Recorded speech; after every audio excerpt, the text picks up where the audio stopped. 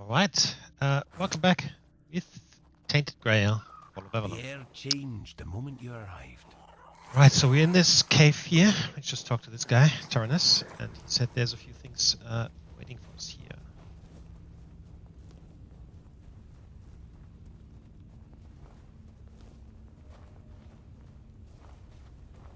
Right. Okay, there's two ways, left and right.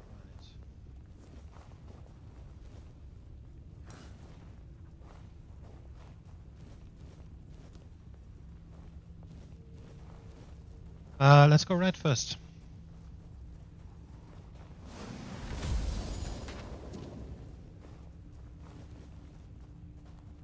Let's...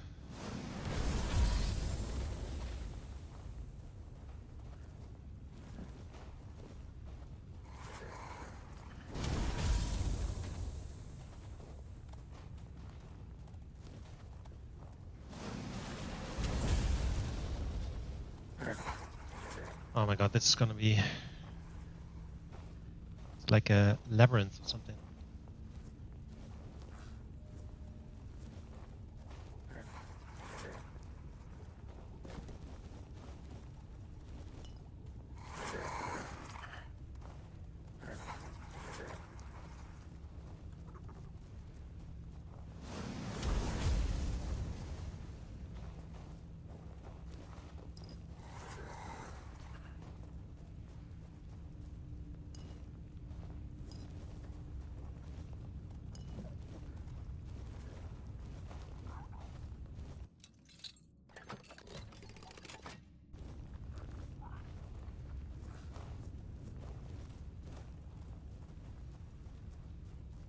But again, there's... Oh, what the heck is this?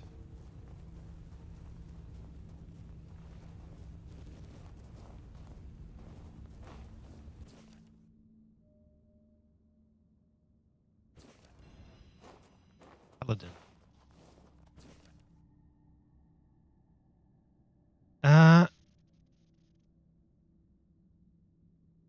There was one guy who was looking for these stories, right? Who was that? I can't remember.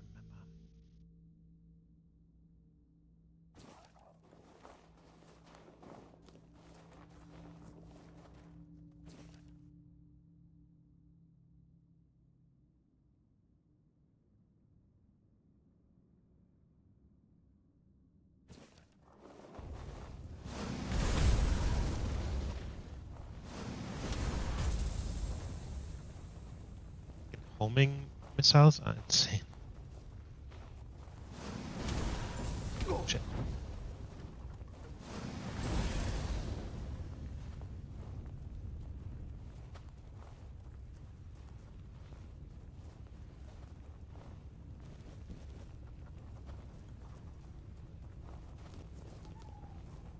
Is this the way up on the other side? Maybe.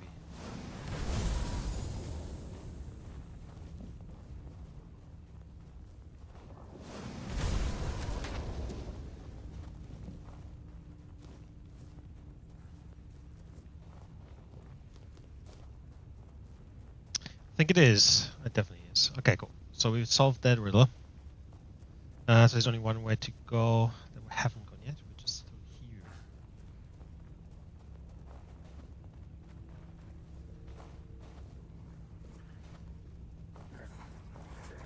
There's an upstairs and a downstairs.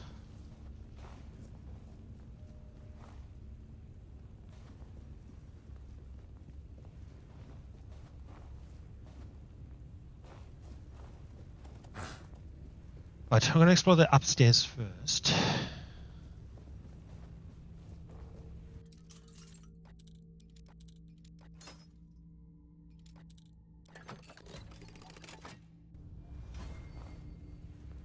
Starborn egg. Weapons deal an additional 11% damage. No, that's crazy. Like a lot of these relics that you can put on weapons are really, so far, mainly good for melee or ranged builds and not for magic builds. I've only found like one relic that's good for what I have at the moment.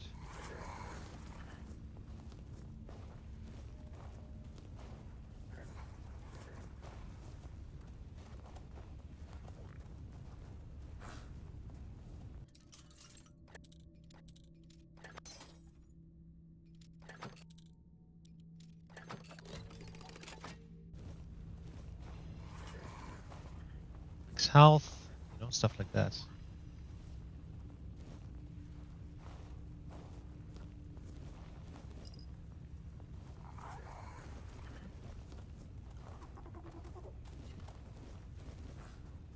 Okay. Time to go down, I guess.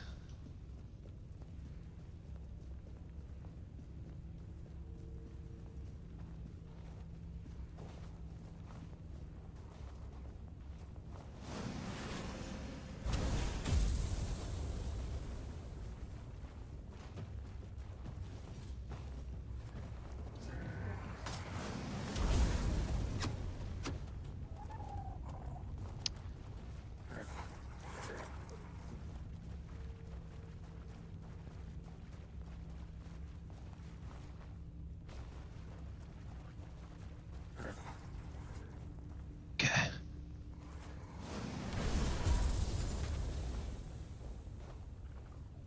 What is this? It's like a chair or something.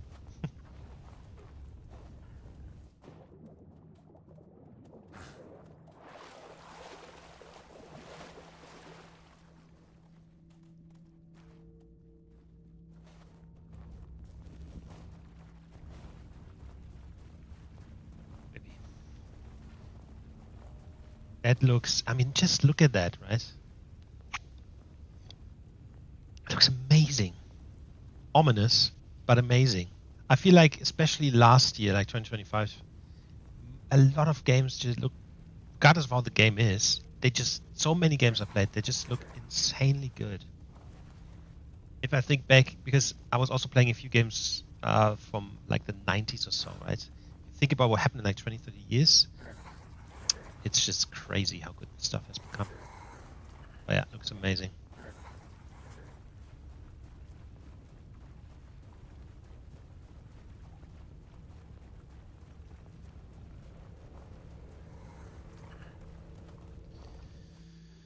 Right.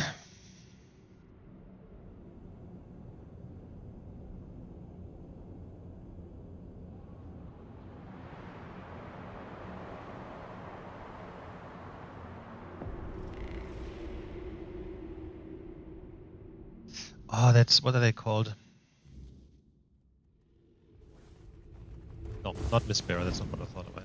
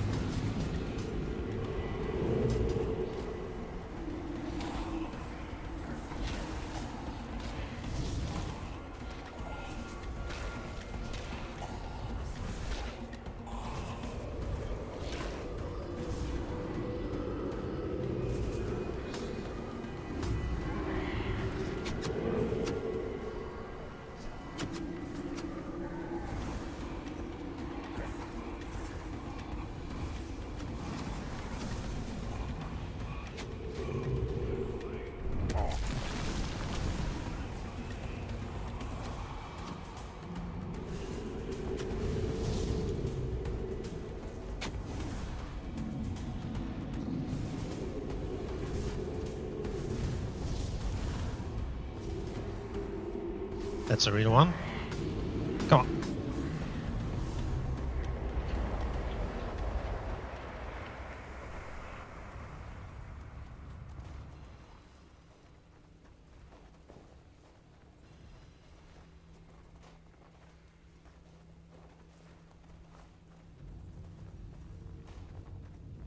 Yikes.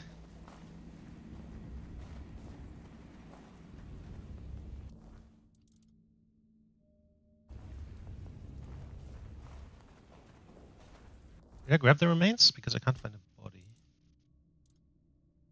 The lash.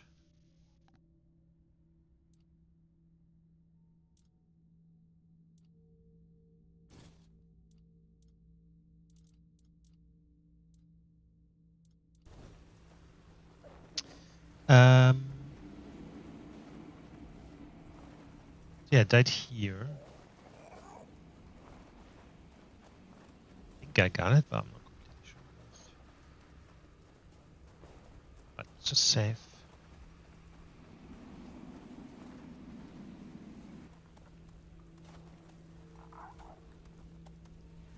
Right.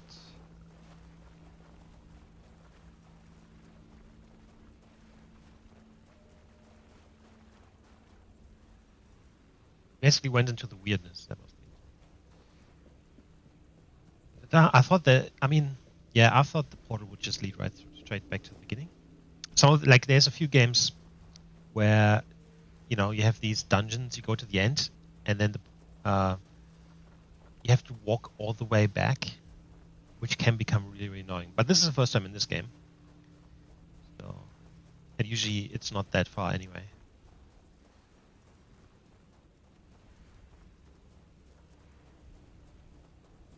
You did it. Impressed.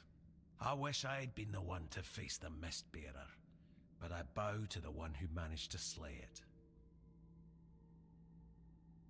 Here are the remains. Excellent. And here's your reward.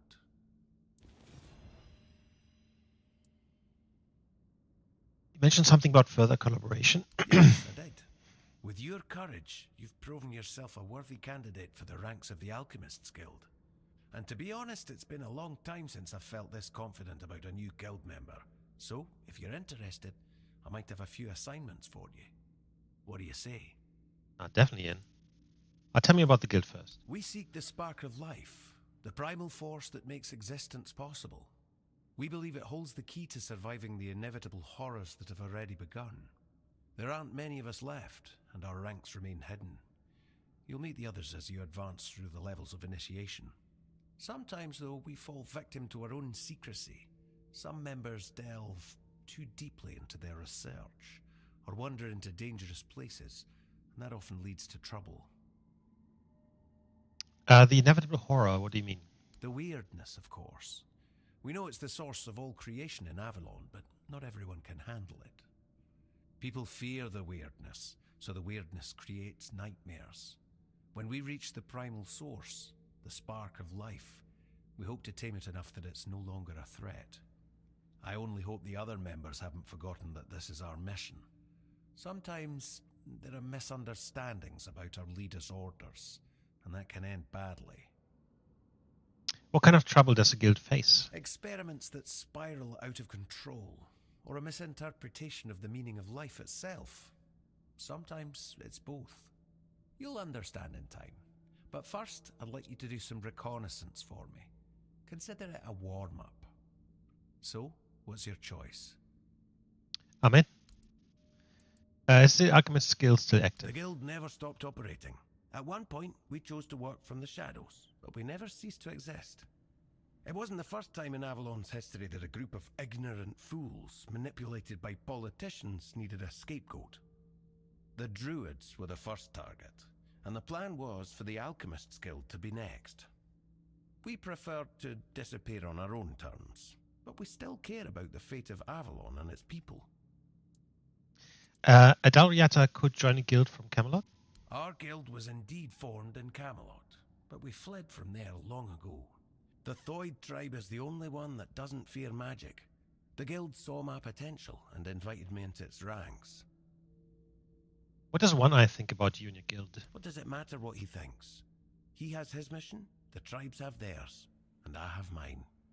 History is unfolding elsewhere, and the guild intends to secure a place in the front row. It doesn't matter who rules the south. The fate of all Avalon is at stake. If people wish to kill each other in the meantime, the guild won't stand in their way. So what do I do now? We have a valuable member, a researcher of the weirdness named Eckhart from Connacht. A very wise man. I'm pretty sure he's dead. I have my own mission to complete, so finding out why he hasn't contacted us falls to you. I'll mark his workshop on your map. I was already there. If something unfortunate has happened to him, at the very least, recover his research. Got it? Let's meet at the statue of the Morning Harpist in Connacht. I already found his research. Truly? Well done. In that case, we'll meet later at the statue of the Harpist near Connacht. Until next time, brave one.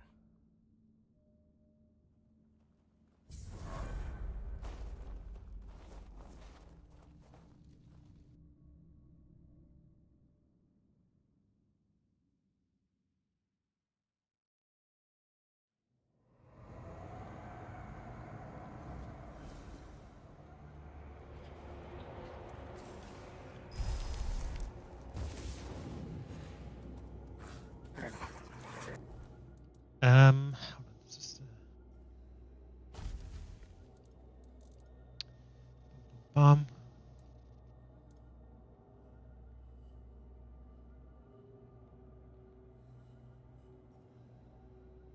That one. Yes.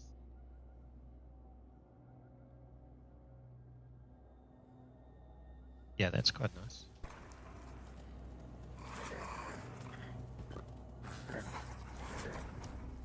Right, what do you know about the Mistbearers, Arthur? Not much. I never encountered one myself, but I heard stories about them. Mistbearers, like most creatures on this island, emerged from the weirdness. They were always drawn to magic. The druids believed they fed on it in some way. Merlin forbade his apprentices from hunting them. Druids were too valuable to our war effort to be distracted by such pursuits, and they were meant to carry on Merlin's legacy should he fall. What became of them after the war, I do not know.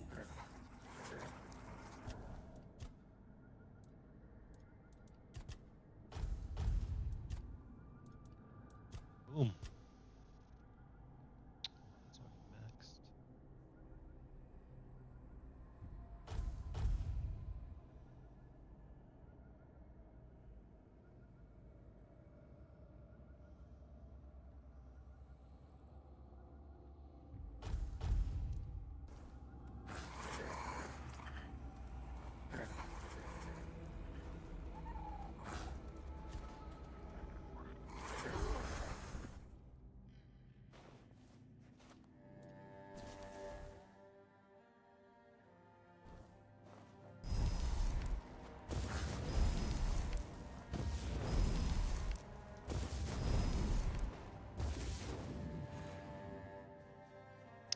Right. I think I need to go here because that's the way up, right?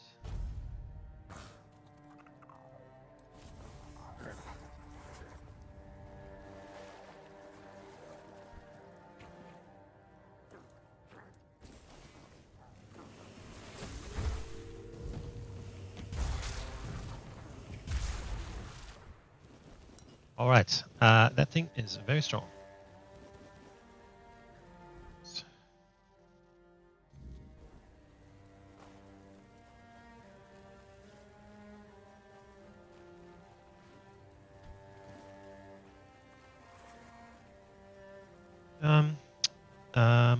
Yes, this is the way.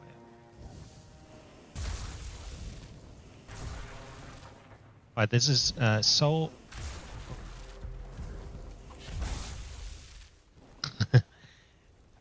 That yep, that brings a lot of joy doing that. Not gonna lie. Ah.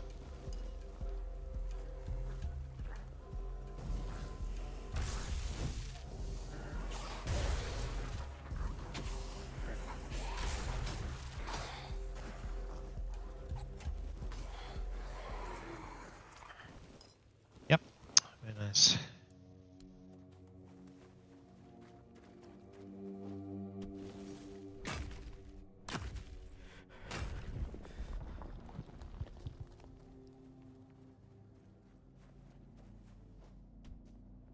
Oh my god.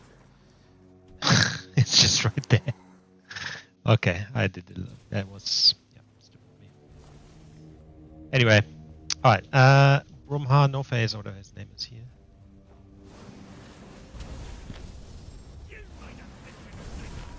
Nice.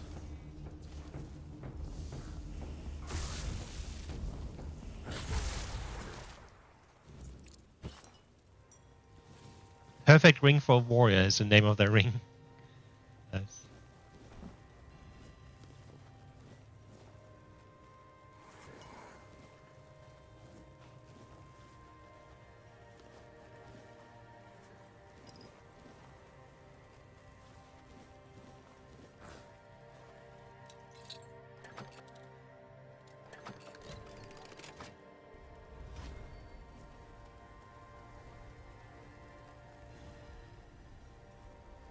So he's probably going to say the same here. Not yet. Yep. This is Kuanacht, And then this is the Fallen Swords, sorry? Maybe. Something inside me calls out from nearby. We shouldn't rest until it's whole again.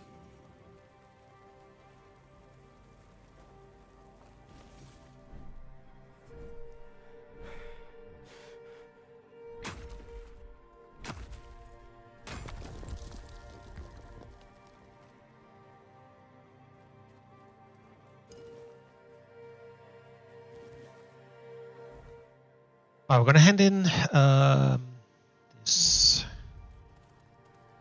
bounty.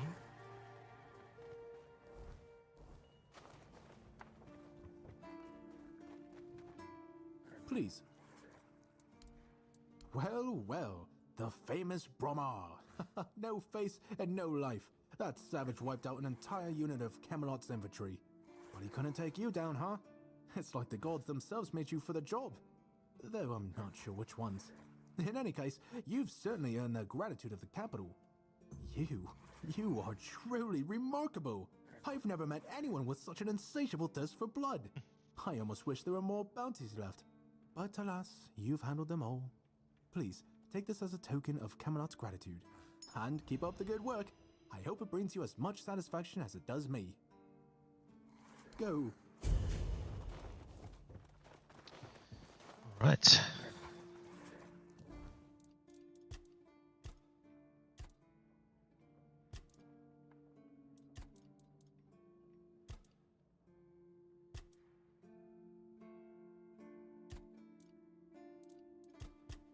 The other crests are all in Kornat.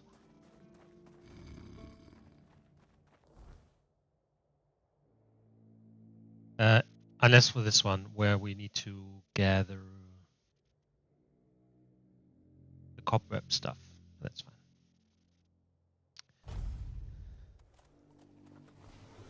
You can do that at any time.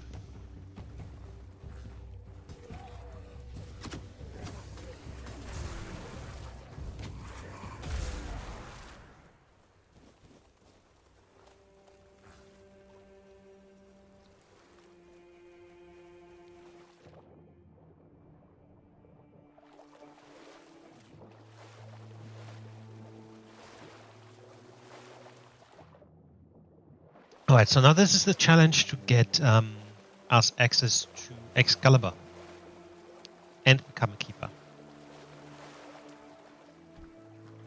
Hop still here? No. Alright, the gong is fixed.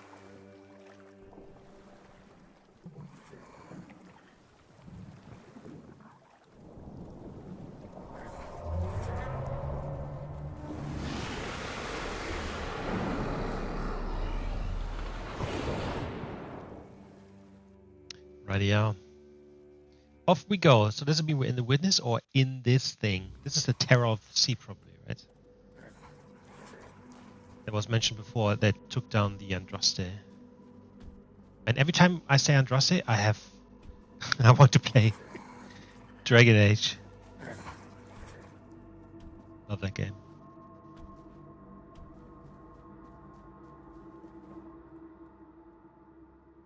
It looks like it looks like an alien from Independence Day or something. You made an oath never to summon me again. Forgive me, my lord. I want to be deemed worthy to touch the Excalibur. Excalibur. Wait. Is it really you? You, who come from a time beyond. Show yourself before me. I know you. It seems he speaks to me. Allow me to answer. This thing is speaking to Arthur, right? Welcome, old friend. I can see that you know me, but I am a mere shadow of my true self. I don't remember you, Lord of the Seas. Forgive me. That's what you told me, my friend. The next time we see each other, you will not remember me. But you are here. guide you back to this place. Even in this incomplete form.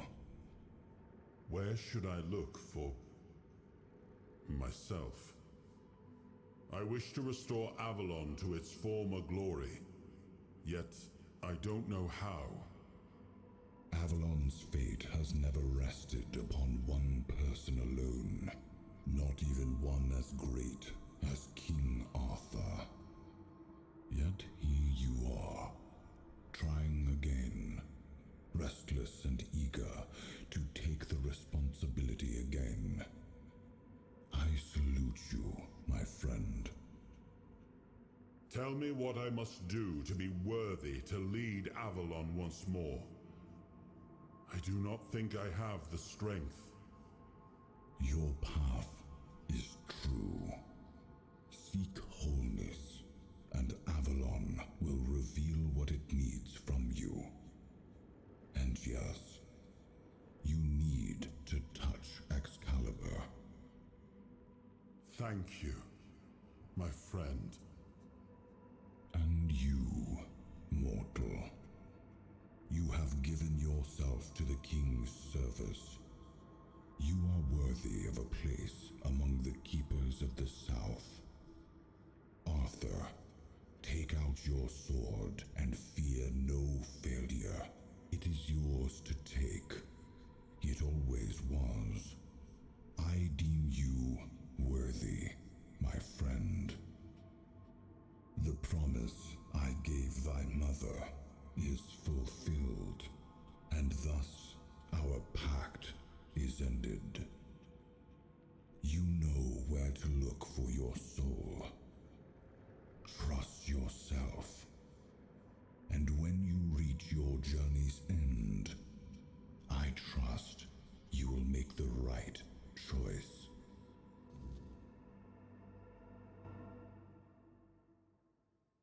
His mother.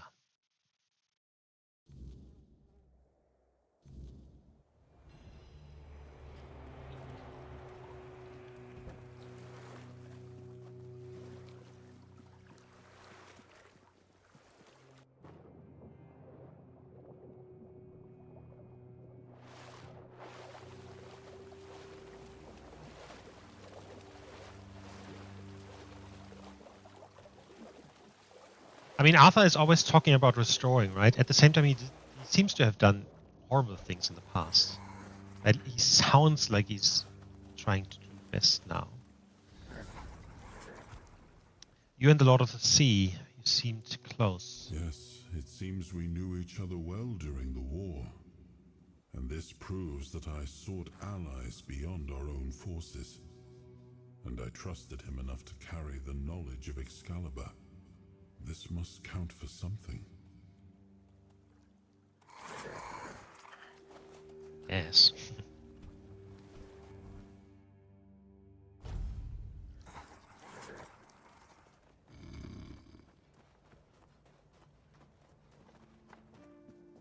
I would say Nothing bad happens today. it's time to grab the bloody sword.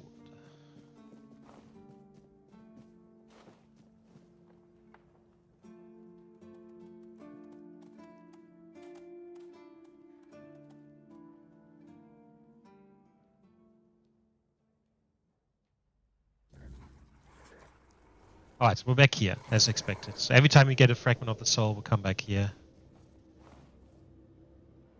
I am his will, the fire that bends the world to his command.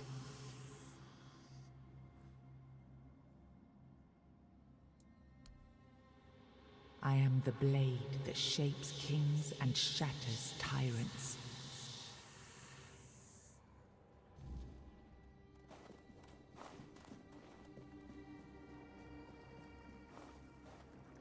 He was the fire that forged order from chaos. He was the hand that lifted kingdoms, the will that carved a path through darkness.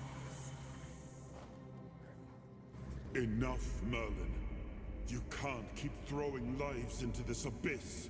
These experiments, they're destroying what remains of us. Destroying us? They're what's keeping us alive. Do you think the Four Dwellers will stop for pity or mercy? Every soul we lose here saves 10 more on the battlefield. You told me to do this. You sanctioned this. And I'm close to getting it right. I know it. No, we can't justify this. There's no victory worth such a cost. You know full well, Arthur, that this isn't about victory. It's about survival. If we don't push these boundaries, there will be no future for your kingdom, for Avalon. You dream of peace, but without victory, there will be no peace to dream of. The path ahead is brutal, but if we relent now, we lose everything. And yet we keep losing people and gaining nothing in return. We must change the path. They volunteered for this. They volunteered to save our kingdom, and you've gotten no closer to doing it. Their sacrifices cannot be in vain, Merlin. Find another way. Use your mind, your wisdom. Leave this slaughterhouse you've created behind. A different way. That will take time, and resources we may not have. The enemy won't wait. They will if I make them. Whatever it takes, I will buy you that time. Find me a weapon that wins this war without annihilating what we fight to protect. Whatever it takes. Yes. Let it be known that it was my decision, and I will bear the consequences of it. Oh no, my king. People can never know. Is he gonna hit him? Like, All take him my now? idea, and you knew nothing about it. All of us have our role to play. You are the leader, and they need to love you. If we win, you need to become more than a man. You need to become a symbol.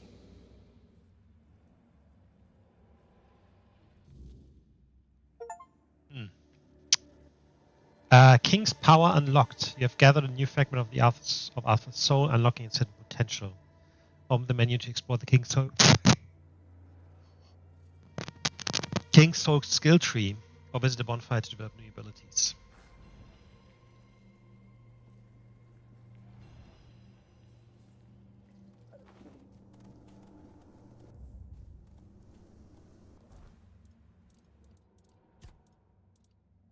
King's soul.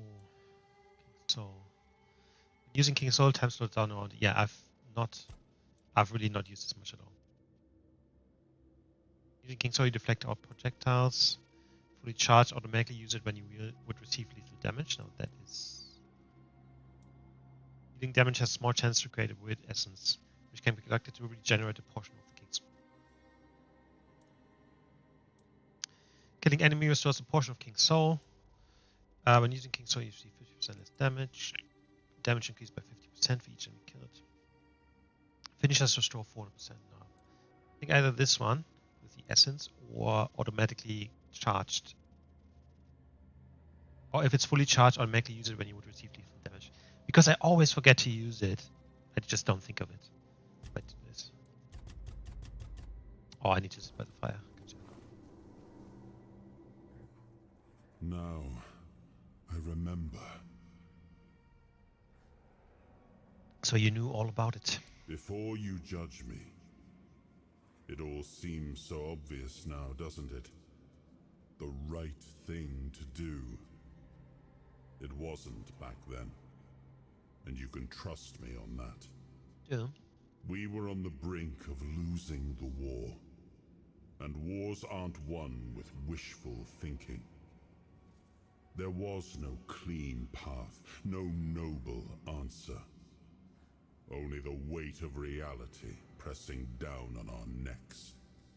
Something had to be done, or everything we fought for would have been in vain. And in the end, the ones who stepped forward, who chose to pay the price, made it possible. And their deaths gave Merlin the knowledge he needed to finish his work. to find something that could really turn the tide in our favor. You really think that experimenting on your men was justified? Justified? No. Justification is for those who have the luxury of doubt. And I had a kingdom to save. They were brave men who volunteered their lives, just as they did every time we rode onto the battlefield. The difference was that if Merlin succeeded, one man's sacrifice could have saved us all, could have ended the war before more blood was spilled. If sacrificing a few meant the survival of all, then there was no choice at all. Maybe they never saw justice. Maybe their real stories were erased from history. Call it cruelty. Call it madness. But if I'd done nothing, there would be no Avalon left to argue over. But the kingdom still stands. The people live. And that has to mean something. You agreed to lie to your people about your role in all of this. I did. But this wasn't about pride. It wasn't about saving face. It was about survival. The truth about all this would have broken my people. I couldn't allow that. And a king doesn't get to flinch. If that meant carrying the weight alone, so be it. I would make that choice again if I had to. What did he come up with to win the war? I told him to stop the experiments on our men, but to keep going. And he did. He started experimenting on the Four Dwellers, Goodness. the enemy. If their bodies could be broken down, their power turned against them, wasn't that their own doing? Wasn't that fair? No. So he figured out how to twist the Four Dwellers' power into something we could wield. I told him to conquer the weirdness. And in the end, he did. What? He found a way to make me stronger. Stronger than any man had the right to be. It wasn't just magic. It was something deeper, older. A force that reshaped me. And with it, we won. The war ended. Avalon was ours. The bloodshed stopped. The banners were raised, and the kingdom stood safe. Does victory erase the price you paid for it? That's the question, isn't it? I keep thinking about Seawall. He was ready to pay the ultimate price for what we were fighting for. And I thought he did. I grieved him. Told myself his sacrifice had meaning, that he had given his life for Avalon. And now, after all these years, finding him like this, I told myself I carried the weight of my choices. But seeing him, I wonder if I ever truly did.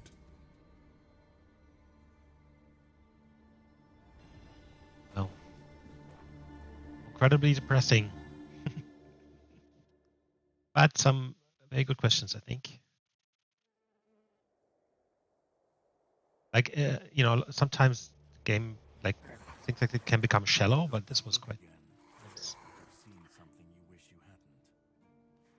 Another piece of the king's soul reclaimed, right? What did it show you this time? Merlin and Arthur talking about ancient experiments. Merlin. Merlin and his obsession with the weirdness. The king thought it could save us. Merlin thought it could be controlled. Together, they were willing to tear the world apart to win. You know more than you're letting on. Can you start making sense? That's a very good comment. I was a prototype for Merlin's latest idea. Immortality. Right. Me and Seawall, the king's loyal Ah. friends. Used and discarded when they found a better way. When they decided to go even deeper into their madness and turn our king into a monster. Why didn't you fight back? Fight back? Against who? Merlin? The king? You don't fight gods when you're just a pawn on their board. You endure. You wait. And when the time comes, you either break, or you're left to clean up their mess. That's what I do. What I've always done. Did Arthur know what was happening? Even if he didn't, he should have. He was desperate to win. And desperation doesn't leave room for conscience. Every scream, every scar, even if he didn't see it, he allowed it. That's as good as approving it. Well, you didn't end like Seawall. Seawall was Merlin's first attempt. I was the last. We could say I was lucky, but to say that would take a truly macabre sense of humor, don't you think? What do you mean, clean up the mess? The monsters, the weirdness, the chaos. All of it leads back to them. We're left in the ruins of their grand plans, trying to uphold their ideals, fighting for what never was. It's time to bury all these fairy tales in a well-deserved grave. And that's what I do. I spoke with Arthur. He said he had to do it, or humanity would be lost. Of course he'd say that. There's always a scapegoat and a convenient excuse for men like him. But it doesn't absolve him. Not when he was the one who unleashed this madness on all of us. He wanted victory, no matter the cost. And when you want something that badly, you stop looking too closely at what's being done in your name. And, after all, who said we were supposed to win this war? Who said we were supposed to survive? I agree. I assume you still want something from me? You've seen what they did. What he did. And that's not the end of the story. It's not the extent of their sins. Find the pieces of his soul. Put him back together, if that's what it takes. And then we, or I alone, if you decide to defy me, can end the cycle. Either way, we will get to his resurrection. I've seen it too many times to believe the cycle will be broken before it happens. But know this. Once he's whole, Arthur's power, his mistakes, and his madness will all return. And when that moment comes, I'll be there. Whether to stand with you or step over you. The choice is yours. Just remember that when that happens, and you stand by his side, there won't be room for both of you.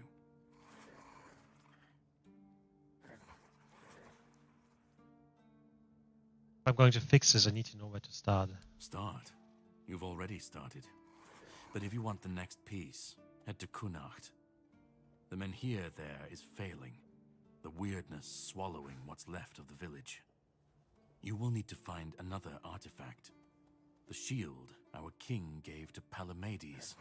He was one of the king's finest, a voice of reason amidst the madness. But it didn't save him or his legacy from what they had coming.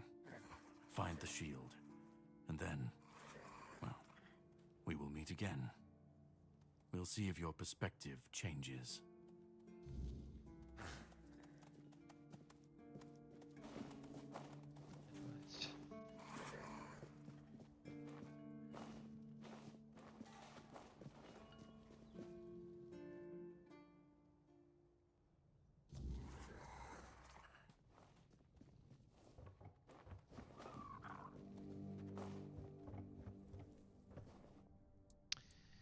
I'm done with the ritual. You said I can become a keeper now. You actually went through with it, huh?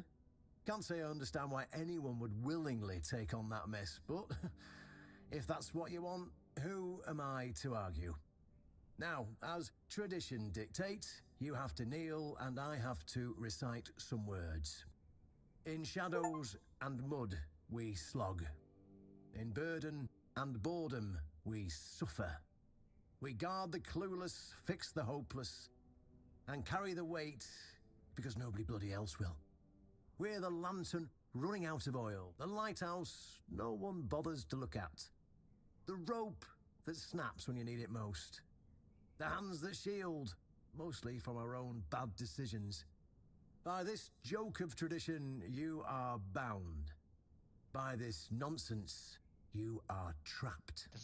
Like, what the fuck is he saying? You're a keeper now. You can pick up your meals from Ruark at 6 a.m. We start training at 7 a.m. You sleep in the barracks. I'm joking. I know you won't stay here, but if you're up for some work, let me know.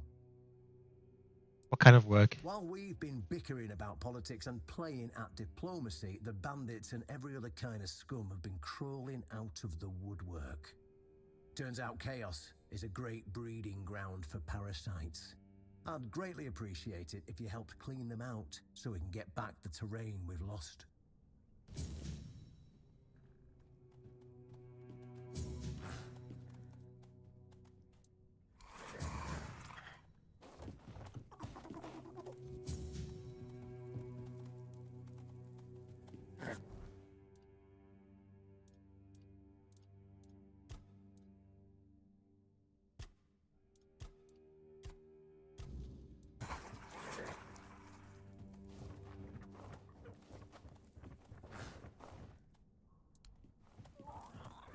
I think I've already finished those 3 quests.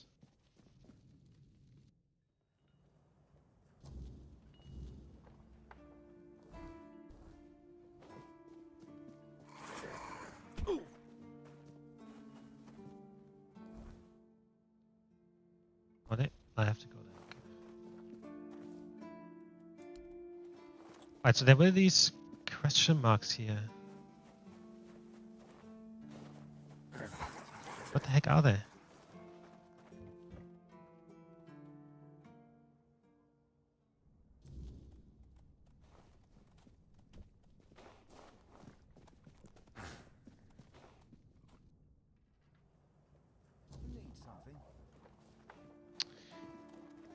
Like, you see these question marks on the map?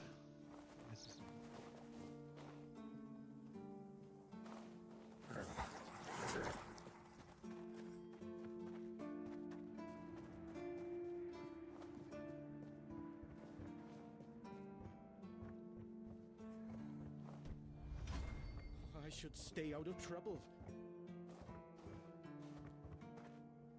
What's the feat? What feet? Your feet.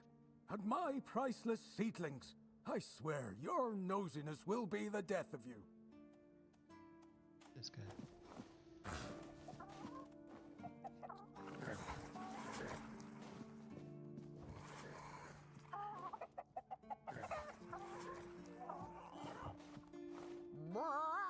Seed, leftover fish, crumbs of everyday Oh. life.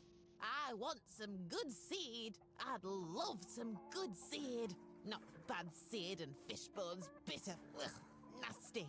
How much fish can you eat? Want good seed. Go away. Go, stupid human. Go. Why humans still here? Human. Shoo, shoo, shoo. Nice to meet you. Oh, no. Not another one. Listen, did you perhaps drink some weird concoction Yes, it's lately? from the fucking healer guy. Yes. Human-Heber, I see. I know it must be an entirely new situation for you. If you're feeling hot flashes, you should just lie down. Try to sleep. There, calm down. It'll all be better soon. Damned human. Human. Who are you? What? Unless I've grown 4 arms, I should still be a chicken. What's wrong with your lot? Do you always ask such stupid questions? Mostly. What are you doing here? Pecking, clucking. What else am I supposed to be? Pardon me, Avalonian. Quacking doing. If you want an egg, don't ask me. I'm not one of those henhouse floozies. Now get lost.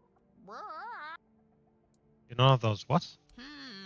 Ugh, I'm Muriel, a four-dweller covert agent among the humans.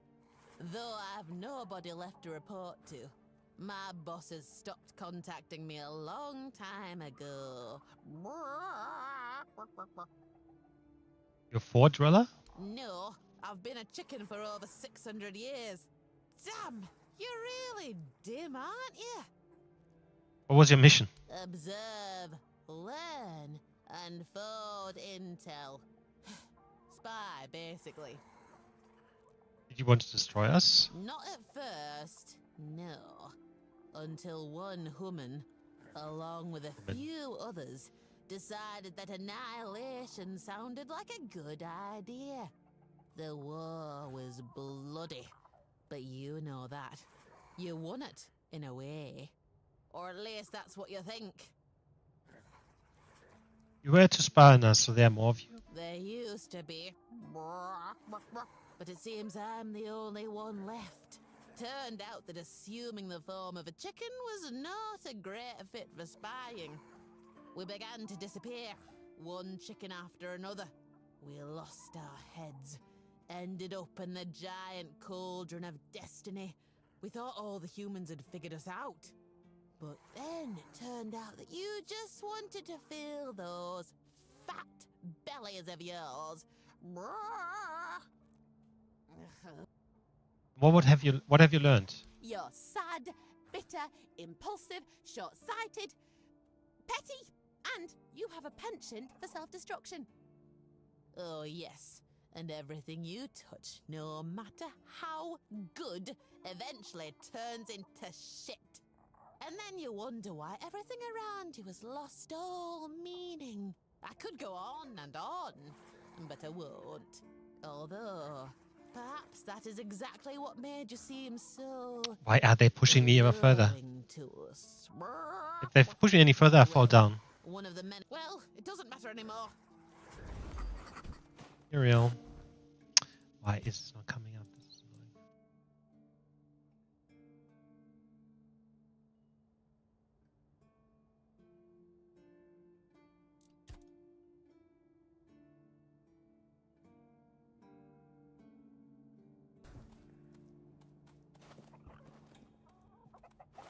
Okay.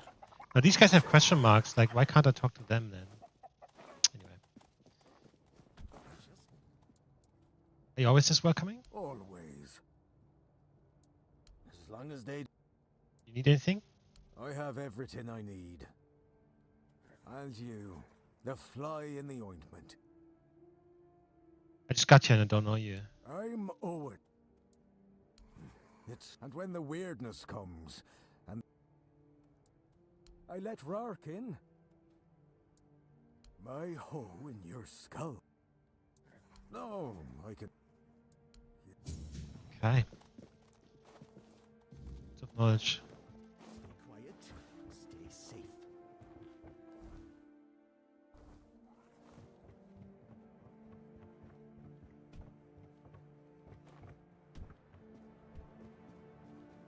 Only friend is Rurak.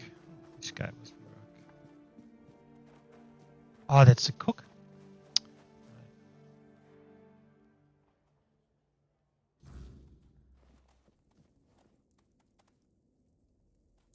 Everyone's whining like old crows.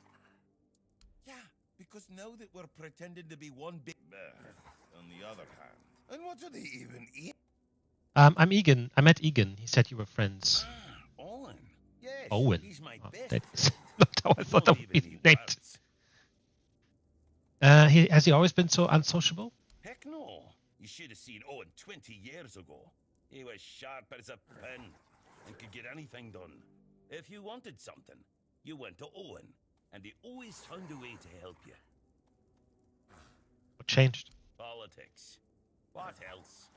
Owen survived 3 captains. One was terribly lazy. He just sat there like moss on a log and did jack shit. That frustrated Owen. Bandar was another one. He was afraid of everything. So all he did was kiss Camelot's ass. And that blocked Owen's ideas to do something meaningful with his fish shack. And when it was finally Brandon's turn, Owen was already fed up with all this. It's funny, isn't it? First captain who doesn't mind introducing new ideas, and our local revolutionary has given up already. So now he just putters around in his little garden trying to find some peace in the twilight of his life.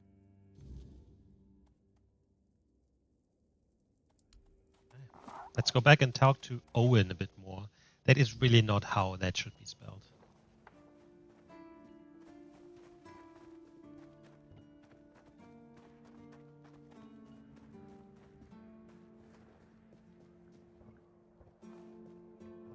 It's quite difficult sometimes as a non-English Just keep your head down. motherland speaker, I guess, mother tongue speaker, to figure out how things are said.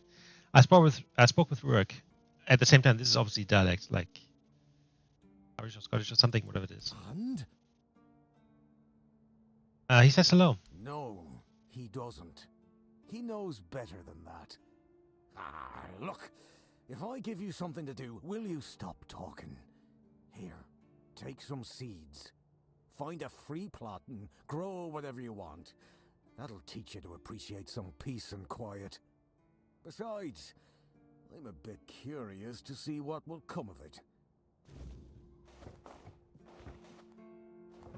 Own special seeds.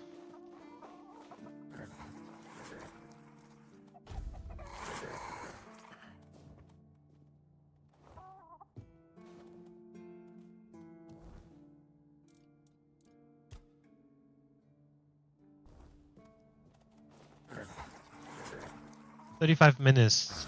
Okay. In the meantime, we can do the other quests. Just keep your head down.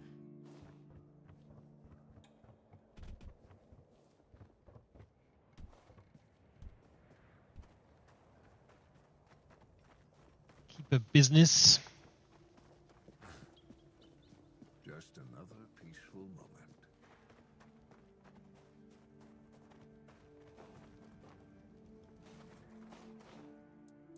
Huh. You won't hear me complaining, that's for sure. Nothing thrives and stagnates, personally. Try not.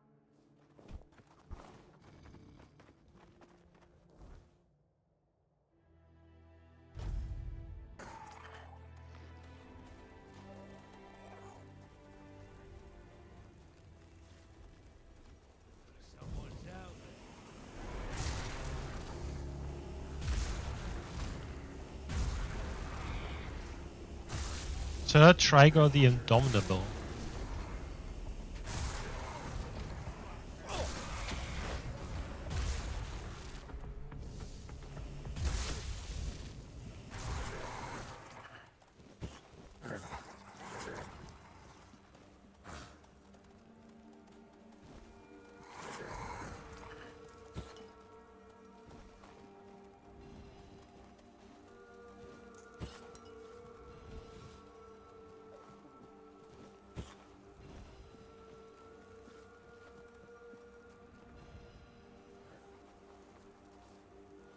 What's that noise?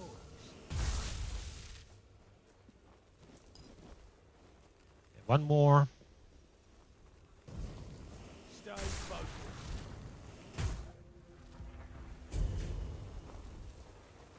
$3,300 XP. That's not bad.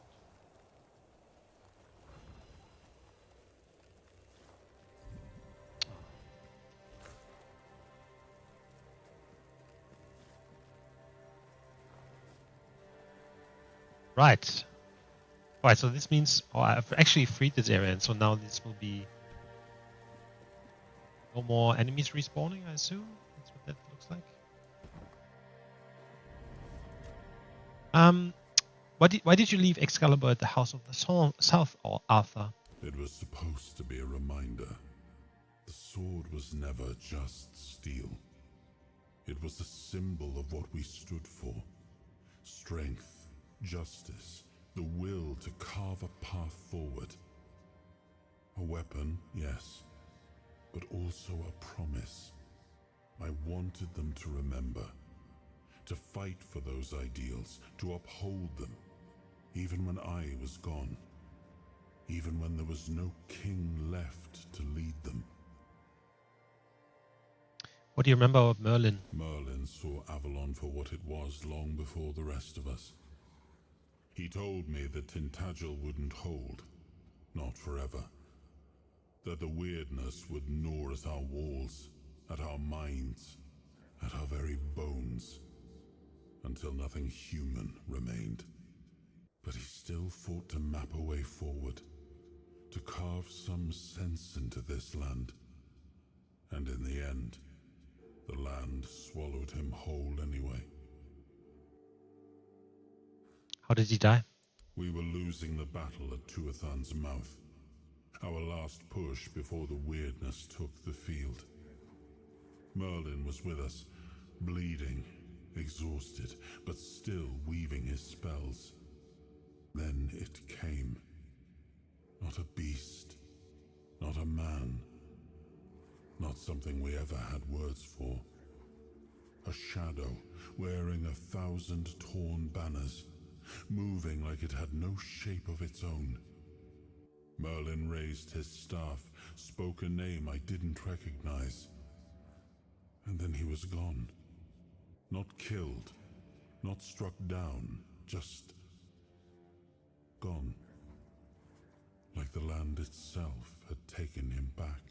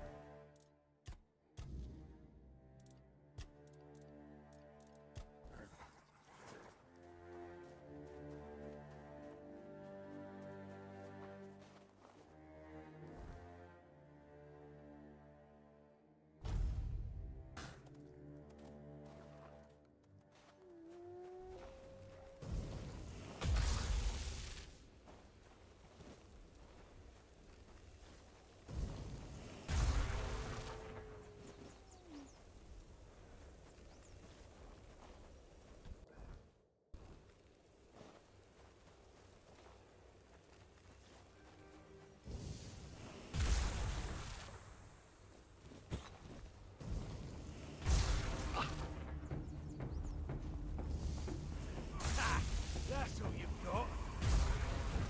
Bitter Bonnie. You're welcome.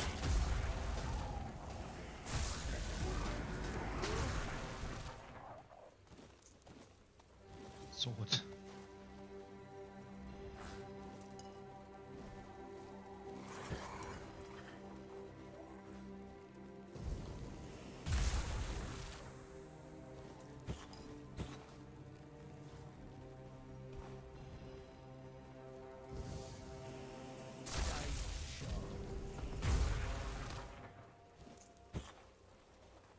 Right, there should be one more.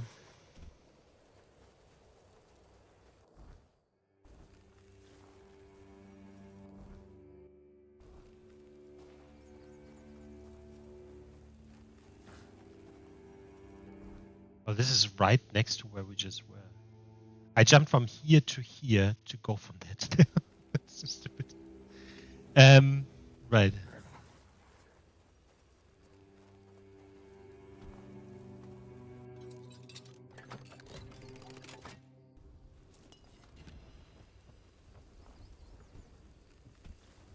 One more bandit, please, Mr. Bandit. Where are you?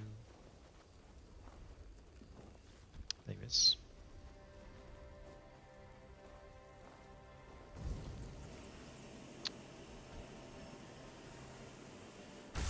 Bentley the rat.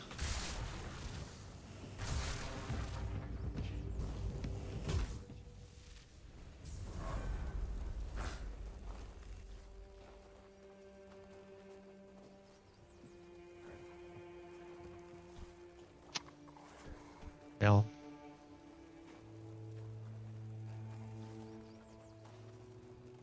Sure, his body went.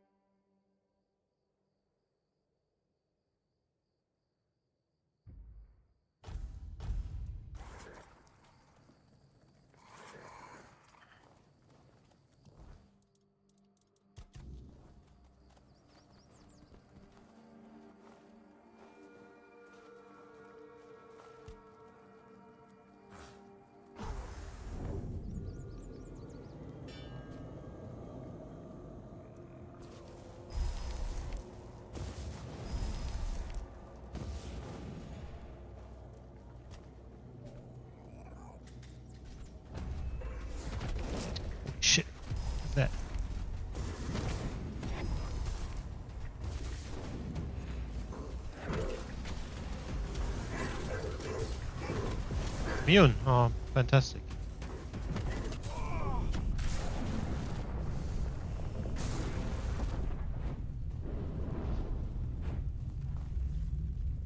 What the heck is going on?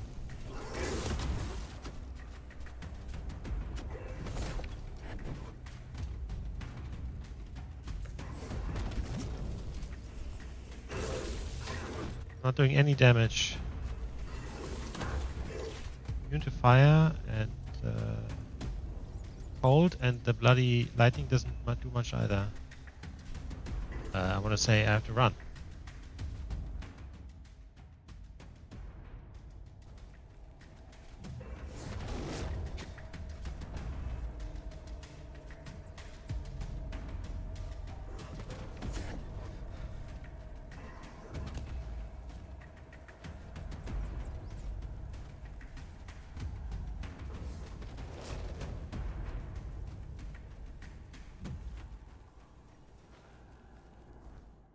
That is crazy.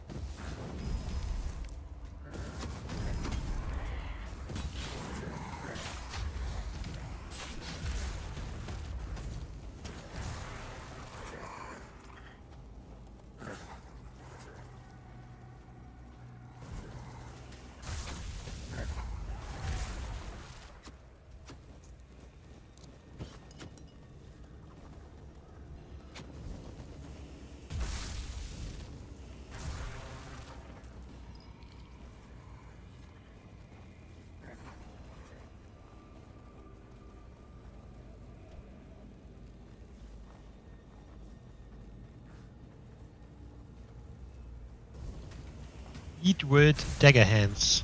Nice.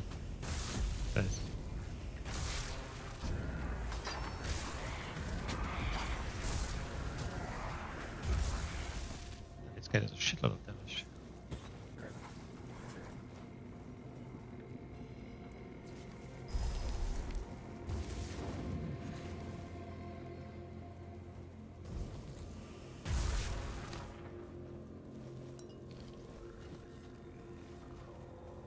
Five more.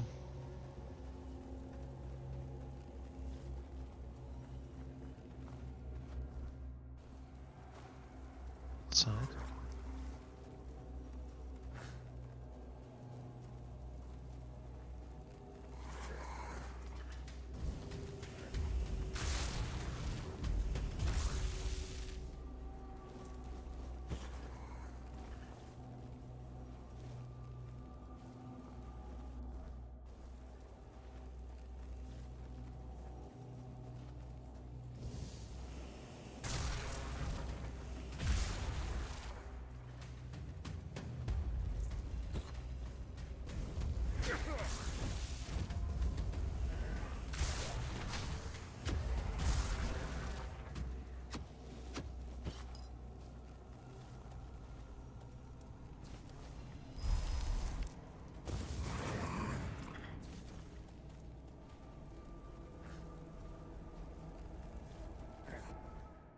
One more.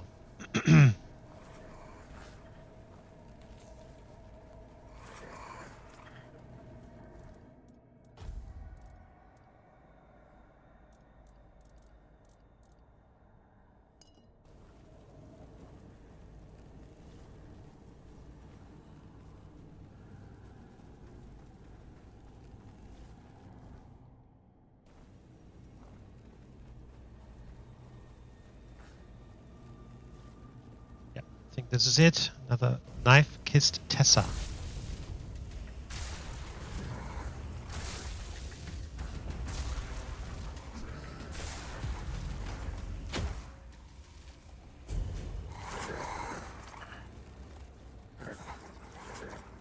Okay.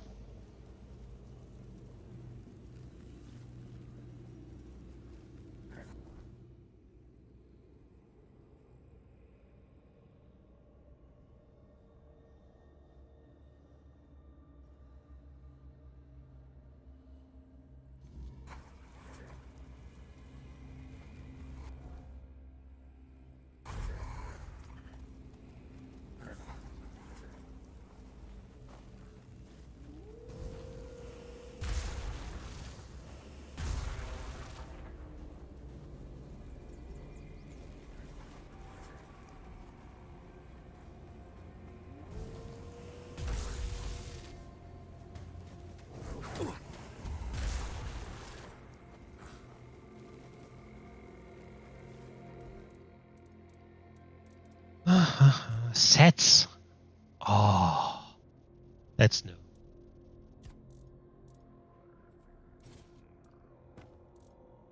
But it is very helpful that I can set up sets now. But I need to sell some shit first.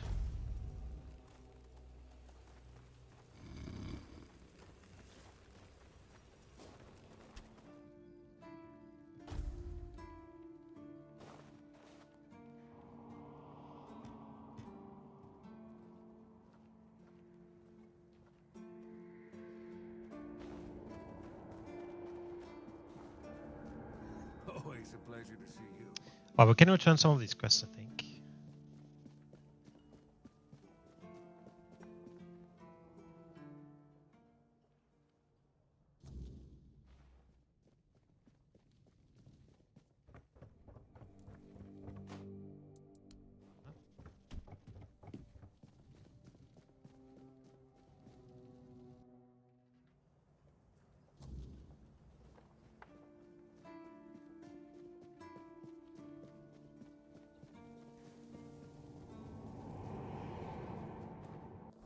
Okay, sets.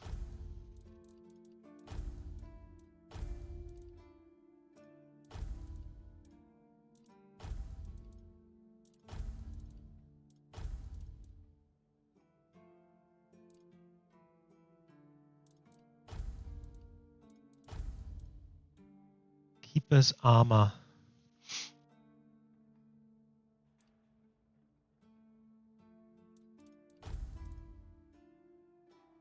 I mean, the Keeper's one sounds quite good, actually. Always good to have a little rest.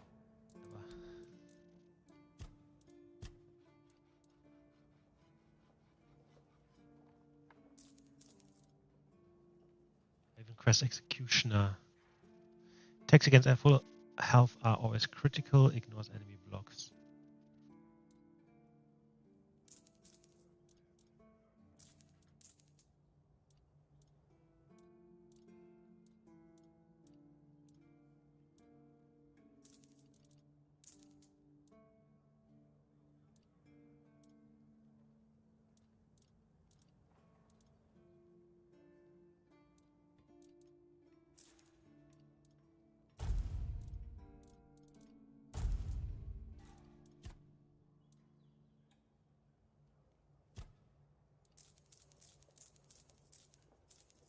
It's worth fucking nothing.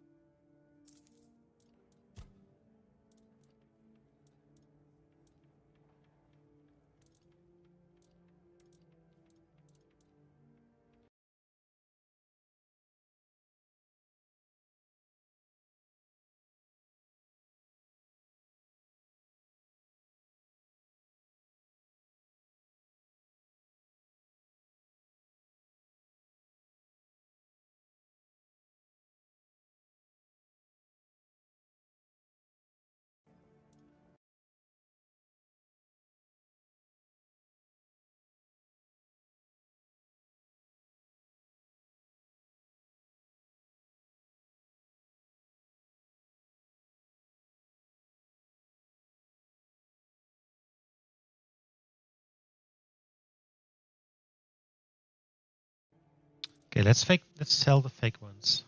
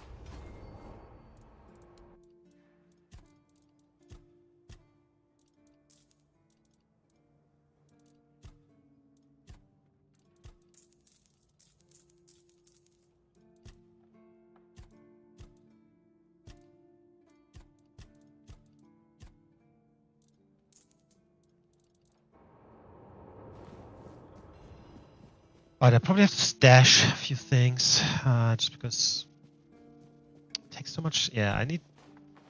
You know what's good about a melee build? Can actually probably have a lot of endurance, and then your encumbrance limit is very high.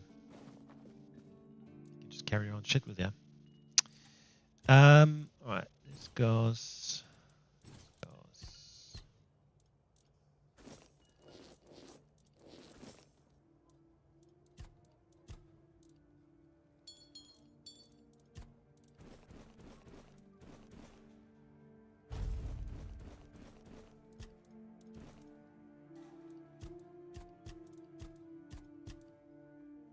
Okay.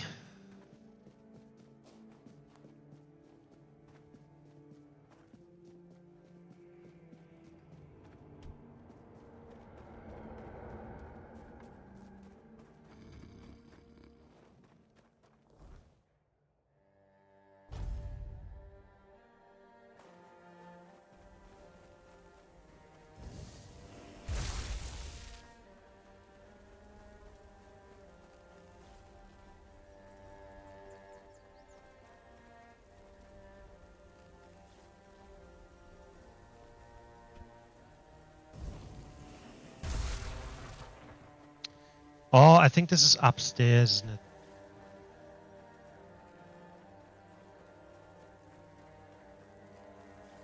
It's on top of the bridge.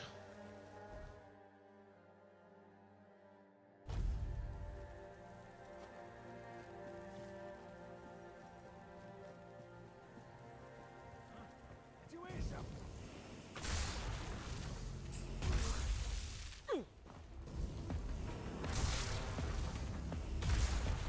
Your wealth is ours.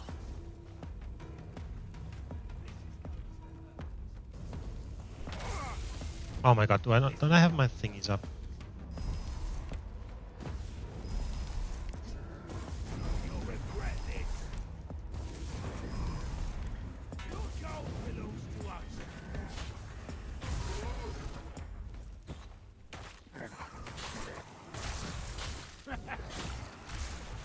Oh my god. That was a long way. Your road ends here. That fucking. What is he wearing as a weapon?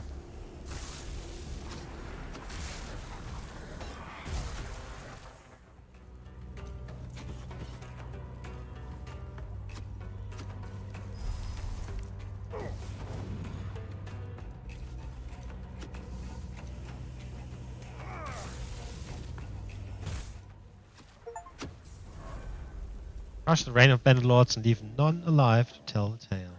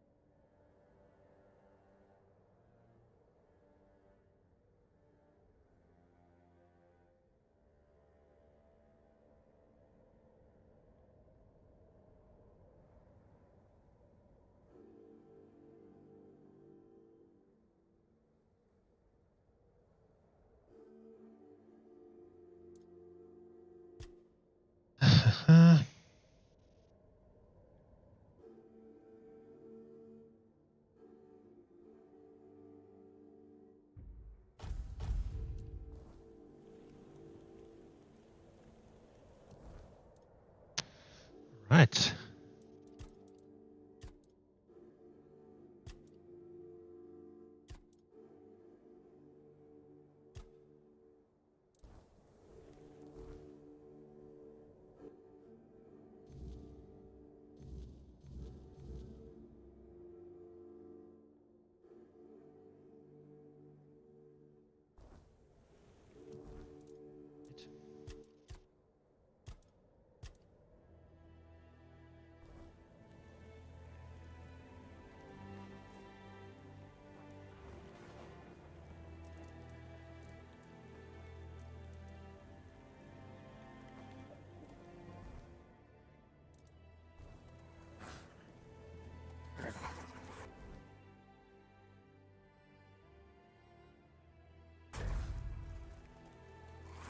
I have a lot of fun now with the lightning spell that I have. Not gonna lie, before that I thought about changing over to bow Please. because I just feel like that would be Did they cool as resist? well. Go. I have a fair amount of fun now. I did find play things for kind of like paladin, right? Yes.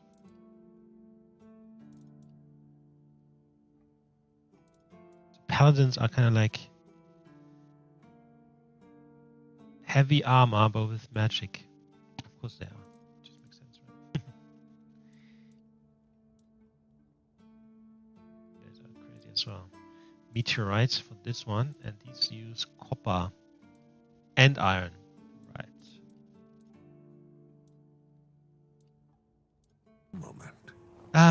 Now there's one place that I haven't done yet, so let's do that one first.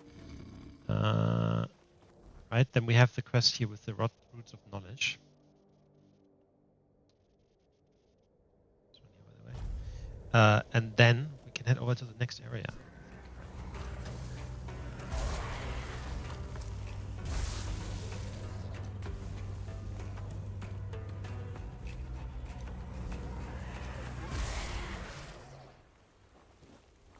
Oh, hold on, I'm at the wrong place.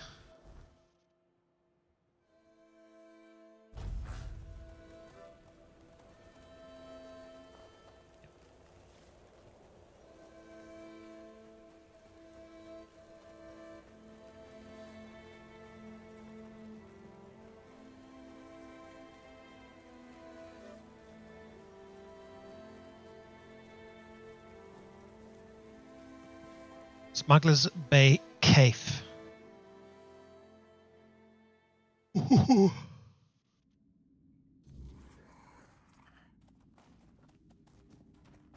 Stop.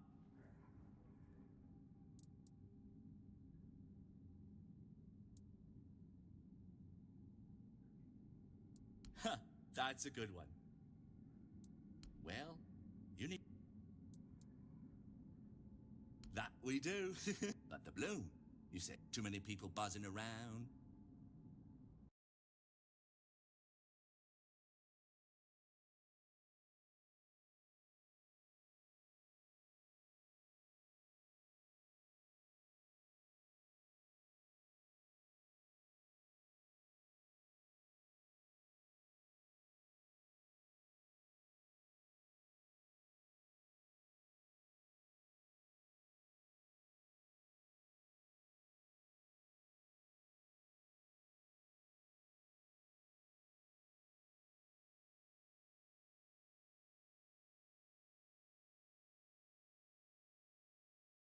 Is there a quest for this?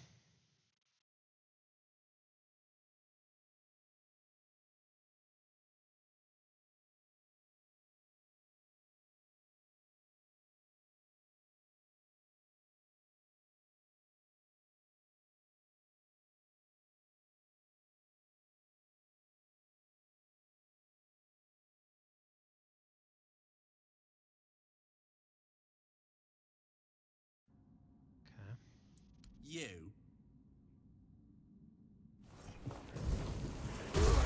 I don't think there's a way around this because last time I did the other choice in, like the other choice that I didn't take just then, and that also led to a fight. So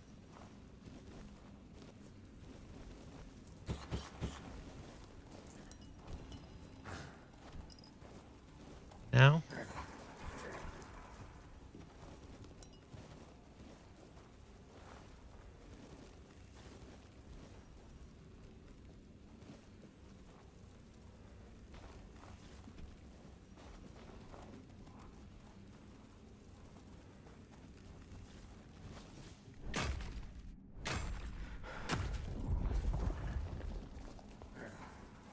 I guess let's fight our way through this then.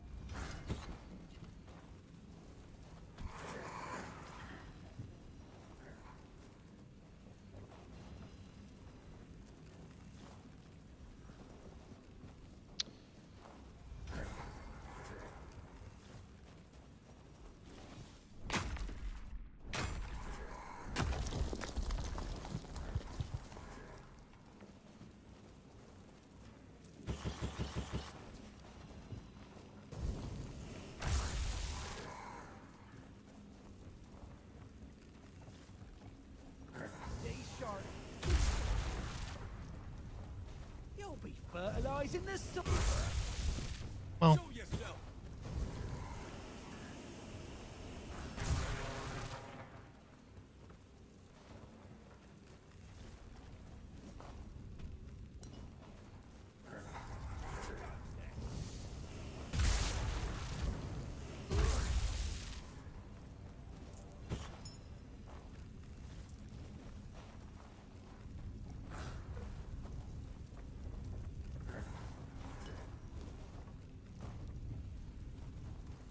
many different ways.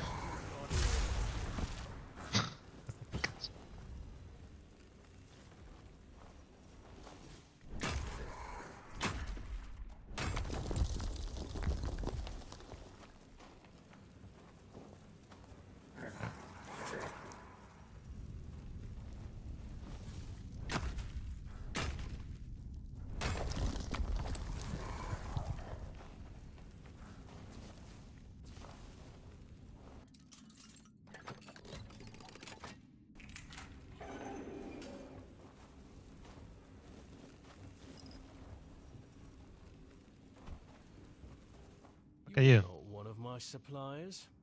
That means the guard is dead already, or he soon will be for letting strangers in.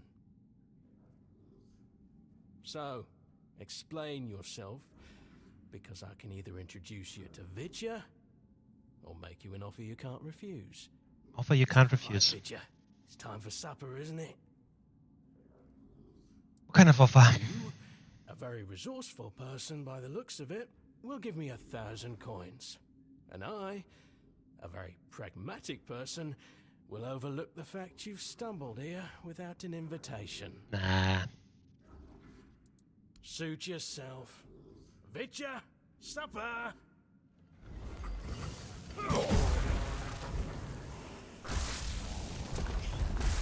Ah, no, one of those things.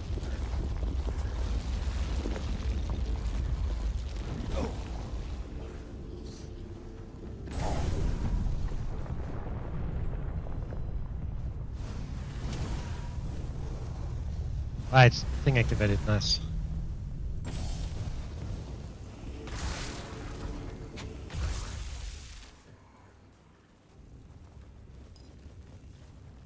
These things do a lot of damage. But very nice that the thing activated. My passive ability. That's exactly what I had it for.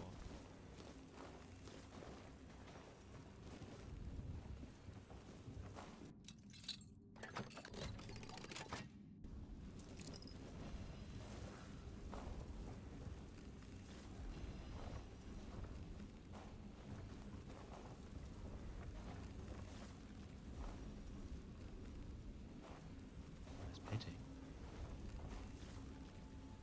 Yes.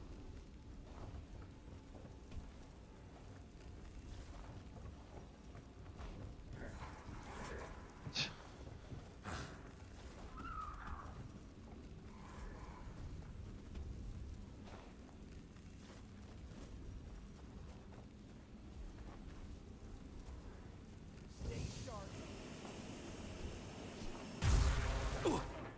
Keep your eyes peeled. You're no match for our bad. We'll have your head on straight.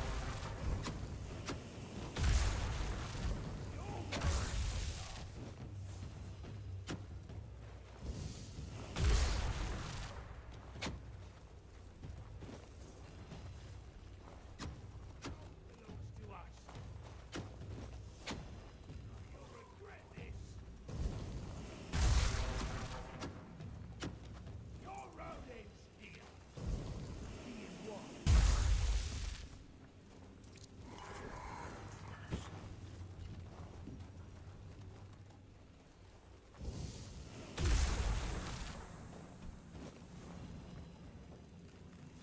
No, you'll regret this.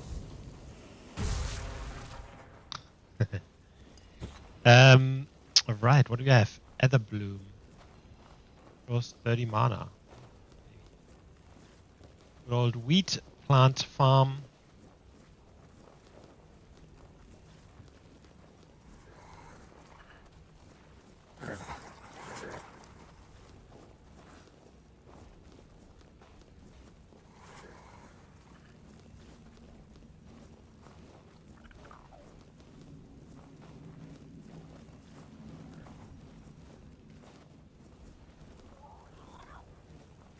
Okay, now where did that came from? It came from this way, right?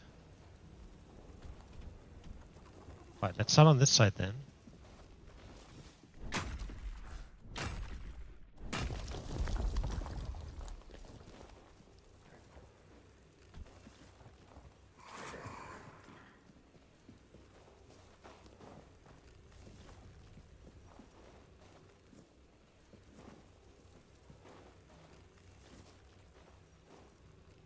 Okay, so this is that.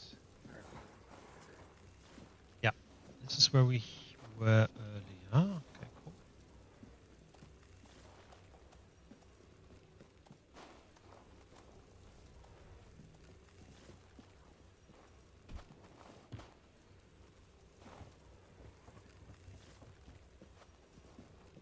This is where you could jump down. Seen that.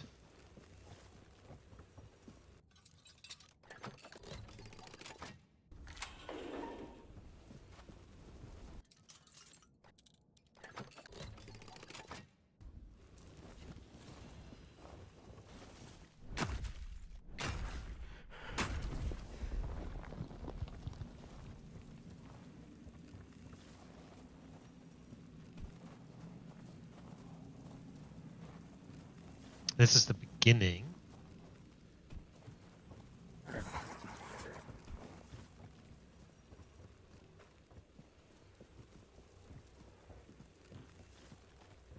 Another tunnel we should come back into here. Awesome. Right, so we went there, we came from there.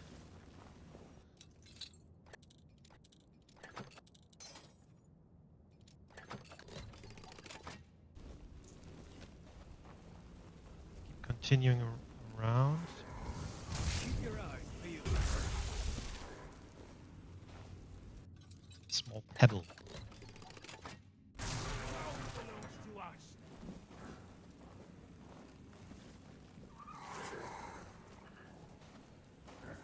Oh, is this where you could jump down?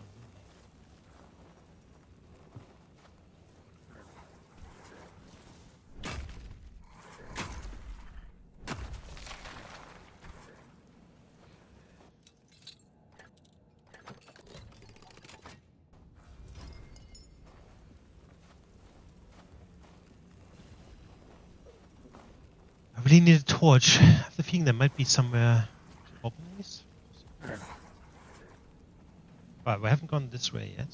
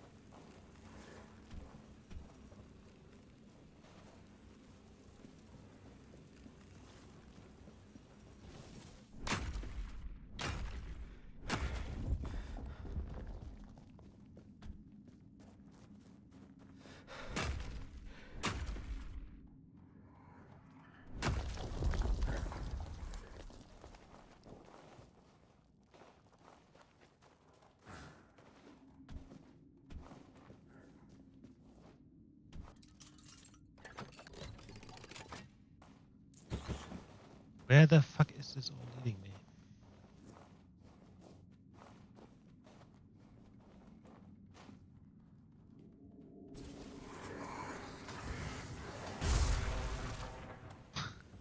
Why do they always get bounced back so far? It's crazy. Right, so this is where I just was, right?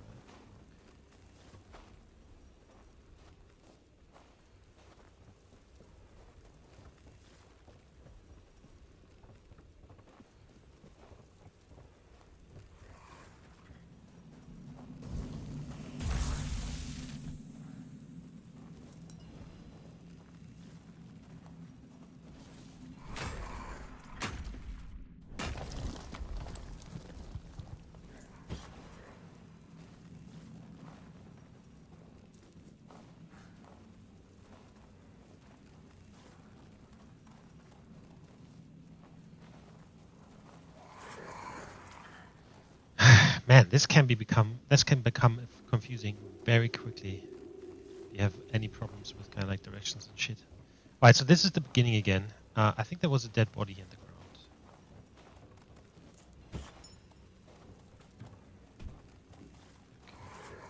Yeah. Several dead bodies. Can't see shit.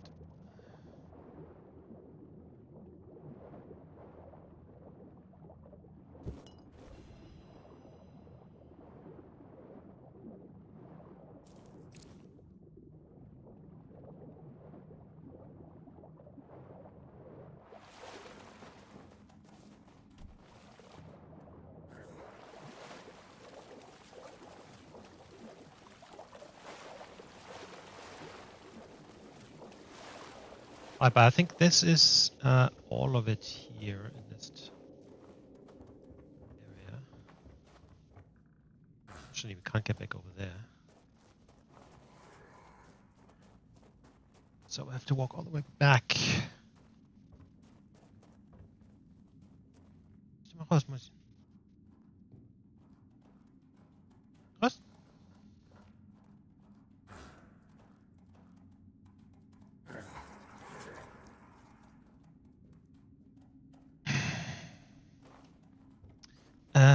Okay, now. Can I remember the way back is the question.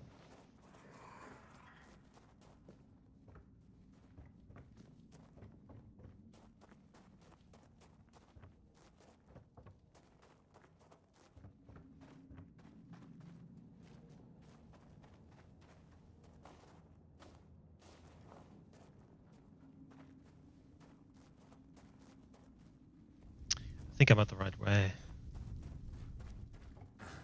Yep, I'm somewhat confident that this is proper.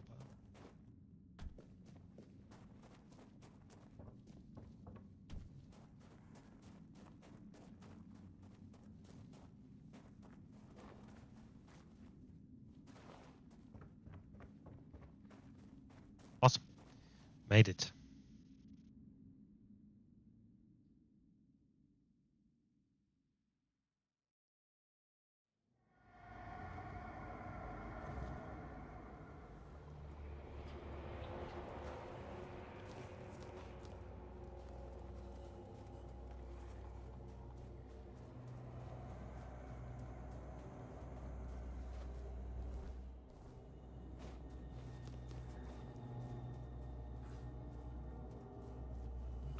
Okay, so where did we go? I think we went to the bloody beach. I was thinking of grabbing some copper shit. Yep.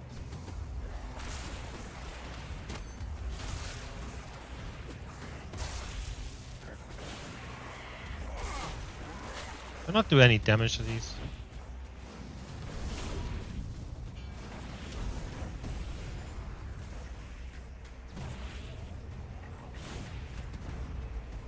Going on?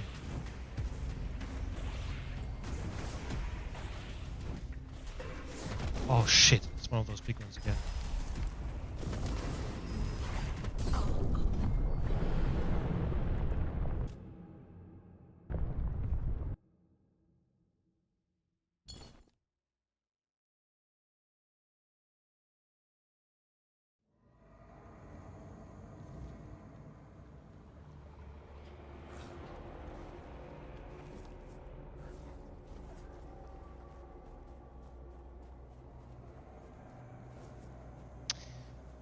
Yeah, I mean, how the fuck am I supposed to kill this if it's completely bloody immune to everything I'm doing?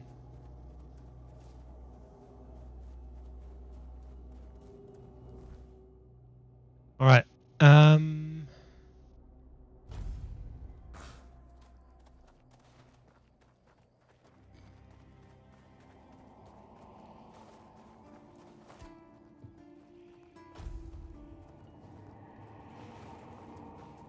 Right, I'm gonna take a break, 5 to 10 minutes, and now we'll be back.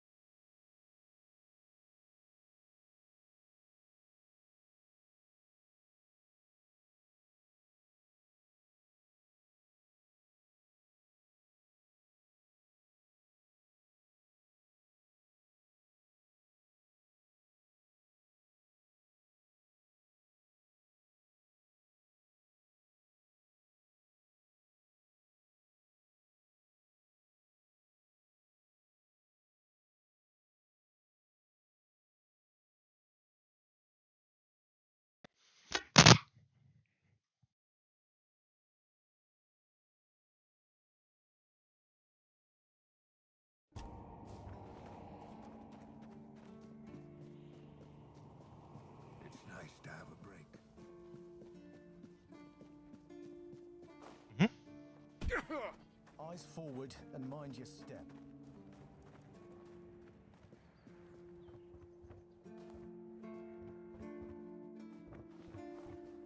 Yes.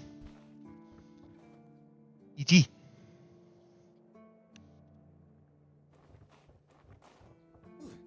You startled me.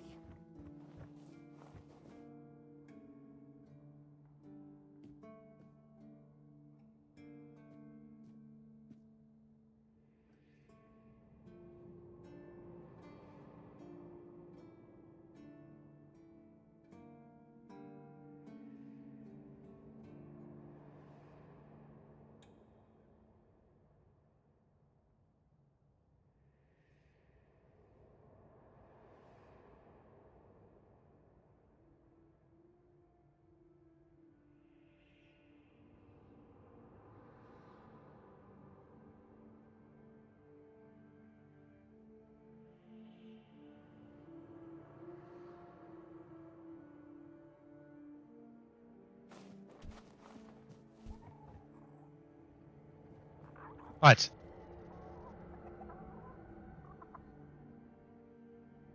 Yo, how was the name? Can't remember how the name was pronounced.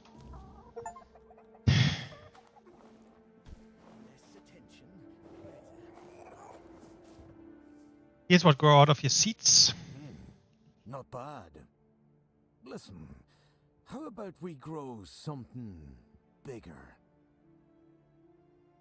Bigger how? Size-wise. How else? Nod. Good. Now pay attention, because I won't say this twice. You're going to get us some pumpkin seeds. Where can I find them? I don't know. Find a farm.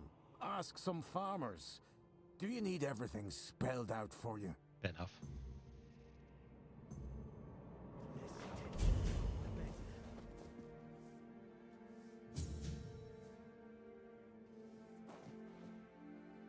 Now, what does this fucking thing do?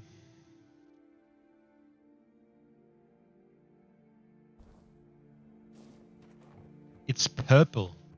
I don't think I have any other item that's purple. Just saying.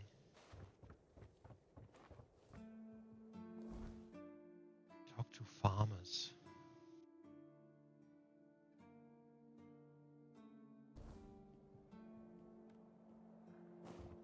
What the fuck is a farmer?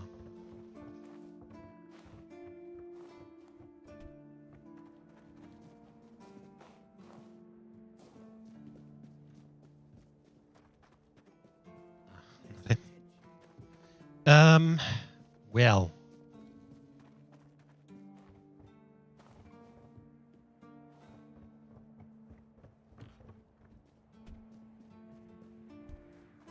Complete ES. Still have... Oh, keeper now, huh? Oh, you refuge. Yeah.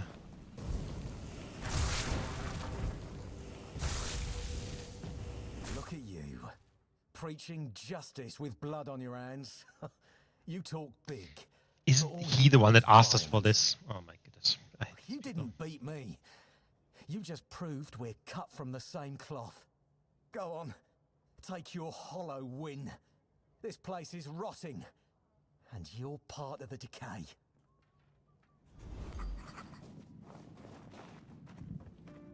Complete idiot. Pumpkin seeds. Where the fuck would I find pumpkin seeds?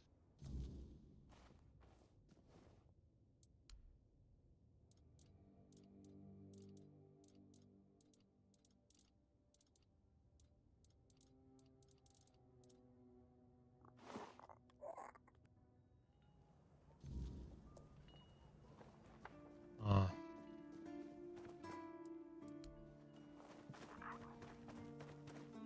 Have we met a farmer yet?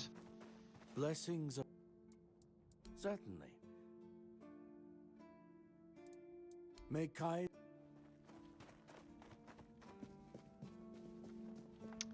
I can't remember if anyone was a farmer.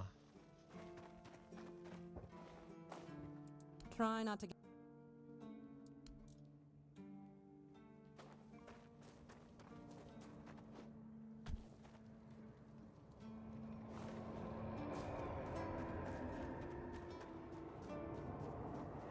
Hope nothing bad happens. Maybe cinnamon sage? Maybe?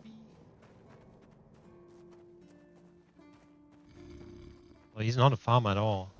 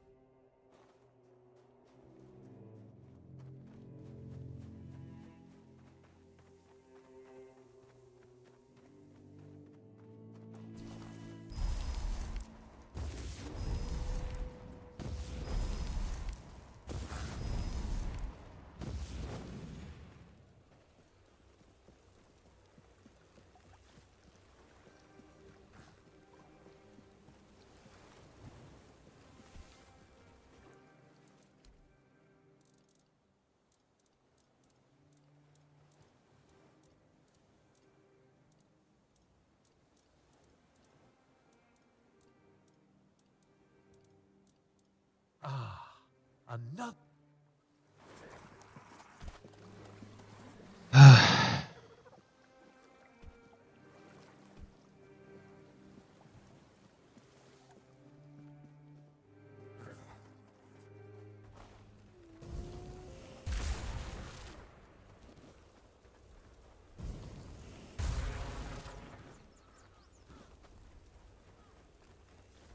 Pumpkin seeds.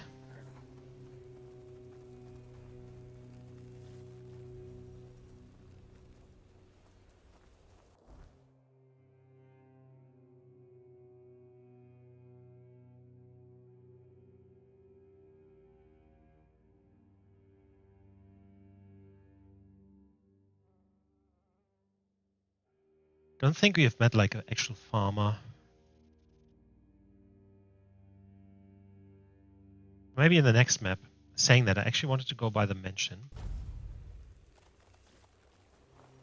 And, us going into the next map is kind of like getting delayed so much, just because I can't let go of this stuff here.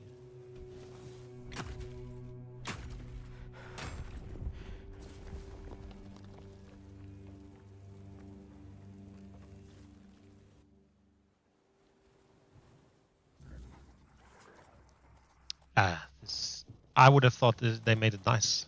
There you are, finally. I've been searching everywhere for you. This is a matter of utmost importance. You simply must help me. My Duncan has gone missing, and if we don't find him soon, he might be in grave danger. Please, you have to find him. I can't possibly be a widow at my age. Mourning clothes are dreadfully unflattering on me. I would have thought they get some, people, pay them to make this nice because it looks horrible. When did you last see him? Oh, let me think. Just 2 days ago, or perhaps 3. I've been terribly occupied with redecorating the mansion and designing an entire new wardrobe for our extended stay in the south. Duncan and I never felt the need to be constantly together. In fact, we both find such behavior utterly gauche. A marriage is merely a contract, after all. No need to romanticize it unnecessarily. Yeah, or whatever. Can we focus on Duncan? Oh, yes, of course. Someone delivered a ransom letter to the mansion. Quite absurd, really. Duncan is the one who handles all the finances. I'm not even sure where he keeps the money. And I certainly don't plan to lower myself to meet the demands of some lowlives. That's why I need you to retrieve my husband. What if he's dead? He's not dead. Don't be ridiculous. They need him for the money, don't they? Honestly, must I do all the thinking? You couldn't ask the keepers? I tried, but that oaf at the gate forbade me from entering the keep. Outrageous. Besides, have you met them? They are utterly incompetent. They fancy themselves as Southern Knights of the Round Table. I have met actual knights, and trust me, these men are not the same. Alright, I'll find him. Marvelous. Here's the letter. All the details should be inside. Now, chop chop, there is no time to waste. You know what? He's probably not even dead. And she's just pretending because he doesn't have any money anymore. Some bullshit. This is also purple. Why the stuff suddenly stuff? Why all of a sudden are things purple?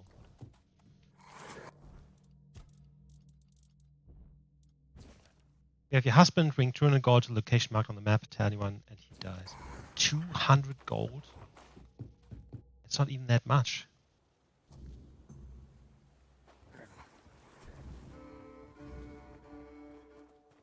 Farewell, Lady Elisa. That's what the quest is called. Well, ominous.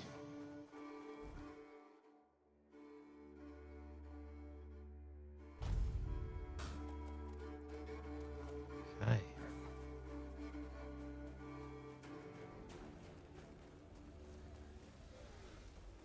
Oh, that's a cave.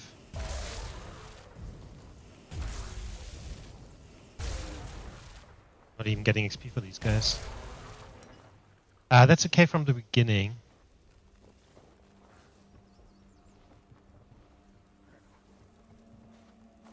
Miner's tunnel. Where there was the other guy at the other end that was looking after the statue, whatever. At least he said that. So go back and talk to him.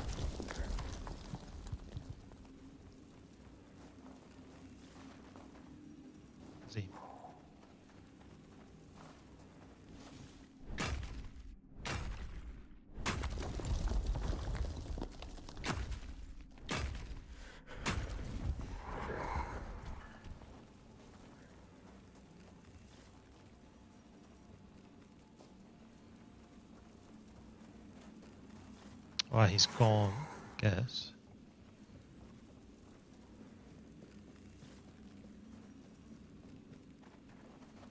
But then, to go down.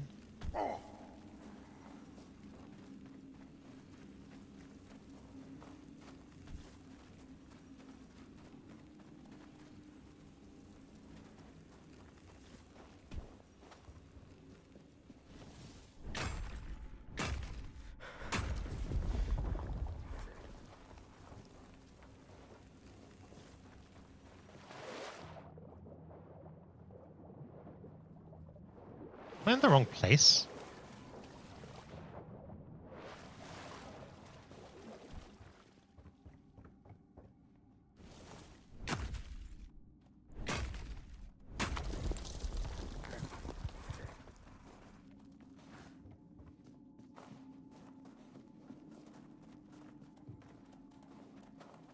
Geography.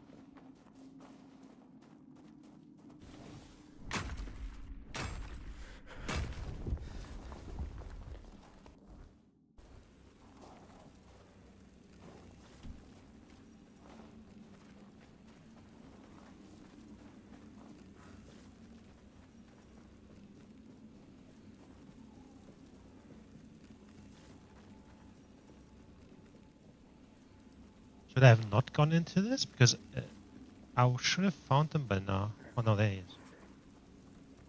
Duncan. Damn it, I should have guessed she'd hire you. I was hoping she'd notify the keepers and then just forget about me after a week or two.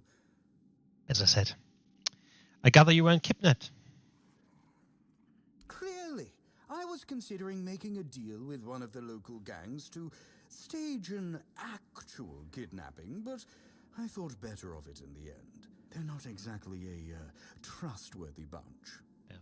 I didn't want to disappear forever, but I was afraid they might do their job a bit too well. Why did you want to disappear? Oh, please, you know my wife. She even dragged you into that entire debacle with the mansion. Now she has decided she wants to stay here, to leave Camelot, leave our entire life behind and move to the middle of nowhere. And I bet in 2 months you'll want to move again, maybe to the Forlorn Swords or somewhere equally absurd. I just can't take it anymore. I'm too old for this. I want a loving wife, a family, some damn stability at last. Why did you marry her then? When I arrived in Camelot, I had money, but I lacked useful connections. The Morays were an old and well-respected family on the edge of financial ruin. Our interests were aligned. As for Alyssa, she was young, beautiful, and, well, we barely spoke before the wedding.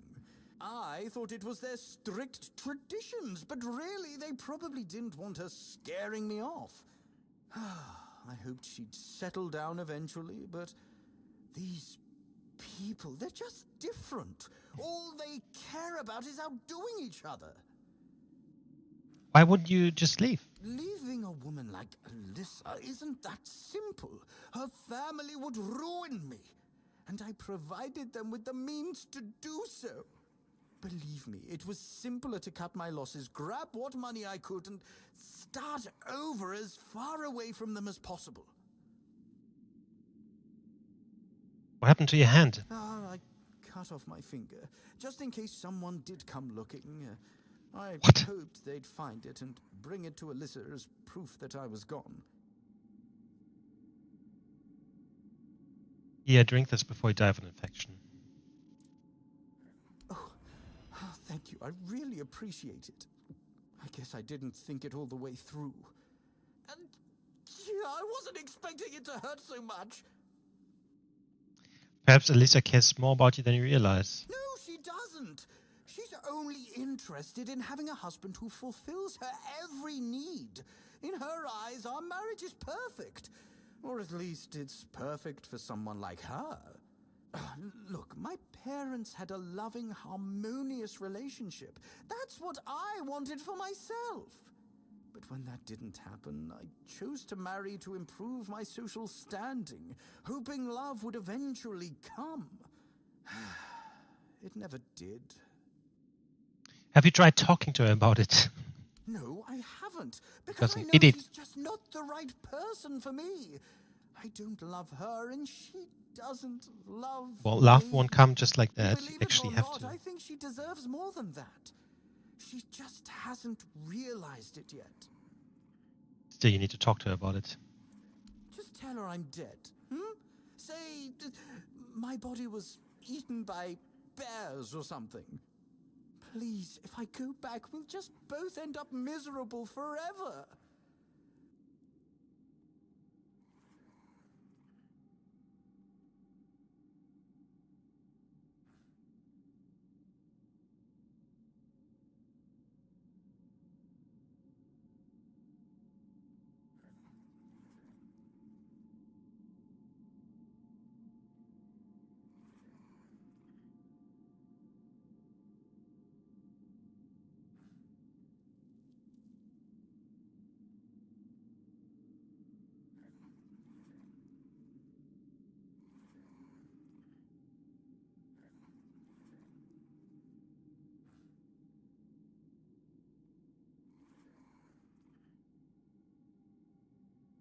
I mean, look.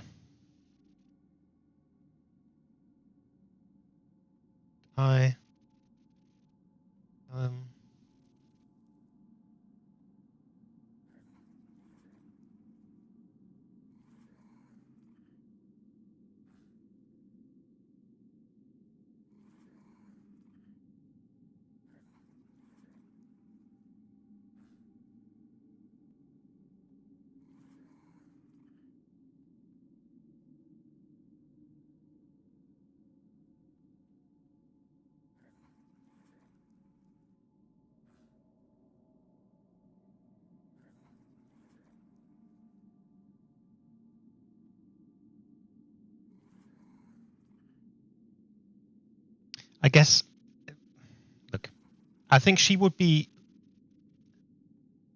It would be possible for her to learn to live with him, but I don't think that he has the power, like strength.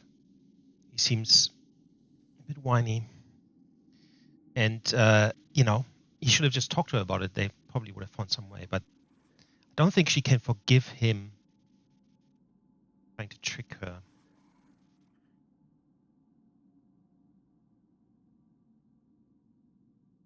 I really like lying to people. I expect reimbursement for moral damages. Come on! Fine. Here, take some of my savings. It's all I can offer without starving myself to death inside of a month. Just please be gentle when you tell her. And goodbye. I hope we never meet again. Got the ring.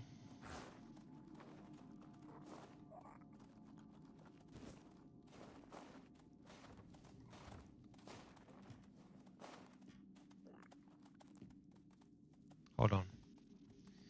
Anything else?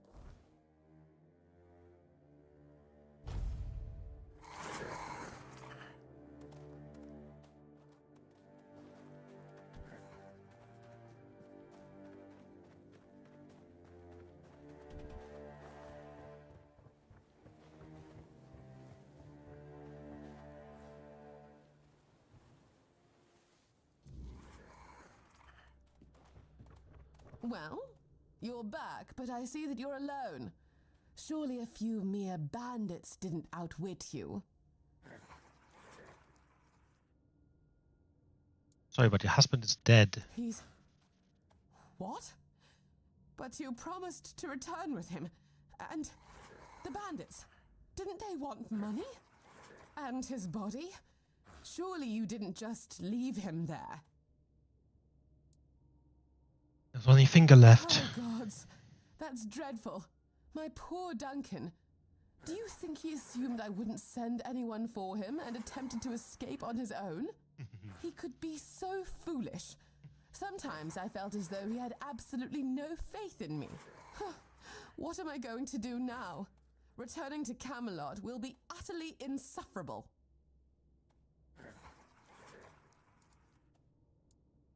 Indeed, losing one's husband to bandits in the untamed South does have a certain novel tragedy compared to, say, a hunting accident. Even so, dealing with all those insincere well-wishers who secretly delight in my misfortune is utterly tiresome. I shall miss the simplicity we had here, fleeting as it was. Sorry for a loss. This is a nightmare! Ugh. I should begin packing, and something must be done about this house. Goodness, I don't even know where to begin. Would you like it? I could part with it for 500 gold coins. Does that sound reasonable for a house? No, it doesn't. Why can't you just stay here? Stay? And engage in what precisely? Have you not observed that I lack what one might call practical skills? Aside from my impeccable taste in fashion, that is. I suppose I could open a dressmaking parlor, but where would I even get the materials? Not to mention clientele.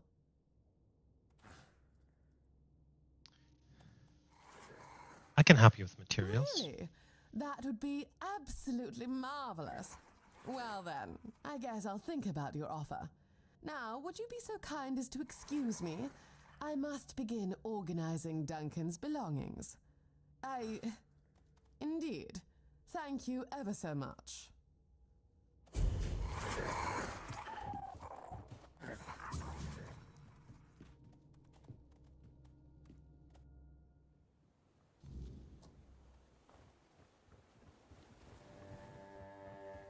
Okay, so I think so that you can grab some of that stuff that she needs just north.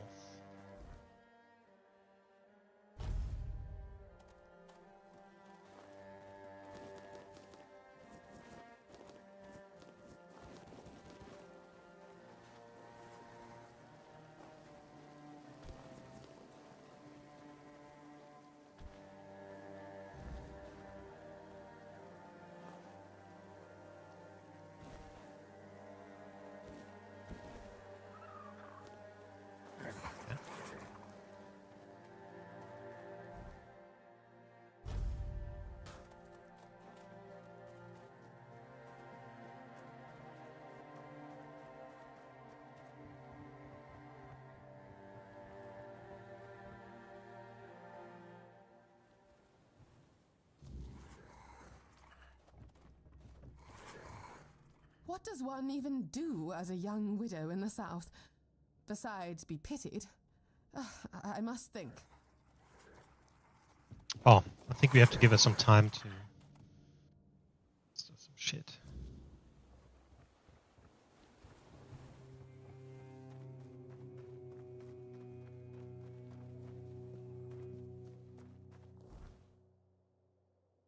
Okay, so what I'm going to do here in the meantime is...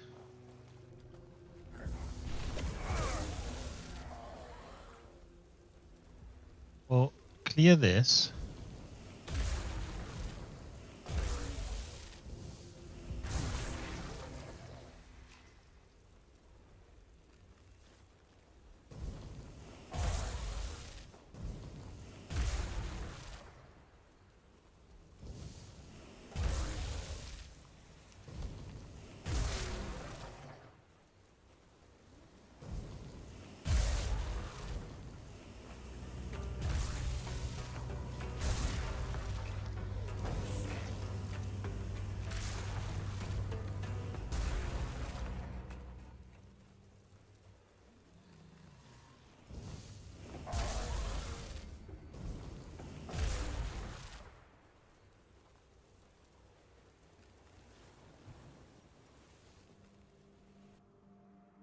Because it's not a secret anymore that this is that Sewell is live. Still just these undead knights or something. Okay, so what I read is that we've cleared this now. I think there were 2 undead on the railings up top, but that's fine. We don't need to do them either necessarily.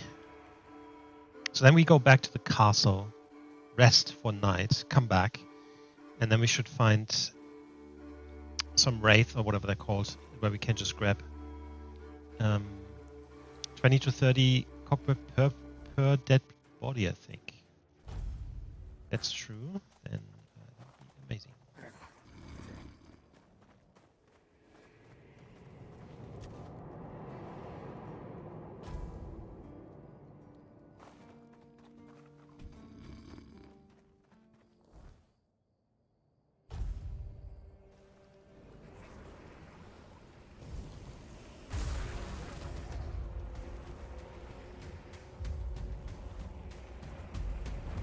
Good spawn, that's it. But the problem is these motherfuckers don't take any fucking damage.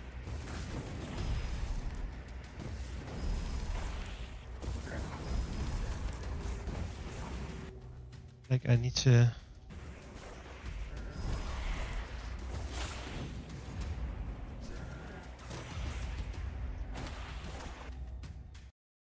Like, hold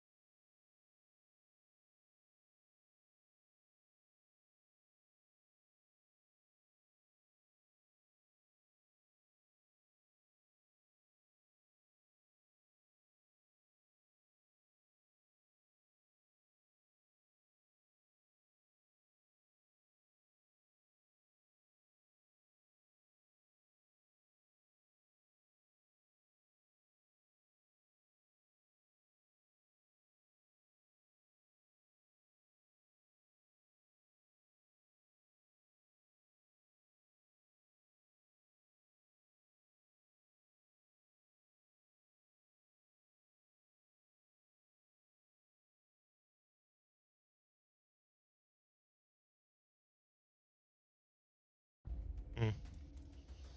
These guys are way stronger than I thought they were. Maybe I can use... Of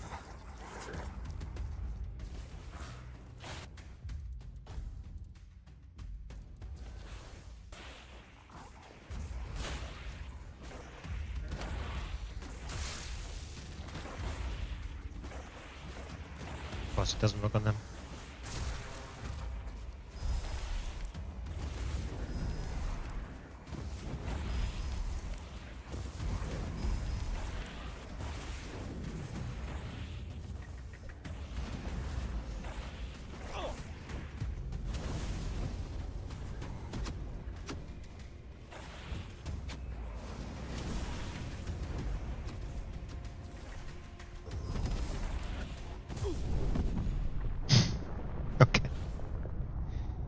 Okay.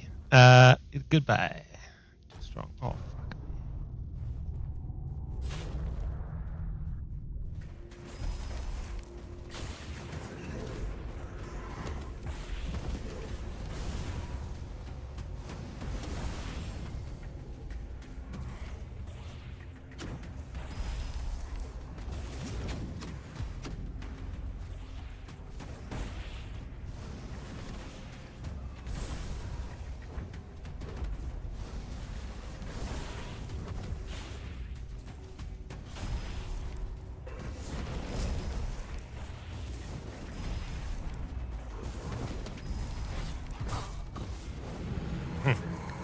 Okay then.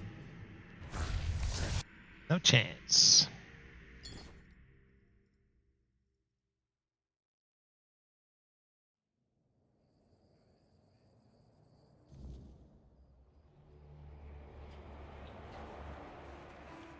But in this case, let's just rest for the morning. And we'll head to the next area. Sell some stuff.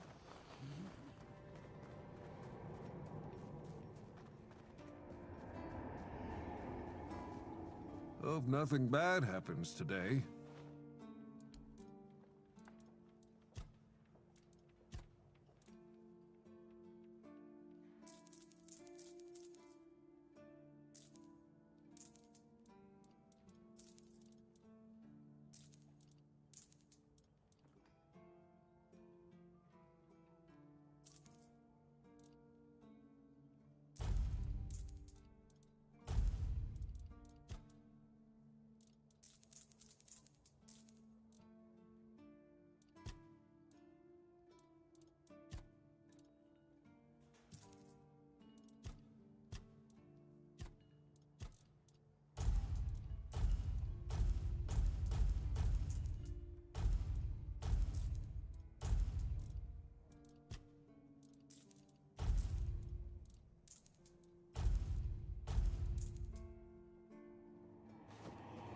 I'm gonna drop these two items just in the stash, so I don't accidentally sell him. Because that could definitely happen.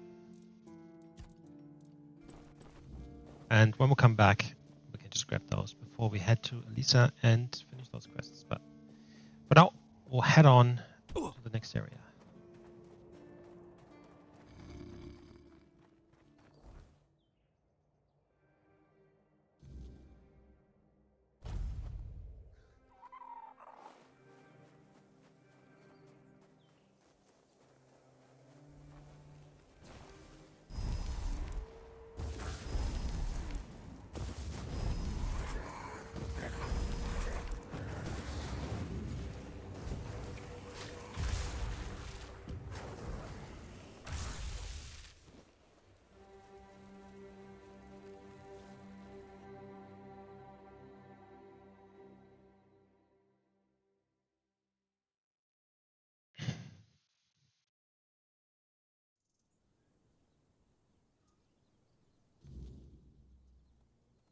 Ronat main gate.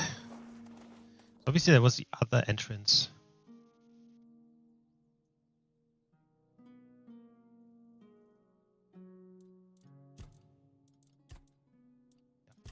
So this must be the other gate there on the other side. Nice. Heck, what are these things? Right, let's go with this, and which is a quest for the Storm Wardens.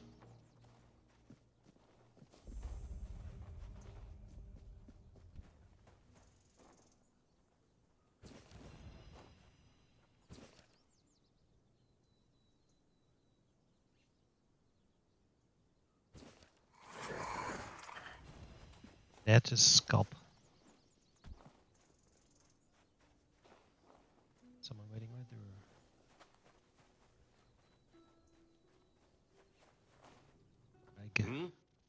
Who's there?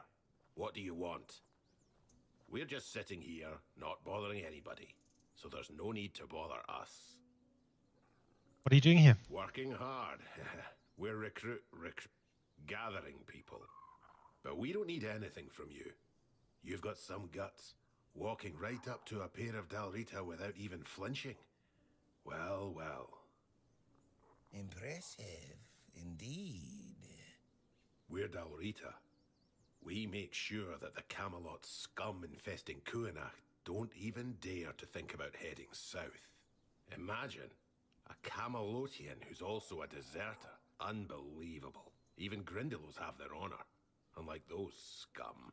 And catching a deserter? Now that's a real treat. What do you do with those you capture? We do what any honorable warrior would do with deserters. We help Camelot get rid of their cowards. You could say those vermin owe us a debt. Thanks to us, they're well fed, and Denham pays us handsomely.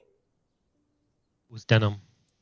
A Camelot legate. He commands the rabble you see swarming in Kuanach. He's decent enough, and he pays a good price for deserters' scalps. These guys are helping Camelotians, right? Are there a lot of Camelotians? Aye, there are.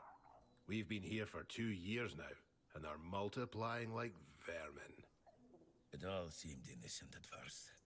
They were just supposed to help the local lord mine resources. Ha, sure. And those nitwicks from Kuanach fell for it like naive children. So when the troops arrived, they were caught completely off guard. The Red Priests came along with the troops, and then, out of nowhere, the Red Death resurfaced. Even now, as the Camelotians aim to take the Menhir, the village is torn. Some want to go to Camelot, others want to stay. It's a complete mess in there, Mathair help me. She won't. The goddess doesn't like people like us. Shut your mouth. You're flapping your gums like a wench in a brothel. Anything else? Or will you be on your way? Good. Don't bother. See no evil. See no evil, hear no evil, talk no evil.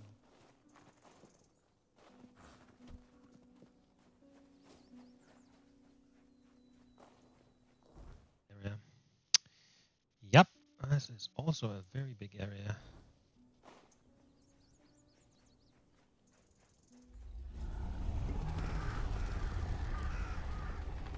Alright, first of all, what the fuck was that? Second, and as I said before, like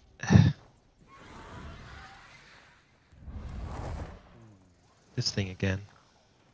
It's just, I mean, this just looks fucking amazing. As I said before, I mean, look at this, beautiful castle in the background, and these, like, this game reminds me a lot of like Skyrim and Gothic, right? So if I think back, man, just how it looks, and then with the same experience, story-wise and gameplay-wise, what a game. Where do we even start? So much to see and so much to do. Yeah.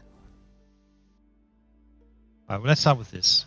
Forging Ties, which is the quest for Stone Wardens. Way of Kings spoiler, by the way. But sneaks up on me. Grace Knight.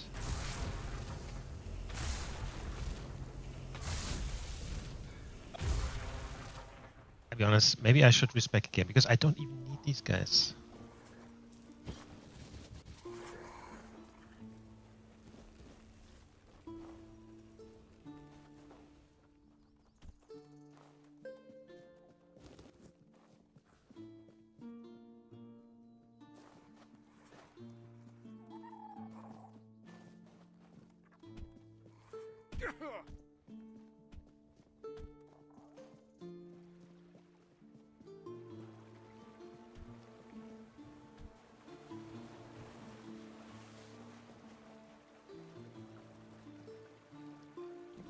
Portal.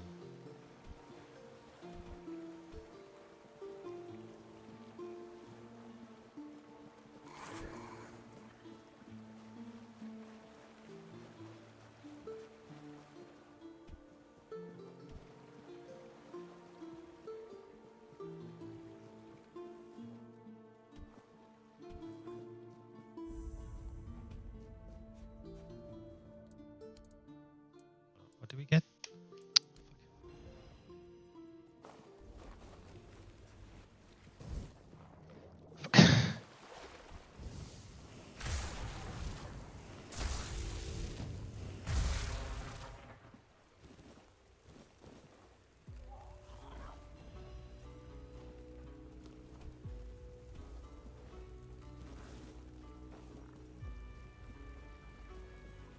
Titanium. Right, there's some enemies. I think I can jump this one.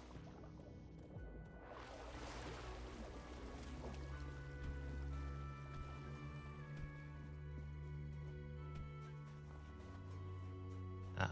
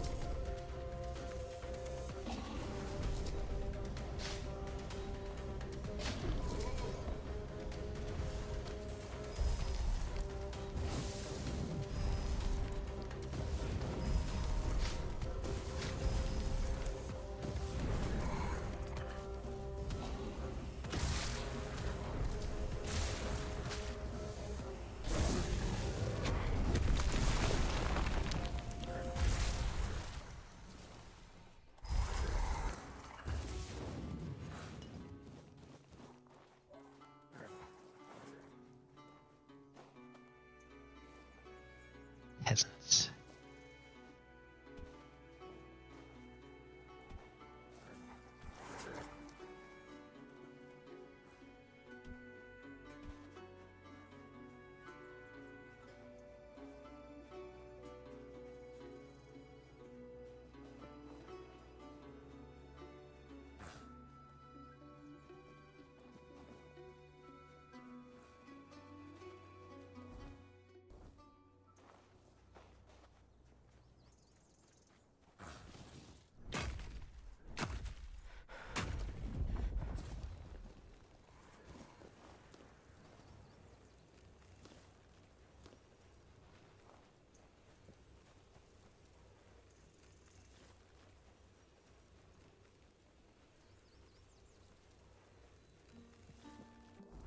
Actually, what does that give me?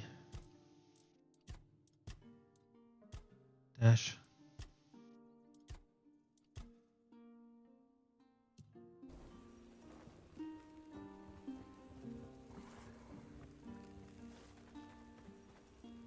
Royal Geographer's Note. Magic Oak Merlin.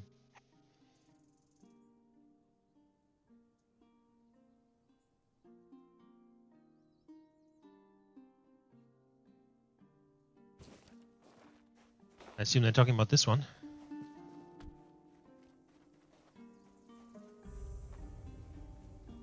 Last Tree. It is always sad to have a name like that.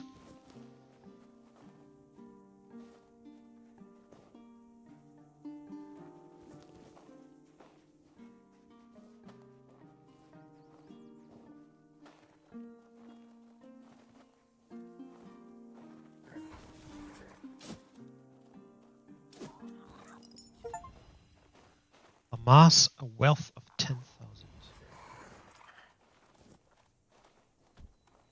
You probably, with the respecking, you could probably actually, respec everything into practicality and then sell everything. Like, put everything in a stash, respec to practicality, sell everything, and then respec back to whatever you're using.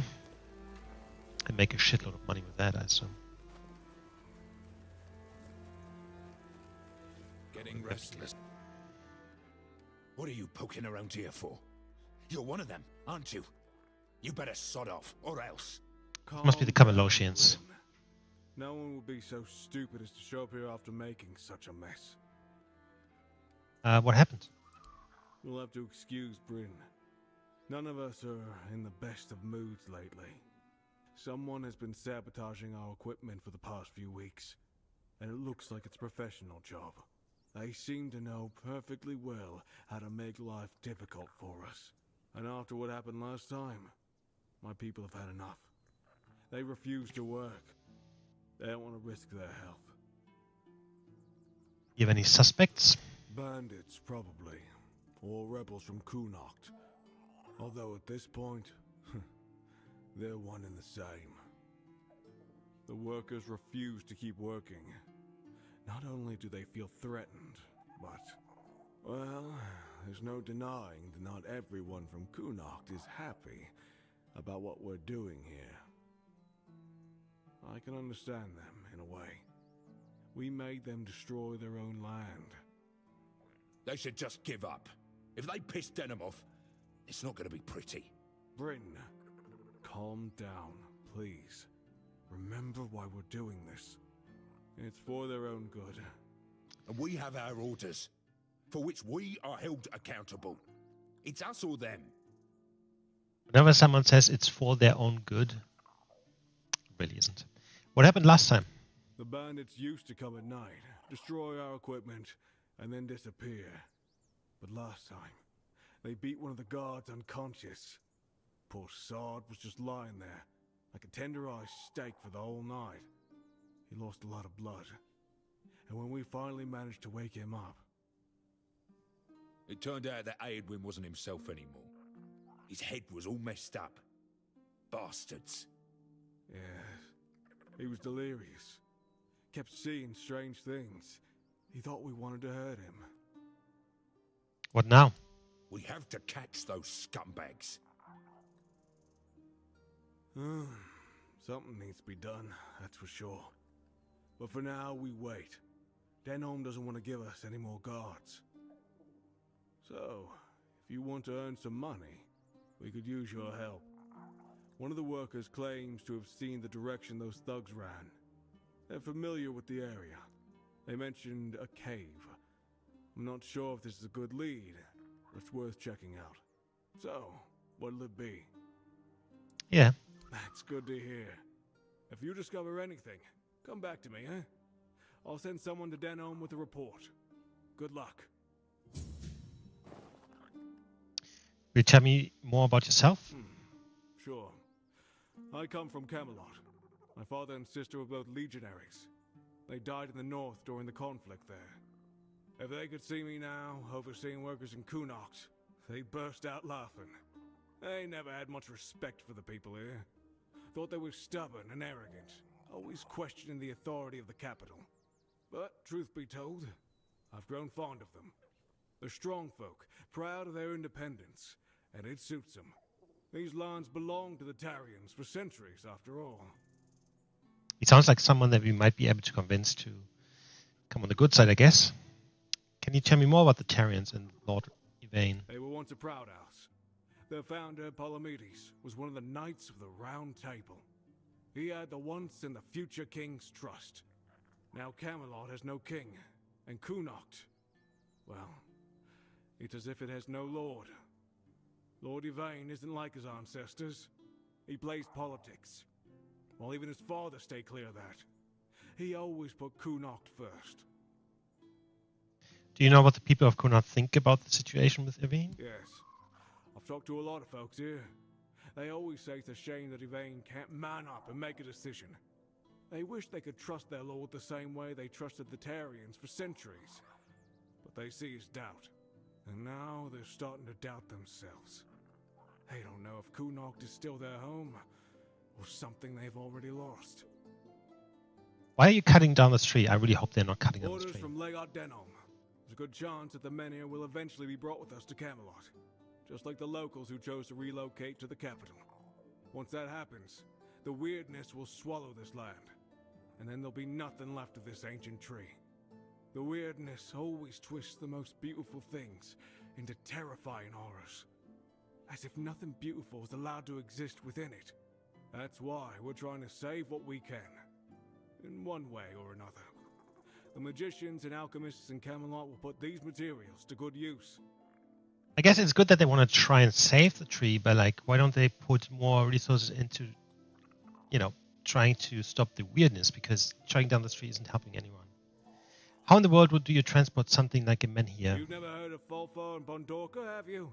Those two settlements had a centuries-old agreement to share a single menhir. They hold it back and forth in a special trawl.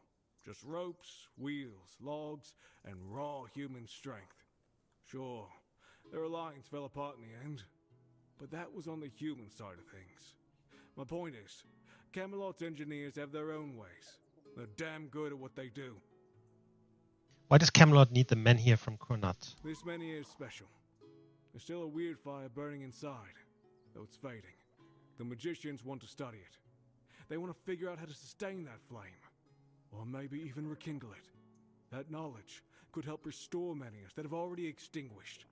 As things in the north grow more tense with each passing day, the capital wants to be sure that when the weirdness comes close, Camelot will be protected. So they want to just protect Camelot, but nothing else.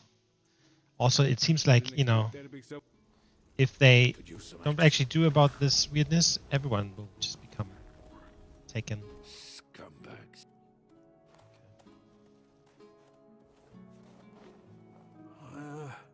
You look familiar. Yeah, you're Sioran's kid, aren't ya? Yeah, that's it. You look a lot like him. Yeah, sorry about your father, but trust me, those priests mean well. They took him to the island asylum to cure him. He'll return whole and healthy. He will What are not. you doing here? Did the Camelotians drag you to work here too? What's the point in working like that? Back in the old days, we respected each other's work. I heard that one of the workers mentioned a cave that could be a hideout for thugs. Right, that's me. There's this cave dug out by the Cornac folk about 100 years ago.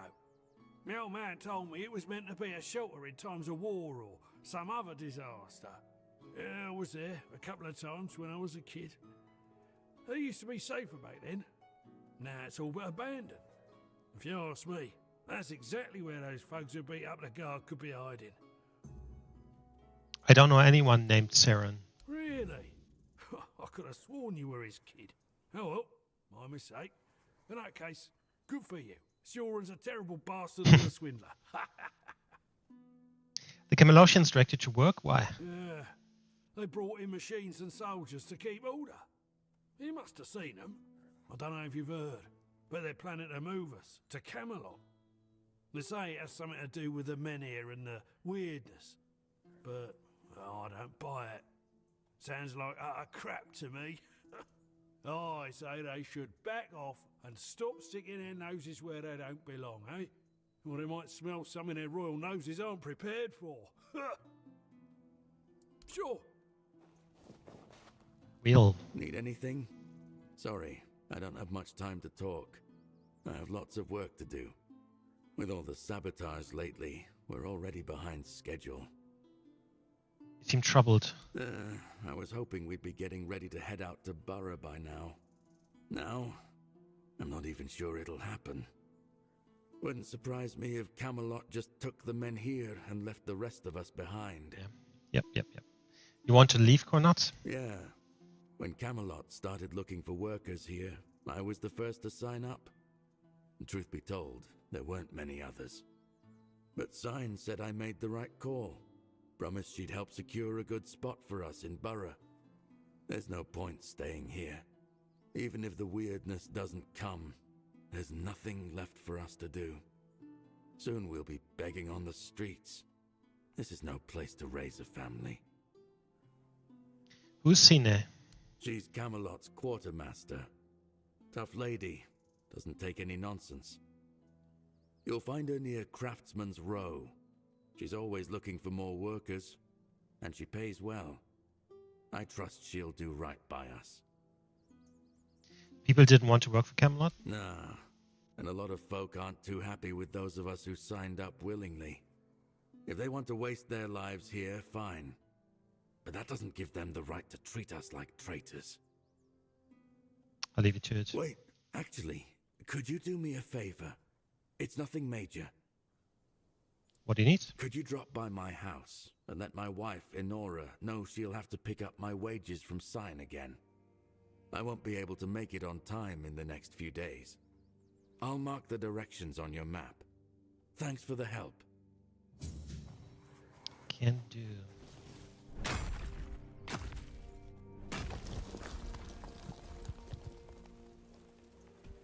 The sun doesn't rise the same anymore. Not gonna lie, I find it despicable of them wanting to take this fucking tree away.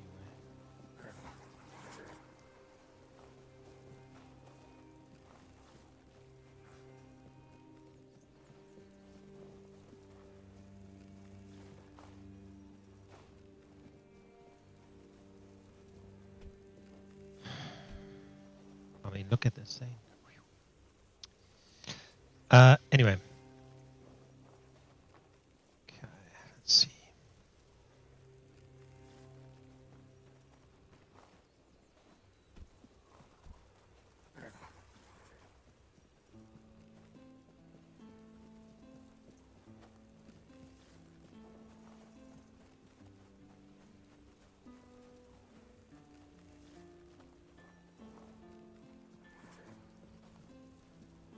It's really easy to. I mean, it's really easy to miss things here.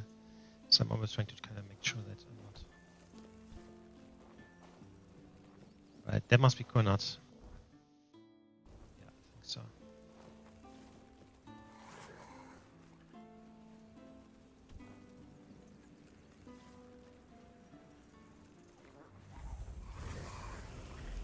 Petrified visage.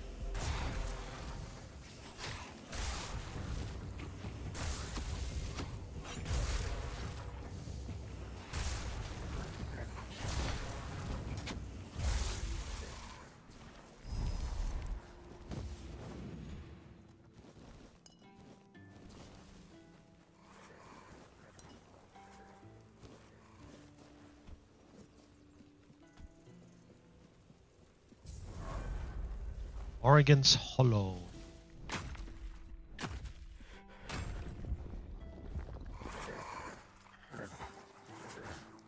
How do you get to that spot down there, though?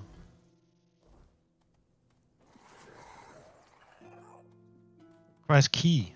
Okay. I have a key. Please.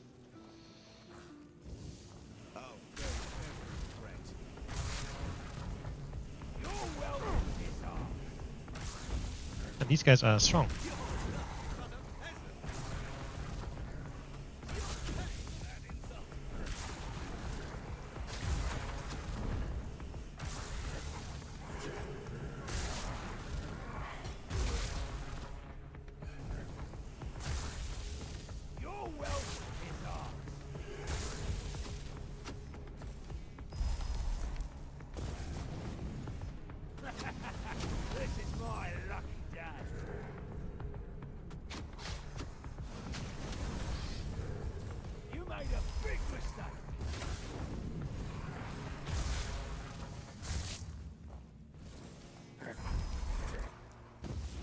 Ah, these guys certainly have become stronger.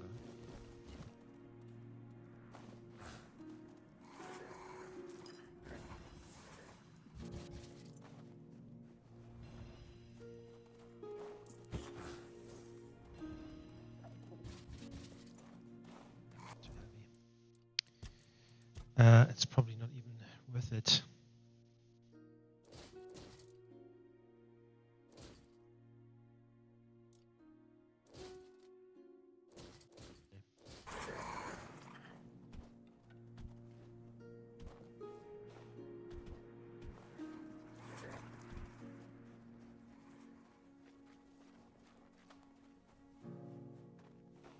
Don't let your guard down.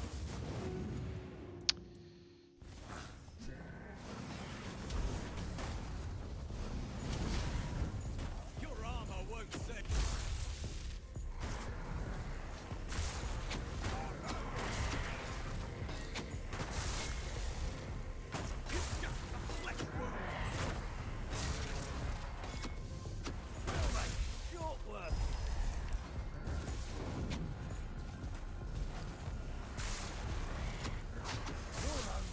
Why is the bandit so much stronger than the others?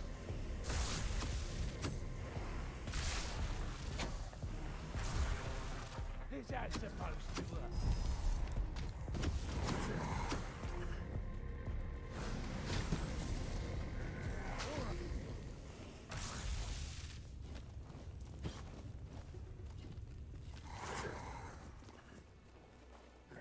Substained letter.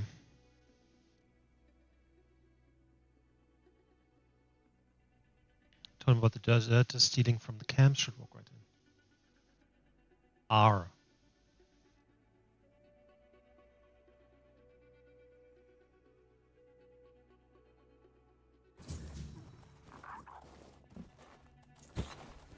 So someone who starts with R is the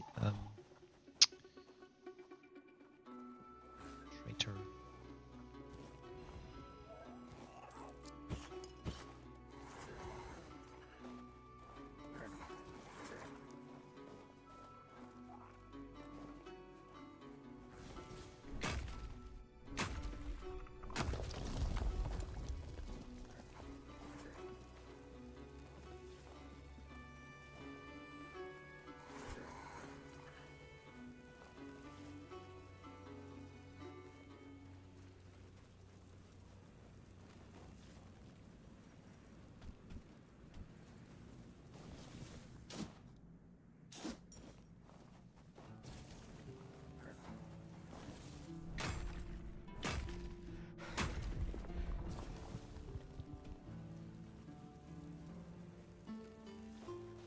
Maybe I should have gone to Coronat first because I need a place to sell shit.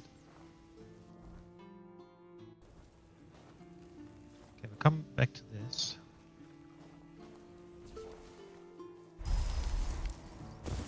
Oh.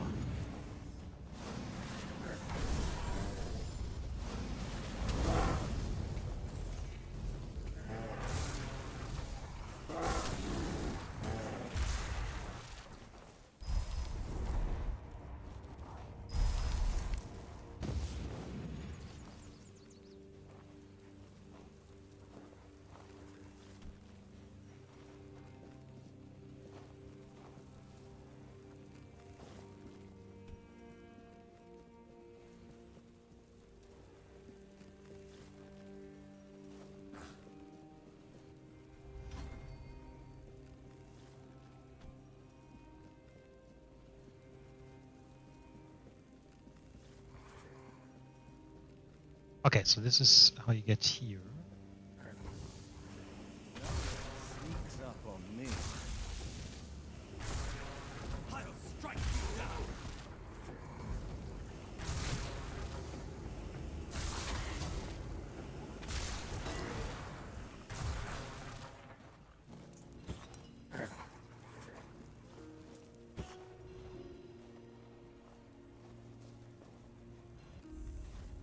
Hidden cave. Okay. I don't know if I should go in there yet.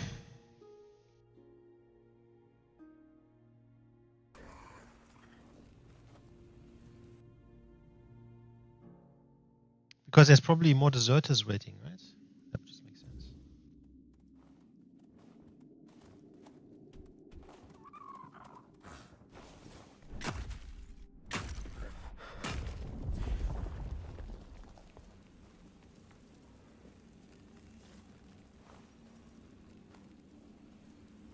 Observations on Bogane. Bogane friend. I bought him a gift, a person. Oh my god.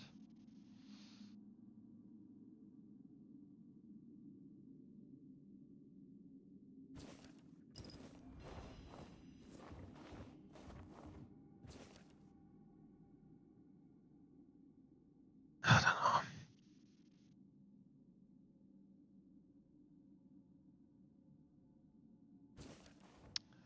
It's not good. Someone... Madness.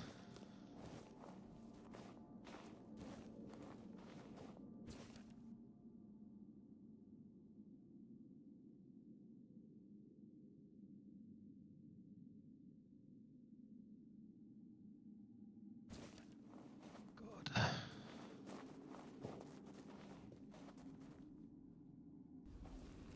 Okay, let's get ready.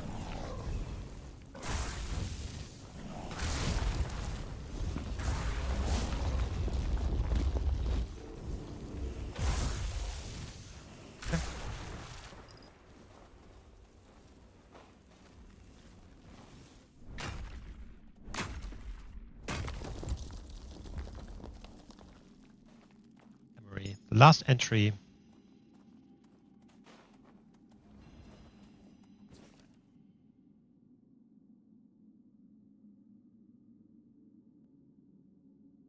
course, he thought he made a friend, but he probably just wanted to eat him.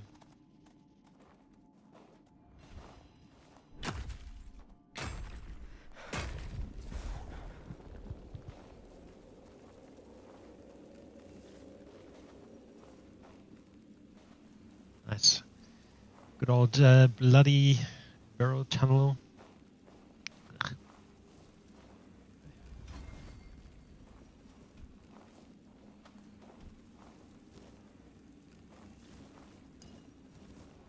Mistletoe. Oh, but mistletoe.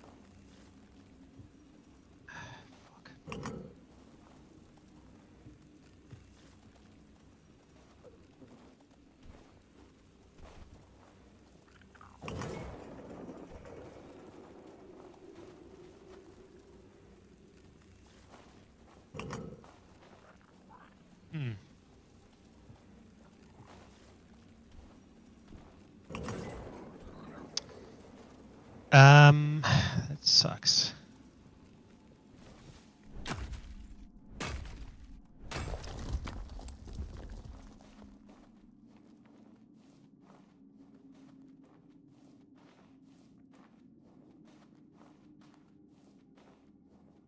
I don't think I can get to have a jump potion.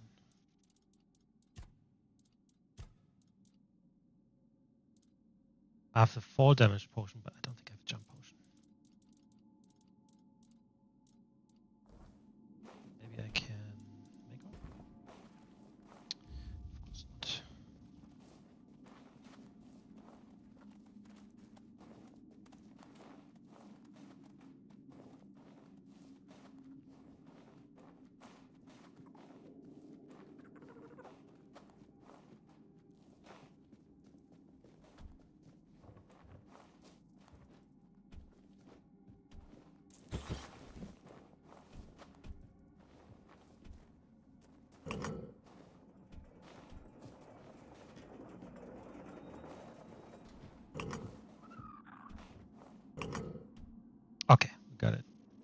just a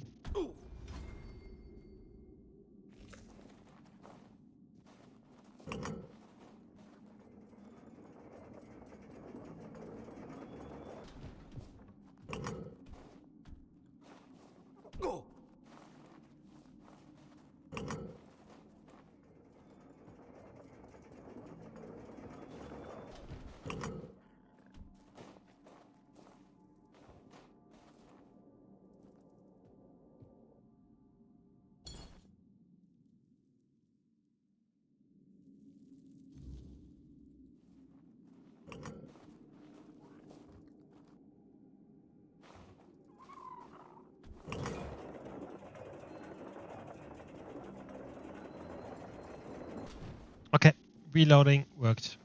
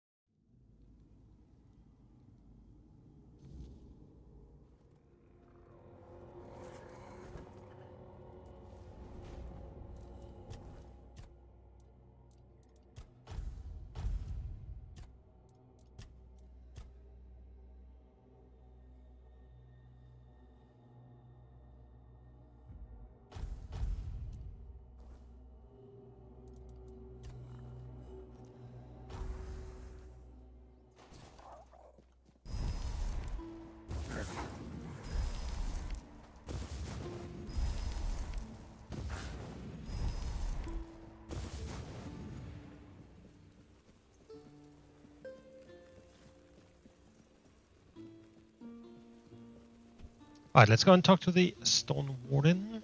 Hold on, there's a way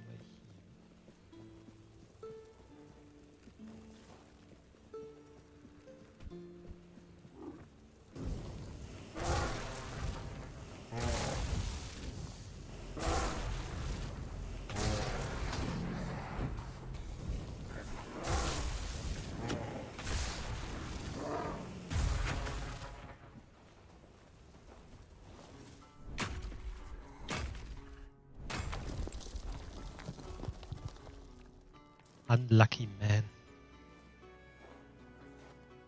Oh, you get fucking crushed or something?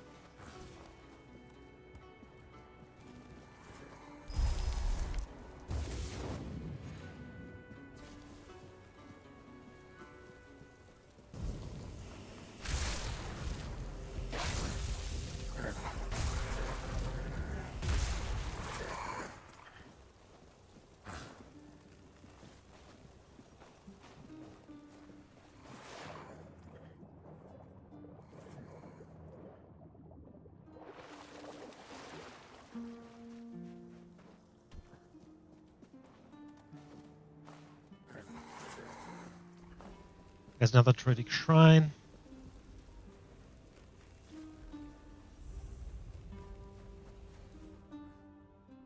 And 5 mana generation, 2 stamina maneuver.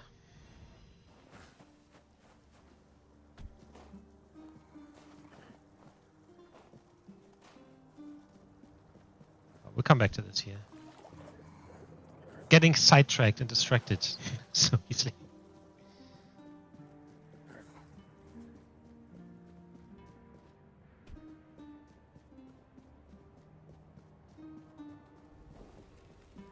Remain vigilant.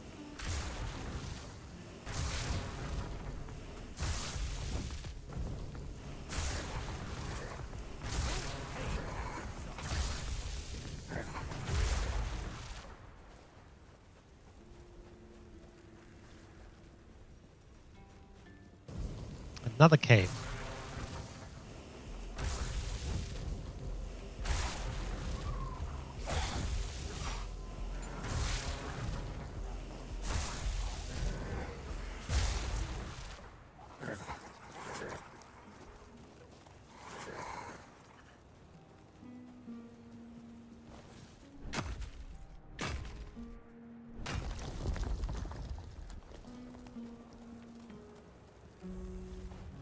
Old shelter. Okay. Okay.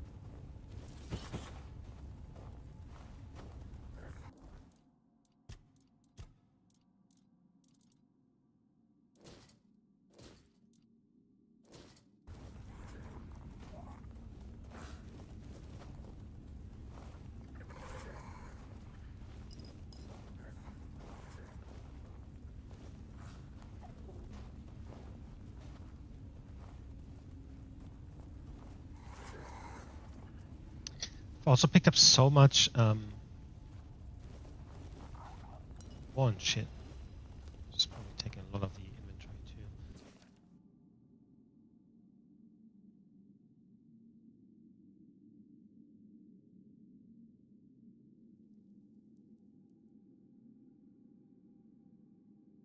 E. Okay. We have someone with E and someone with R. Maybe more than was one person involved.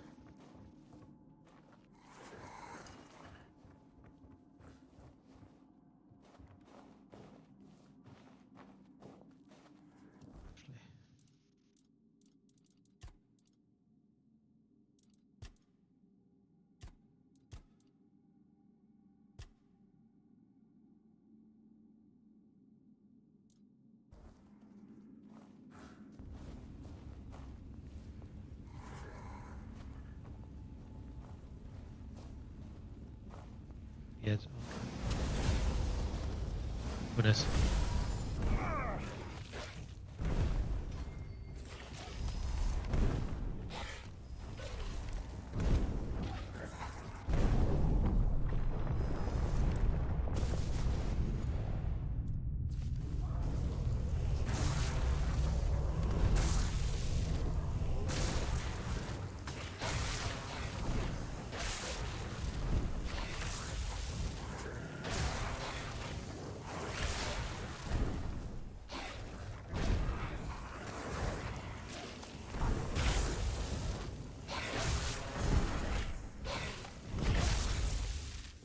Man, she had a lot of health.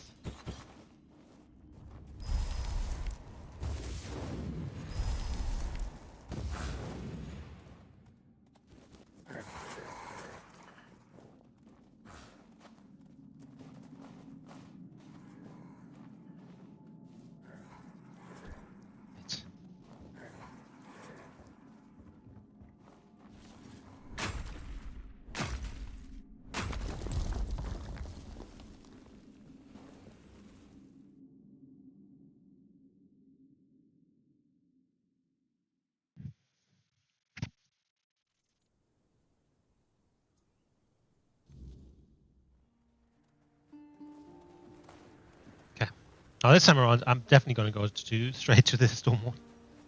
But I think I also have to head to Connaught because I need a place to sell things. Not that I'm getting a lot of money. Come back.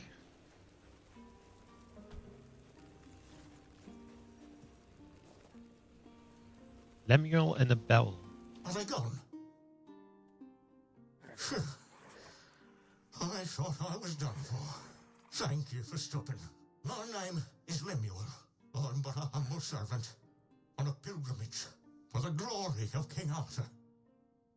Are you hiding from someone? They might still come back. I'd rather stay here for a while.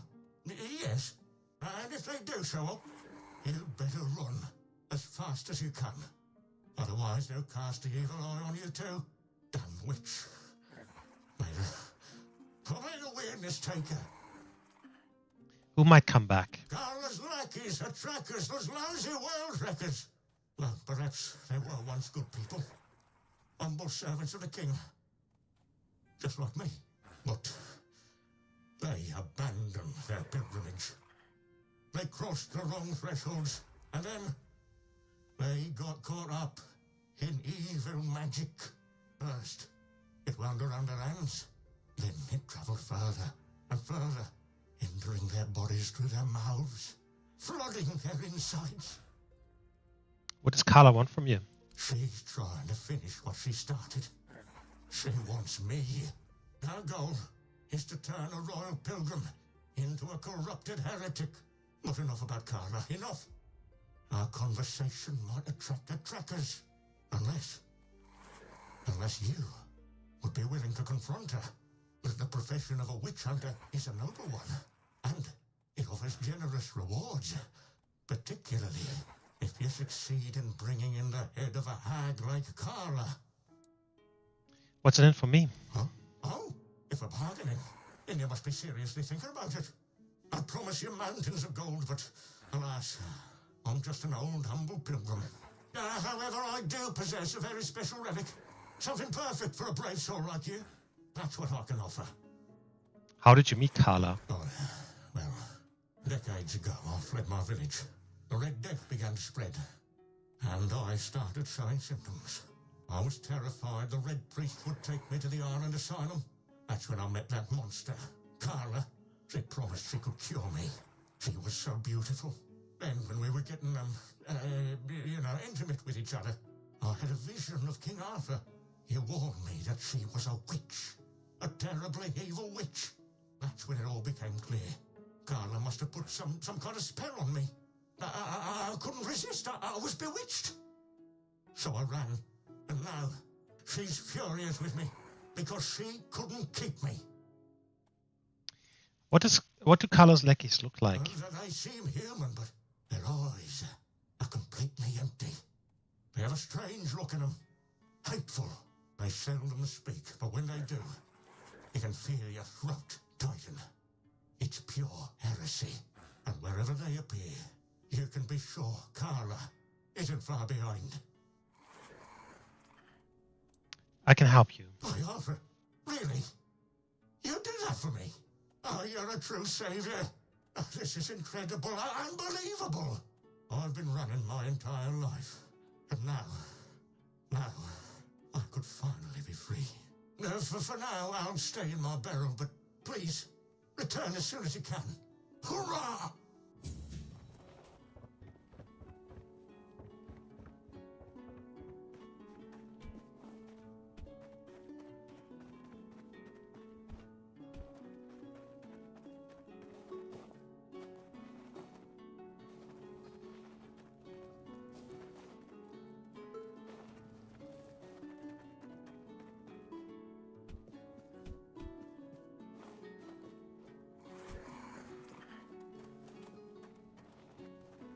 Right, let's talk to him, Mr. Stone Warden. Looking for shelter, traveler? You're welcome to join us, unless you're worried a big bad Dalrita might eat you for breakfast. Are you with one eye? No, not every Dalrita you meet outside the Forlorn Swords follows that runt. They've always kept peace with the people of Kunacht. Yvain still honors the old treaties. But with those Camelot dogs milling about, it's not as safe here for us as it once was. Better to stay out of sight. You're pretty friendly for a Dorata. Oh, and you've met all of us, have you? They're a friendly Dalrida, just like they're a non-reader who aren't so small-minded. Or so I hope. What are you doing here? I invited you to our fire, not into our business. We mean no harm to anyone here. That's all you need to know. Ugwe said I should talk to you. He did? About what? And how's that old dog doing? Still following one eye around? Has he finally grown out of that? It sounds like you don't approve of Ugwe joining one eye. I don't. It's not the Stone Warden's place to meddle in others' foolish wars. I thought the two of you were on good terms. We are. Ugwe is my brother. Not by blood, but by stone and steel. It's a bond forged in flames, and like good steel, it can withstand more than a few petty clashes. I might think he's making a mistake, but that doesn't mean I've given up on him. So what is the Stone Warden's place? By the anvil, where else? Making weird stones sing the lost songs of Avalon. The Wardens in our name isn't there just to make it fancier. We're here to guard a craft that's slipping closer to being forgotten. The fewer of us there are, the more it fades. No human ambition is worth losing what we're trying to preserve. Ugwe said you could help me join the Stone Wardens. You? Did he get hit in the head with his own hammer? He'd be the last one to let an outsider even think about joining us, unless you've impressed him somehow. Sir, go on. What did you do? I sang a relic from Weirdstone. Now that is impressive. That sneaky bastard. He knows me too well. Fine, I'll give you a recommendation. But first, I need a little favor. Of course you do. Just because you can sing to Weirdstone doesn't mean you deserve a place in our brotherhood. Fair enough, I think that's fair. It'd pain me greatly to lose someone of your talent, but I will if you're just a selfish ass who'd ignore a brother in need. Listening. There was a swine pup trailing after us, whining that he wanted to join in. Kid couldn't even lift a hammer or a pickaxe. He's got no place here. But the whelp was stubborn and an idiot. He wandered into one of the half-collapsed tunnels in the mine we were scouting. I haven't seen him since. You didn't look for him? We thought about it, but the risk was too great. With Camelot breathing down our necks and the Red Death spreading, sending anyone down there felt like throwing their lives away. Besides, we already knew the mine was lost. But instead of listening to us, the pup thought he had something to prove. Honestly, if he weren't just a stupid kid, I'd leave him there. What were you looking for in the mine? Weirdstone veins, as always. But that place, if that stupid brat had any talent, he would have felt that it was wrong. The weirdness took it, and everyone who didn't manage to flee in time. Thank you.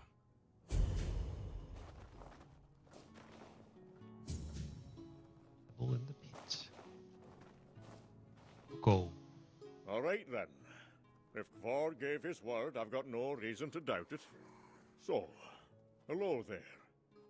I am Ukko from the Ulfa tribe. If you want to trade, just shout. Nice. Are you part of the Storm Wardens too? We all belong to the Stone Warden Brotherhood here. Ugwe was with us once, but he left to join One Eye. I know Ogwe, a bit of a hothead. Aye, he always struck first and asked questions later. That's his charm.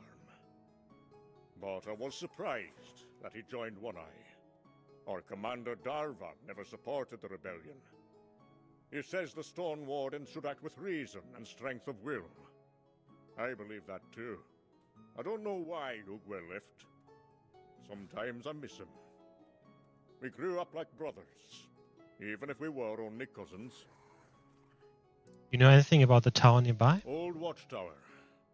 Used to be empty. Then some right nasty bugger moved in. An ogre. Big. Loud.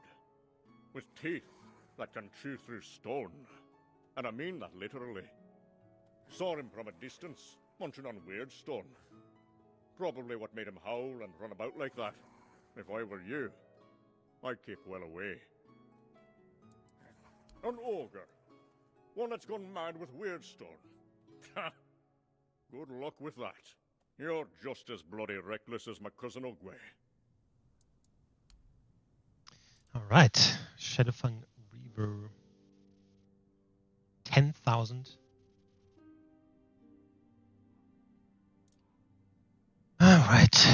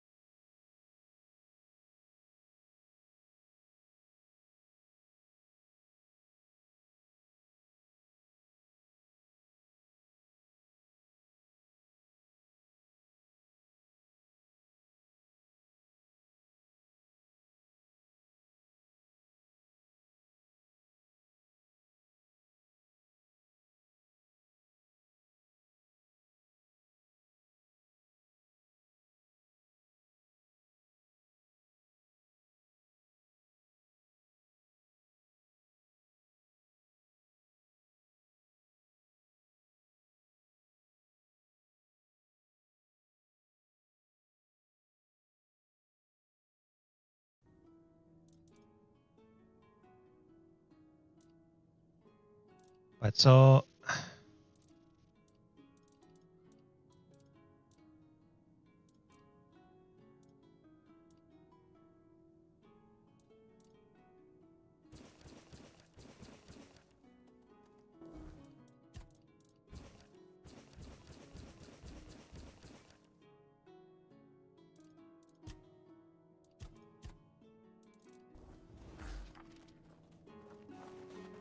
Fire's war.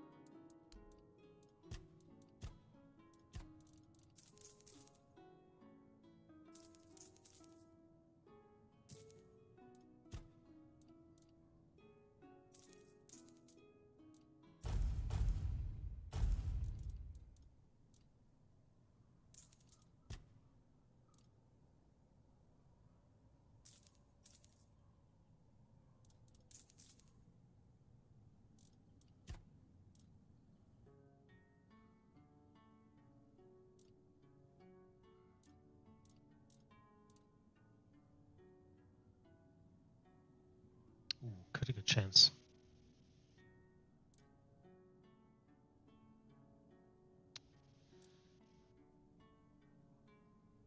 Buffs that double damage when using a fish rod, pickaxe, shovel, or pitchfork.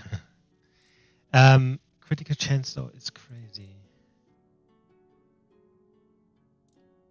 Even though I lose mana from that.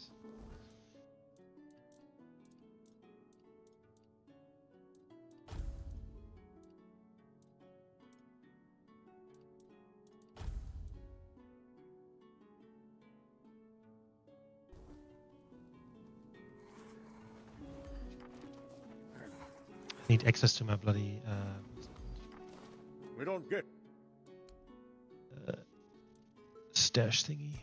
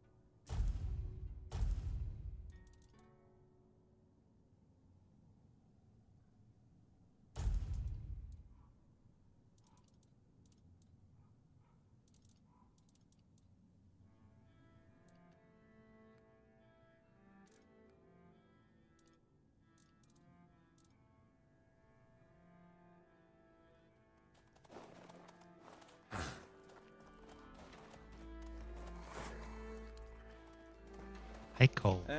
Kavor's got too soft a heart. Funny, considering it's made of weird steel. Here, have some stew. But if you want anything else, you'll have to earn it. I don't want to speak of brotherhood, but everyone seems to want something. Aye, it's brotherhood, not charity. You take some, you give some, and we all share in the work. We look after our own, sure, but we've no use for hangers-on. Who are you? Name's Heiko, Stone Warden, born of the Thud tribe. I keep this sorry lot from starving on the road. Before you ask how come I'm from Thud, since most Stone Wardens are from Ulfur, and since our tribes hate each other's guts. Aye, they do. But me and my Ulfur brothers learned to make peace. For the craft's sake, you know. Singing weird steel. That's the highest honor there is. Always felt like there's a bit of magic in it. That's what pulled me in to begin with. I don't talk about that too much though. Kavor and the others, they're all grumbly. It's between me and the steel. You mentioned Quor having a weird steel heart. You wouldn't guess it, but the big lump's a hopeless romantic. Soon as he met that man of his, he was ready to light the forge. Good thing Halvor's got more sense than he does. They're a good pair, and they never forget the forge comes first. As it should. You have a task for me? If you're up for it, I've been thinking. You any good at baking? I only ask because, if you are, then you know, it's not the same as cooking. With cooking, you need taste buds and a basic sense of ingredients. But baking takes precision. It's closer to alchemy, really. And since I can't exactly dabble in alchemy, I stick with baking. Where can't you dabble in alchemy? Cooking and baking are noble crafts, Harmless enough not to make the Forge jealous. But alchemy, that's a different beast. It takes focus, sometimes full-on devotion. And the Forge, well, she doesn't like to share. Good thing to keep in mind, if you're ever thinking about serious smithing. Did you just say the Forge gets jealous? Aye. A man can have a dozen lovers, but only one craft is truly bound to. Try forging with your head full of some other work, and she'll burn you for it. No question. It's going anywhere? Aye, I'm getting there. See, some of the Thud alchemists use ingredients from the weirdness in their potions, and I thought, why not try something similar, but in the form of baked goods? Maybe if we sprinkle the weirdness into food, it'll help us build up a resistance to the fog. But I need someone to gather a few things. Ether bloom, a handful of ethereal cobwebs, and some butter. I'm all out of that. Got plenty of flour, though. Perfect. Now, do you need anything? Do you have them? I already have everything. Ah, perfect. Now, this'll take a bit. I need to blend the ether bloom into the butter first. Then, mix it all. Ether bloom is the weed stuff we found in the cave. Mmm, they smell amazing. Here, take a few. For your trouble. Let me know what you think. I've got work to do.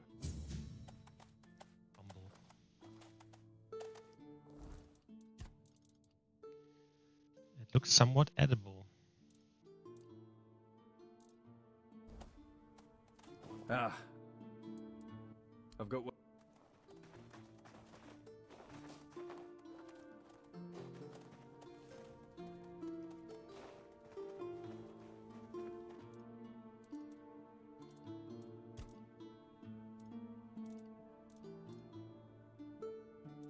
%95 garbage. Are you fucking kidding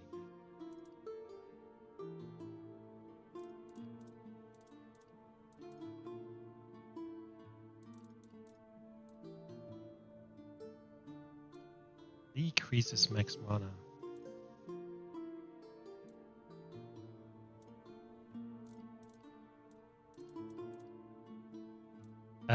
But yeah, I mean, insane.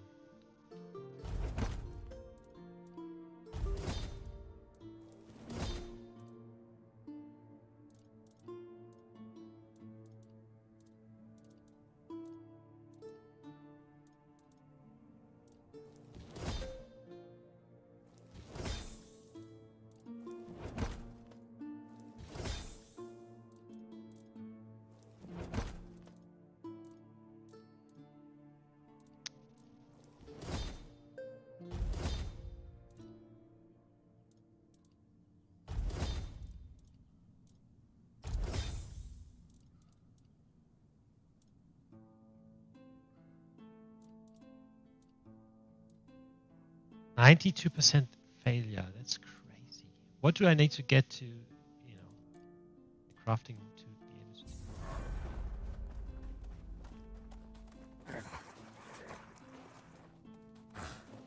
You need help?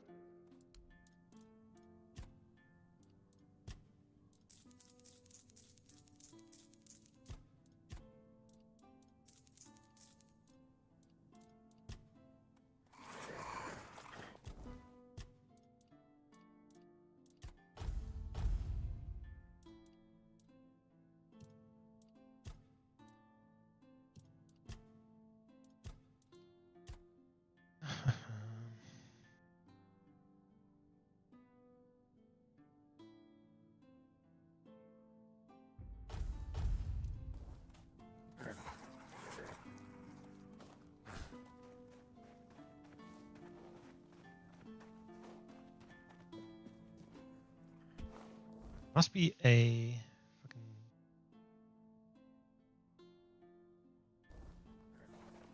travel zone somewhere nearby.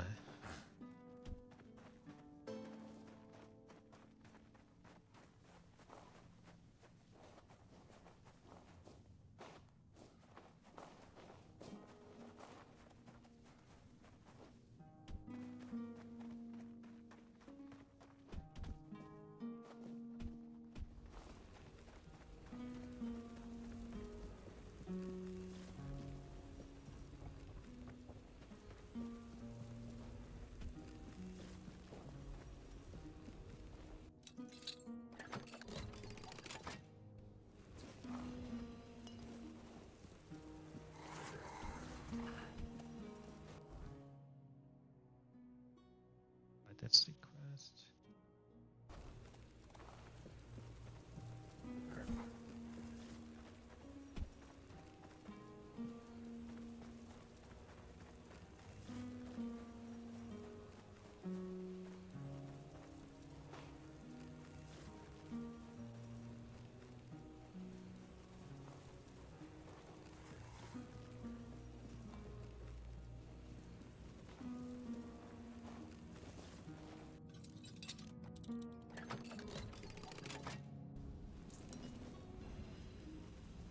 This is where so many things. Ogre.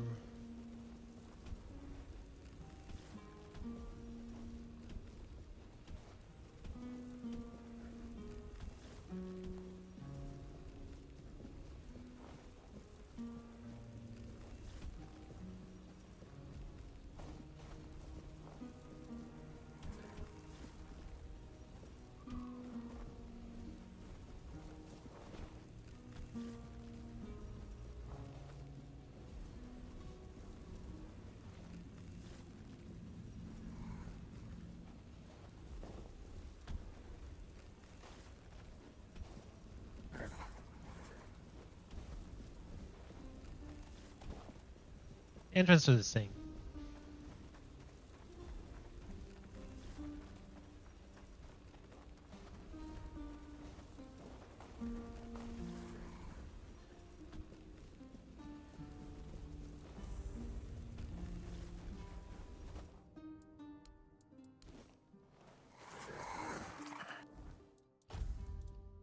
Okay, max math spare power 25%. 10 endurance.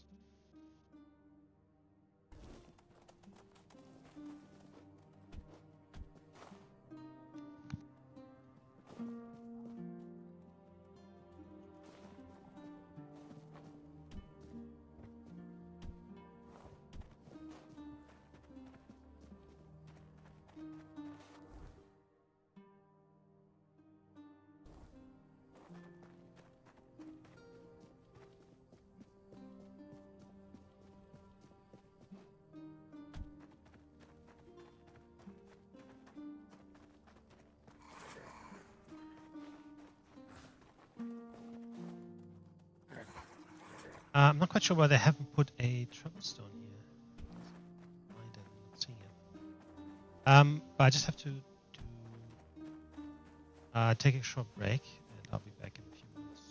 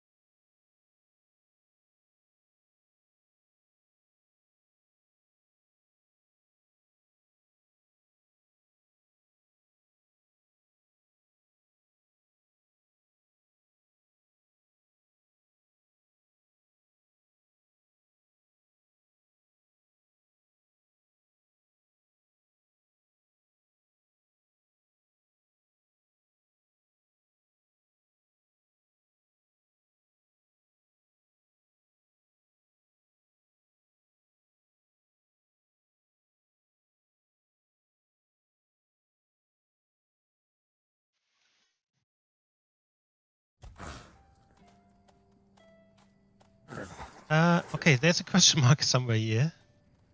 It could also be over there. I haven't found. There must be a travel stone somewhere close-ish. So we're just gonna follow the road around. That must come soon, right?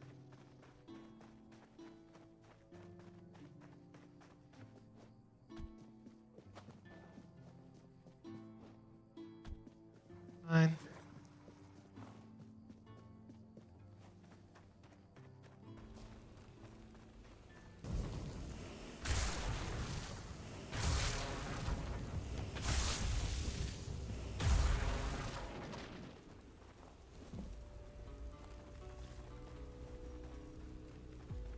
So that's the entrance here. I really just want the fucking travel stone.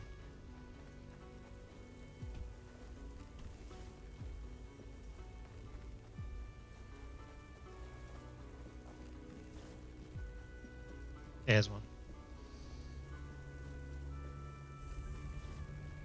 Forlorn swords. Right. So this will lead to the next area, I assume.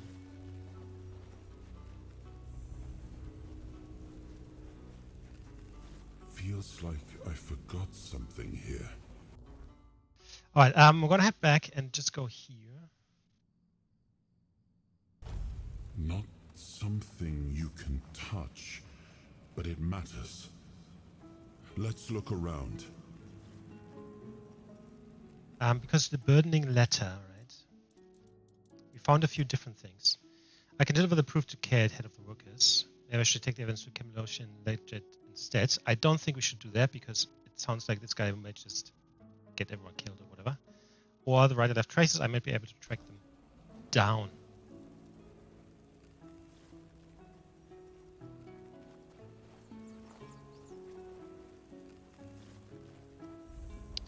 Derelict amphitheater.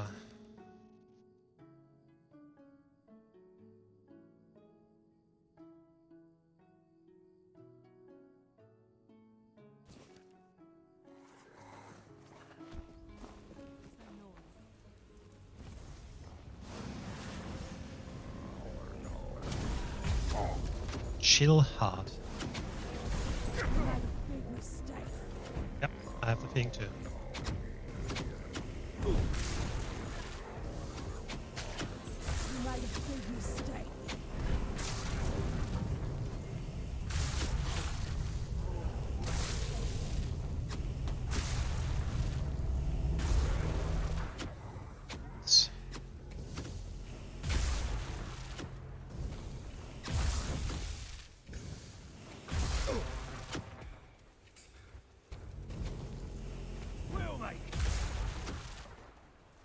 Alrighty.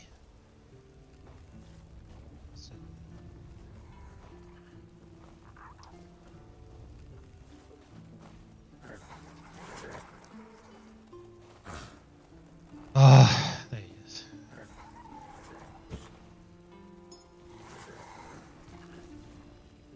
Stalker. It is specifically for which guys?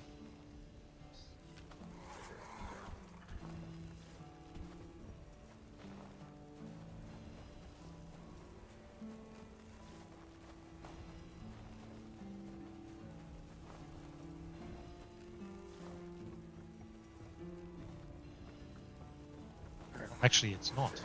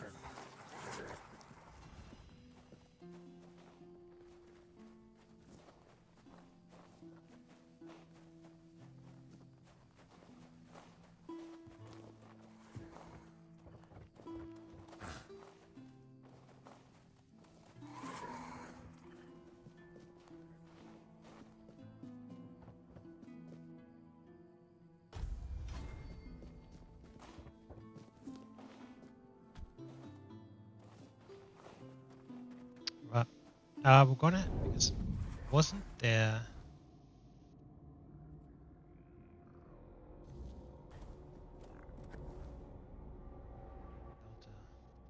No, I've been there.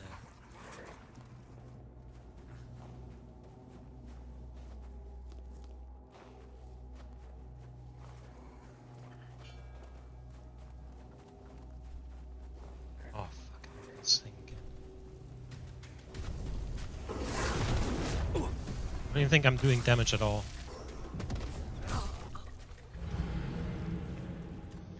Yep, let's head the fuck away.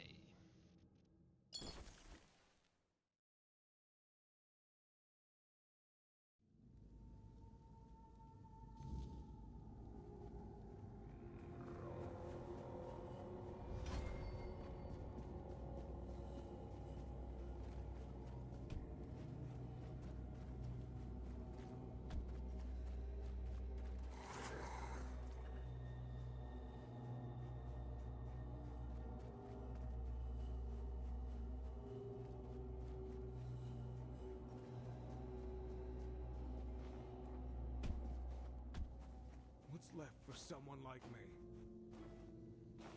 Hey. One. Being a Camelot soldier?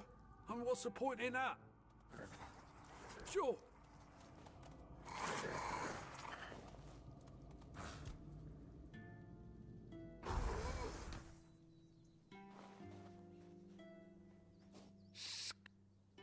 Hello.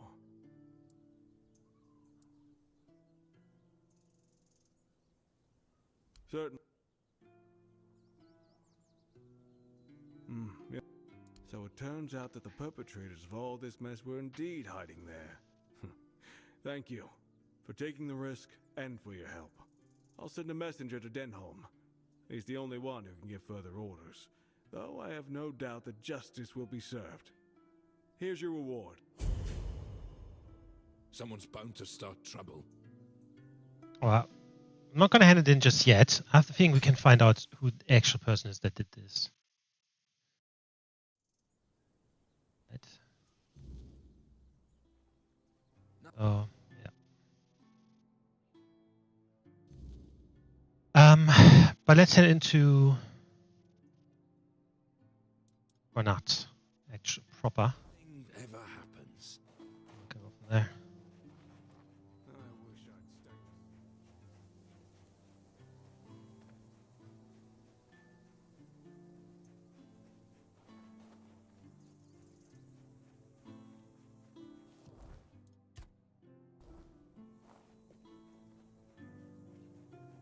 Right, so Cuckoo's Egg, that's the quest for Morrigan's children, I think.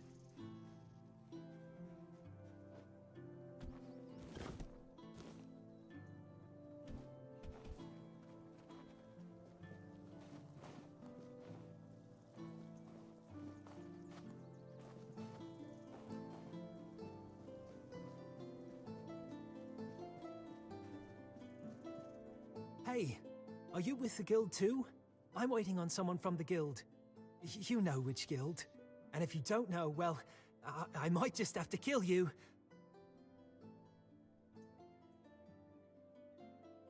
May Morrigan's wings shield us from enemy eyes. Ha! I knew it! I just knew you were with the children. Are you here to give me my assignment? Luth said someone would be coming soon with my first task. My first task! I can't wait! So you're Abrin. Yeah, that's me. Edgar's brother.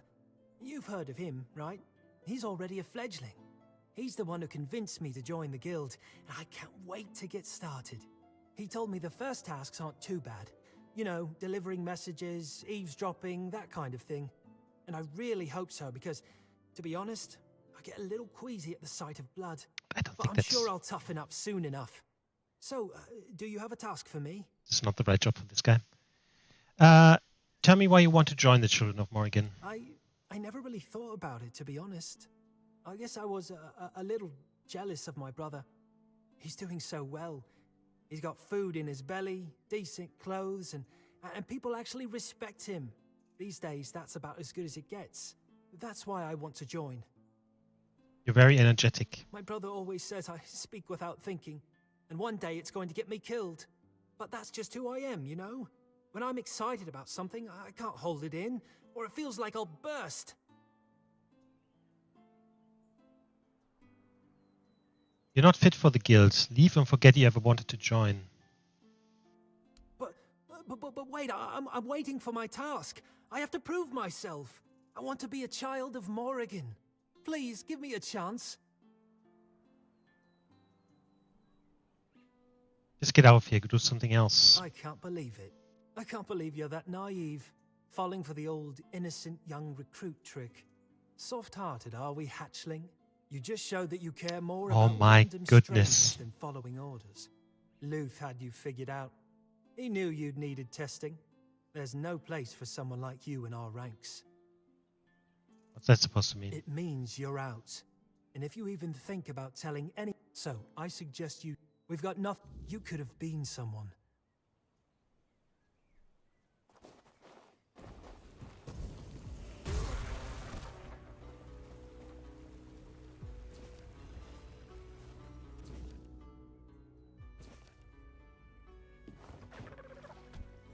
What the actual fuck?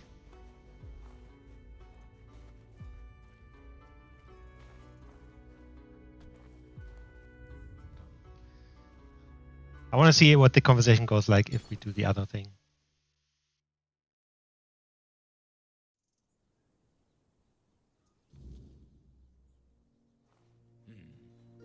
Too quiet.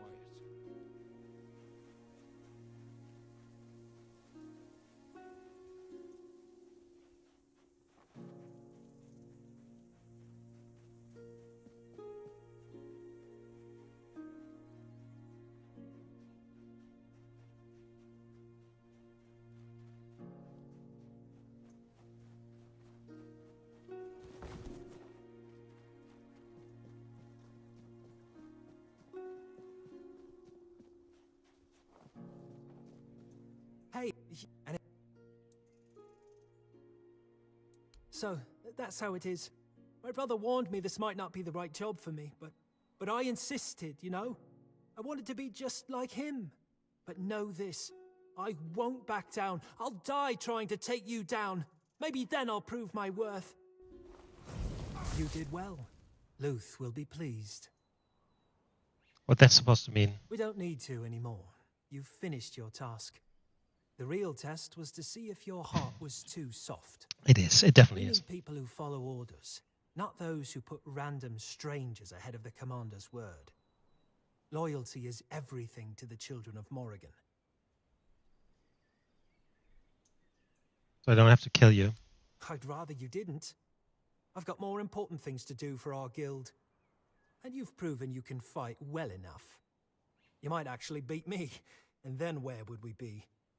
He'll be waiting for you near Morrigan's Hollow. Here, I'll mark it on your map.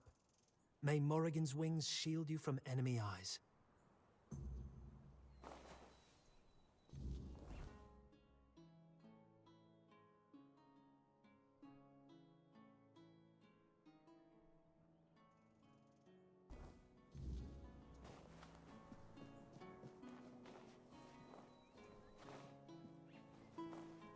The feeling they're a bit rare, a bit light on the fucking teleport stones.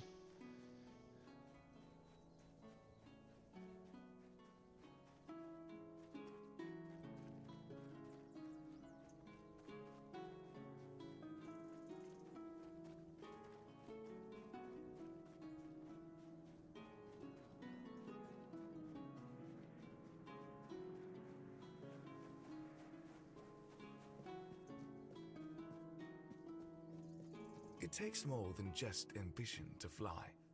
You've got what it takes. You've surprised me, Birdie.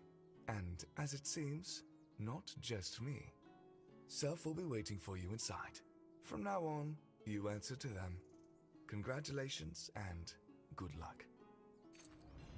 You're no longer my superior? So it seems. You're climbing up, Birdie. Truly impressive. Even I didn't gain favor so quickly. But I trust Self. If the crows see something in you, they are right about it. What is this place? We call it the Morrigan's Hollow, our dwelling in Kunat. The passage only opens for those who carry the sigil I gave you. You'll be able to stock up on supplies, rest, or hide if things get too heated outside. What if the sigil falls into the wrong hands? That doesn't happen. Crow sigils know their owner. If they end up in the wrong hands, they turn into worthless stone. Is there anything I should know about Self? Nothing that can help you. You managed well with me. Perhaps you'll manage just as well from here on. Could you tell me something about yourself now? I have no tales to share, buddy. I'm absolutely uninteresting. But I'm touched that you asked. Really. Alright, from what I hear, break a wing and take care.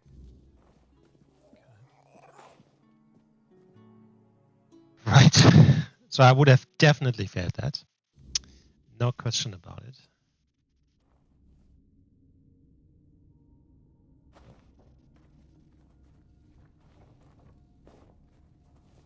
There you are, my little hatchling. I hear you've been working hard. That makes me glad. I had a good feeling about you, and I do love being proven right. So your name is Self? Why? Why not? If a name defines us, then I am all I need to be. Is there a story behind your name? Does there always need to be a story? My name is my own. That's all there is to it. Care to elaborate? No. What's my next task? Eager, aren't you? Just don't let that eagerness turn into recklessness. Some children get a little too fond of blood, and then we have to clip their wings.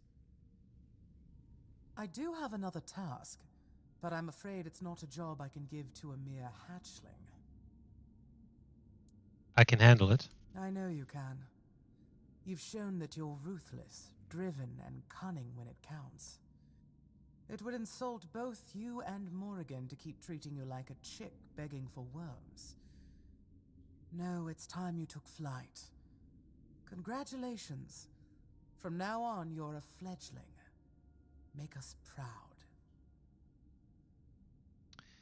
What does being a fledgling entail? First, from now on, you answer only to me and the other crows. Any hatchlings we send your way are yours to command. If you decide they're not fit for the guild, it's up to you to take care of them. As for your tasks, how you handle them is your business. I don't care about the methods, only the results. The rest, we'll see how you do. Thank you. It is. I'm glad you understand that. Most hatchlings don't live to see this day. Your next assignment is of utmost importance to all the children of Morrigan. That includes you now, so I trust you'll approach it with even greater diligence than any task you've been given so far. A while ago, we lost contact with one of the seers. What makes this even more troubling is that he was in possession of the head of Morrigan. I doubt he's still alive, so I need you to find his body and, most importantly, recover the head of Morrigan. And of course, eliminate anyone who dared to touch it. Why are you so sure he's dead? Because every seer tasked with guarding the head pledges an oath to protect it with their life. And death is the only acceptable reason to stop reporting its whereabouts. And when you say the head of Morrigan, you mean... A severed head. Of course. Preserved, of course. It is hundreds of years old, after all. Is it really Morrigan's? In a way. According to the seers, it belonged to one of the Morrigan's avatars. A human she deemed worthy to serve as her vessel for a time. When the vessel's purpose was fulfilled, Morrigan commanded the children to sever its head, so it could forever serve her clerics in spreading her will. Now you see why it must be treated with the utmost care and respect. Does it do anything? You'd have to ask the seers about that, though it's not likely they'd tell you. They keep their secrets closely guarded and only speak to the crows. But who knows? Morrigan willing, you may one day have the chance to pester them with your questions. I, for one, am looking forward to it. I'll bring you the head. See that you do. I've marked the seer's last known location on your map. Oh, and if he really is dead, there's likely to be a complication. You see, the seers are very protective of their secrets, even after death. His corpse will probably be guarded by a banshee. And banshees don't distinguish between friend and foe. What if they just die of like a heart attack You'll or manage. something? Now go. Ah, the seers. The clerics of Morrigan. They are the most devoted among the children and the ones closest to her. Their role is to ensure that our actions align with Morrigan's will. Without the seers, we'd be nothing more than a band of murderers, killing indiscriminately for no purpose. That's not who the children are, and it's not who we can ever become.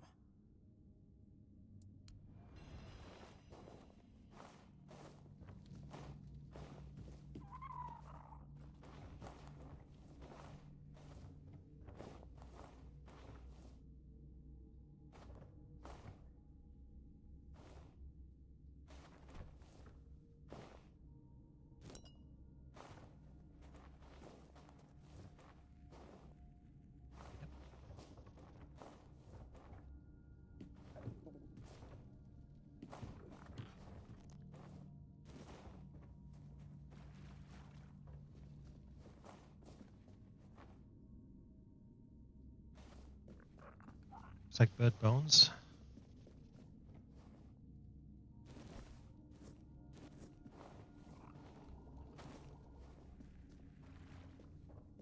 Little nest. Well, I'm gonna head out and yeah, I need the stash. So first of all, let's do the whispers quickly.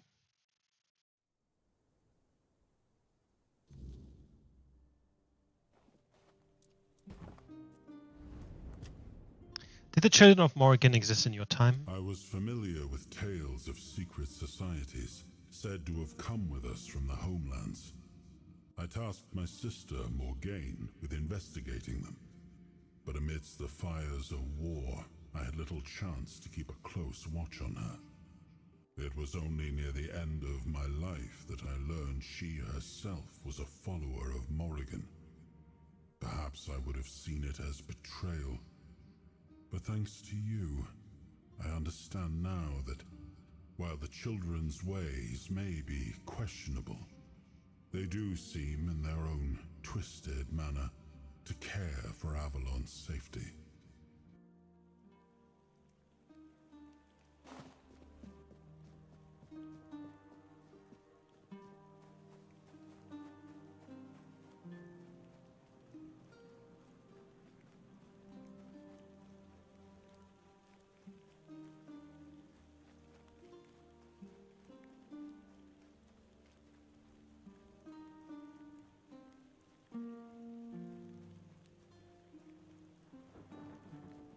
Well, we have Kuanacht in front of us.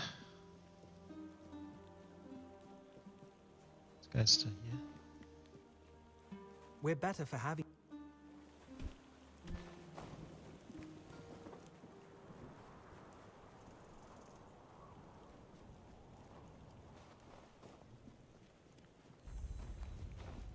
Lower city. That means there's a higher city.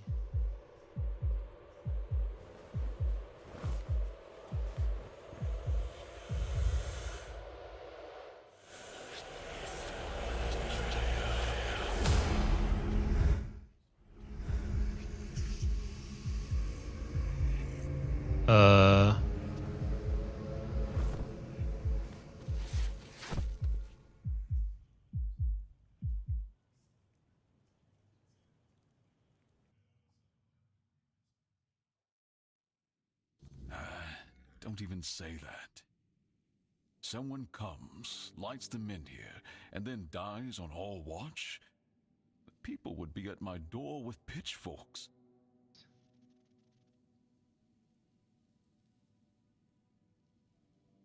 He's waking up. Welcome back to the land of the living, our hero. Help We him l- up, Ansem. So we, it sounds like we lit the men here.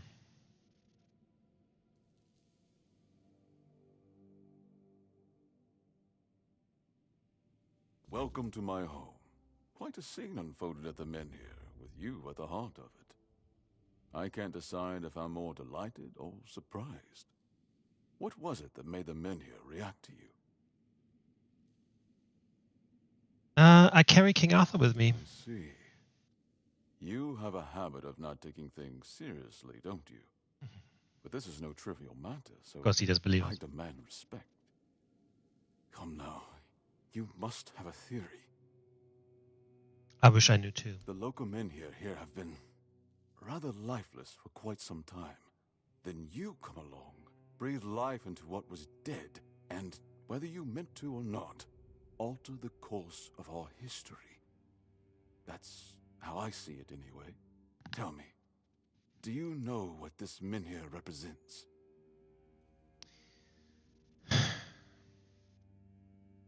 The statues that ward off the weirdness. Merlin built them. So they say.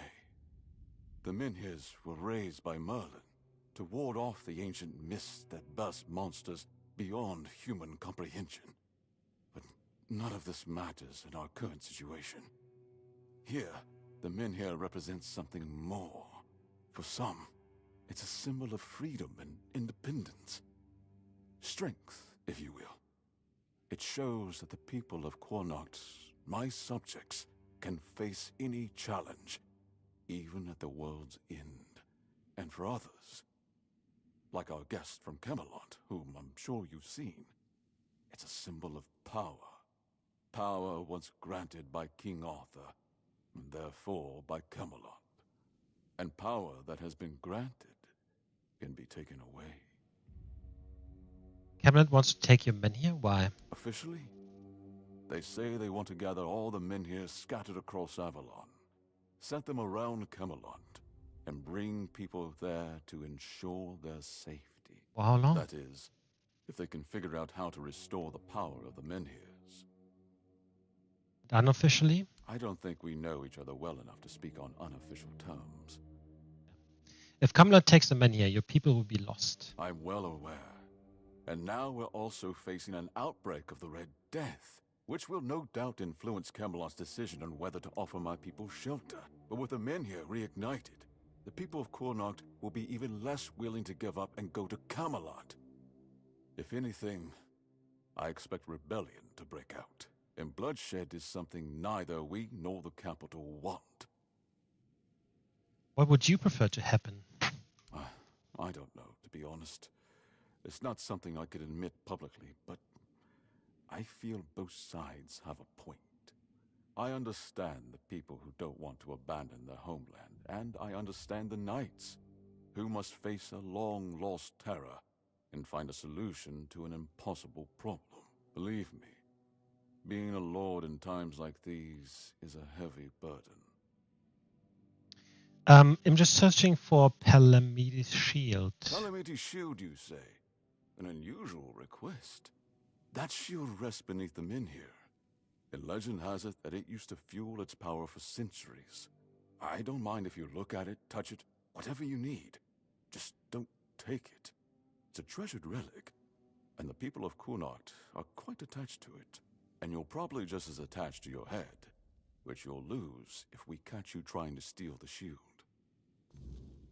What do you want from me? I want you to speak with Dinholm and try to calm him down. He's the commander of Camelot's forces stationed in Connacht, and as you probably imagined, your presence here didn't exactly make his job easier. With the men here active again, everything could change. If you need anything, speak to Ansem. He's the one who decides what's worth my time.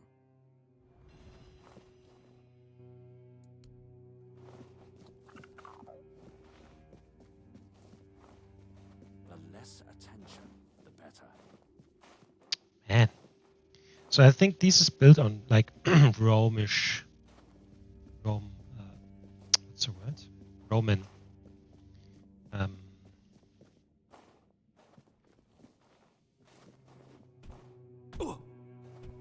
can't think of the words. Words have left me. Ah, you need something? A lot of stuff's boarded up and shit. Ah, a new face. I am Anselm, Major Domo to Lord Yvain. Any business to be done in Connacht usually passes through my hands first. What kind of business? From managing the court's affairs to ensuring Connacht doesn't collapse under its own weight. It's my duty to keep things running smoothly. Not an easy task, given the times. And you? What brings you here? Wandering so close to the heart of Connacht's business. You don't strike me as the idle type. What's it like here at the court? Life at court is a delicate dance. It's calm on the surface, but underneath, there's always tension. Managing affairs, settling disputes, keeping the wheels turning. It's not for the faint of heart. Lord Yvain means well, but he makes decisions slowly, too slowly sometimes. Not that I complain. It's a role I've accepted, and one I'll carry out for as long as I'm needed. It's a quiet kind of chaos, but one we must master, for the sake of Connacht and those who call it home. It must be challenging to protect the court in these times. Challenging doesn't begin to describe it. The court is the heart of Connacht, and if it falters, the rest follows. That's a heavy weight to bear. But if I'm honest, it's the plague that keeps me awake at night. I've seen what it does, how it spreads, how it steals lives without mercy. I lost my family to it. The only reason I'm still here is because I was locked away at court while they were quarantined. Since then, protecting this place, keeping it safe, has been more than a duty. It's been everything. Be well. Ah, there you are. Farewell.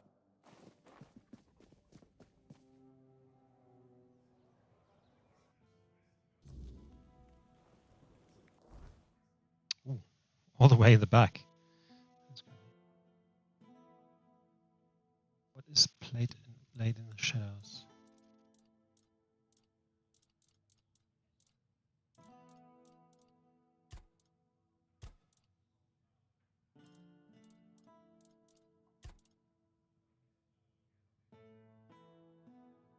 Oh, Shadowblade, that's the author behind the crafting books that are shitty.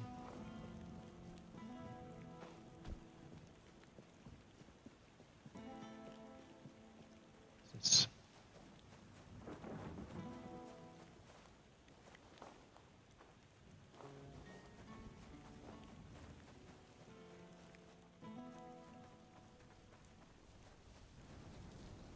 quite extensive.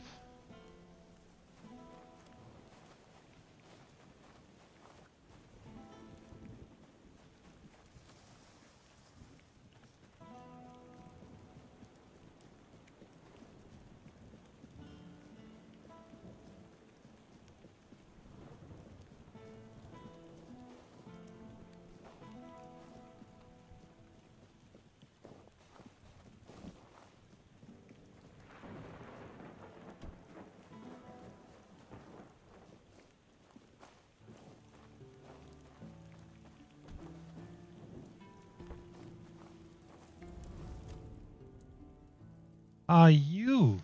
What the heck? The lost one cannot hear you.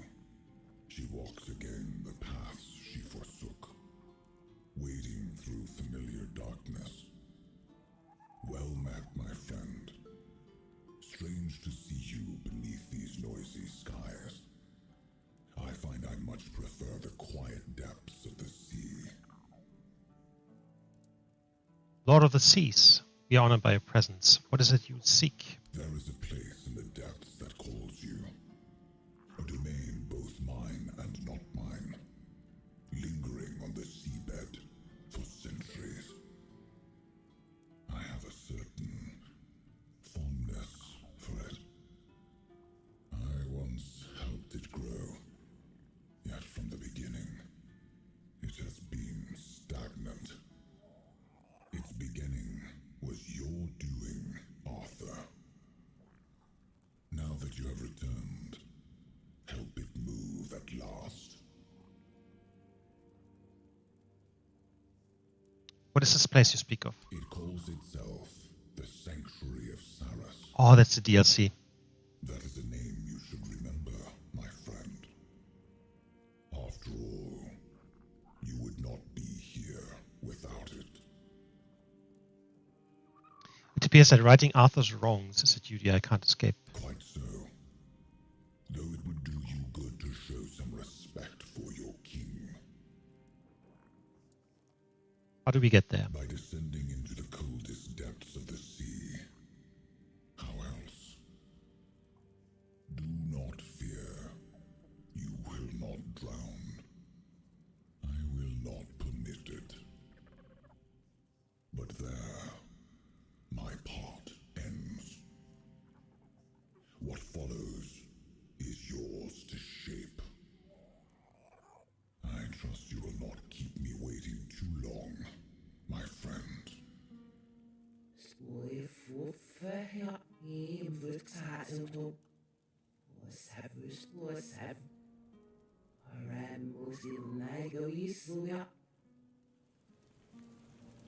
That was backwards, by the way.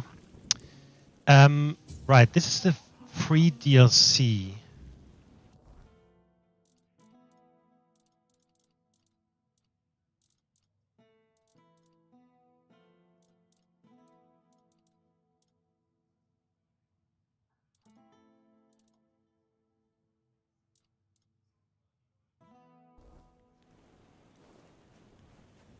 Descent. Where does it come up?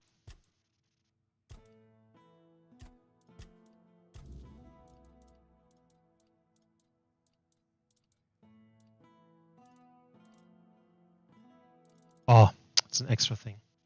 Yeah, so this is the DLC. So, go to that later.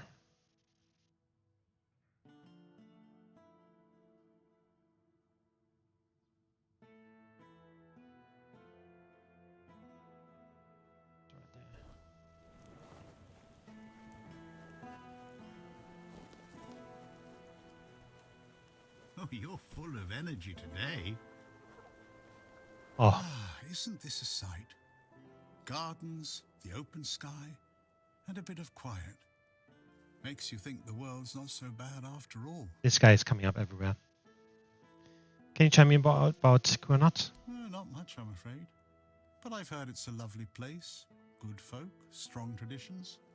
They've got a treasure here, you know.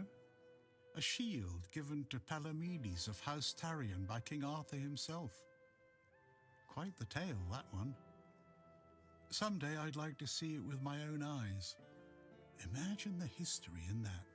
Something touched by the old king, still standing proud.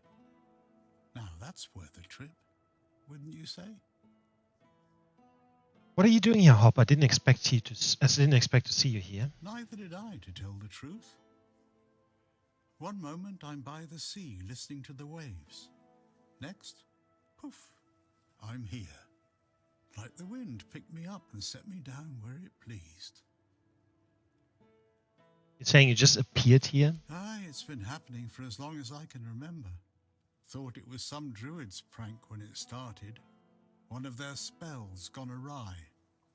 I even asked a crow once if it had anything to do with it. Got no answer, of course. But if this is the way of things, who am I to complain? He knows about the crows. I get to see the stars from all sorts of places. And he was connected to druids. The best part? I never have to worry about where to go next. This guy is much older than you seems, I think, and a much more important person. This doesn't bother you? Not in the slightest. The world's a big, messy place, my friend. If the winds of fate decided to carry me themselves, who am I to argue? I'll make the most of it, wherever I land. And look at this. Landed me in a fine garden, with fine company. Fate must think highly of me, eh? What a great attitude.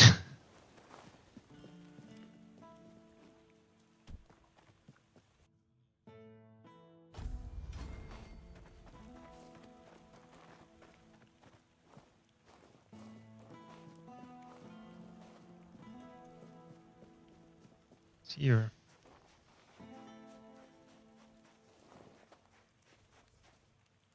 Targaryen family crypt.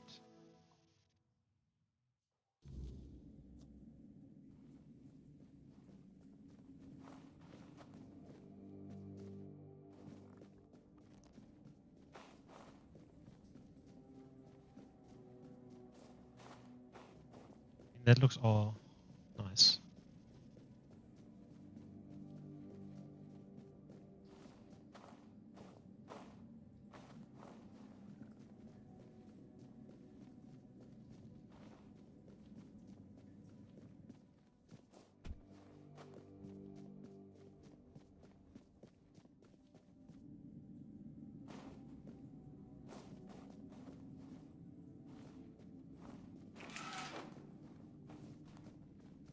Sure, there's a quest for this later on.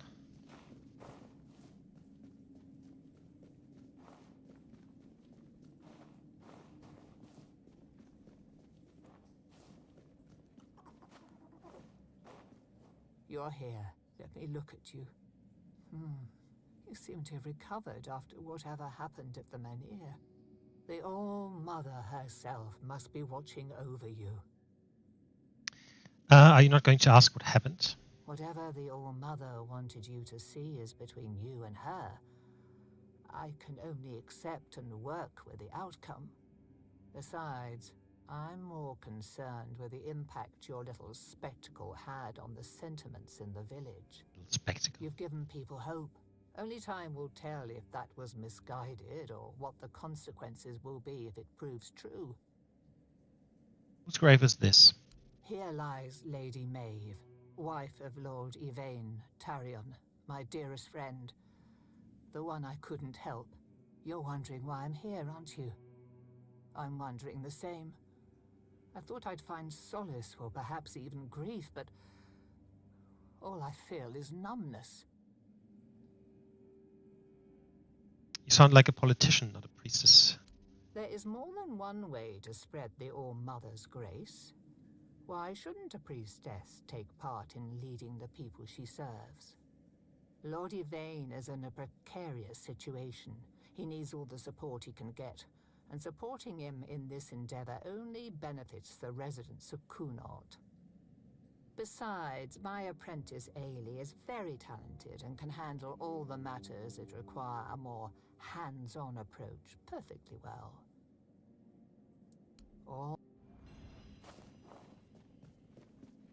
Well, we have a few different memories.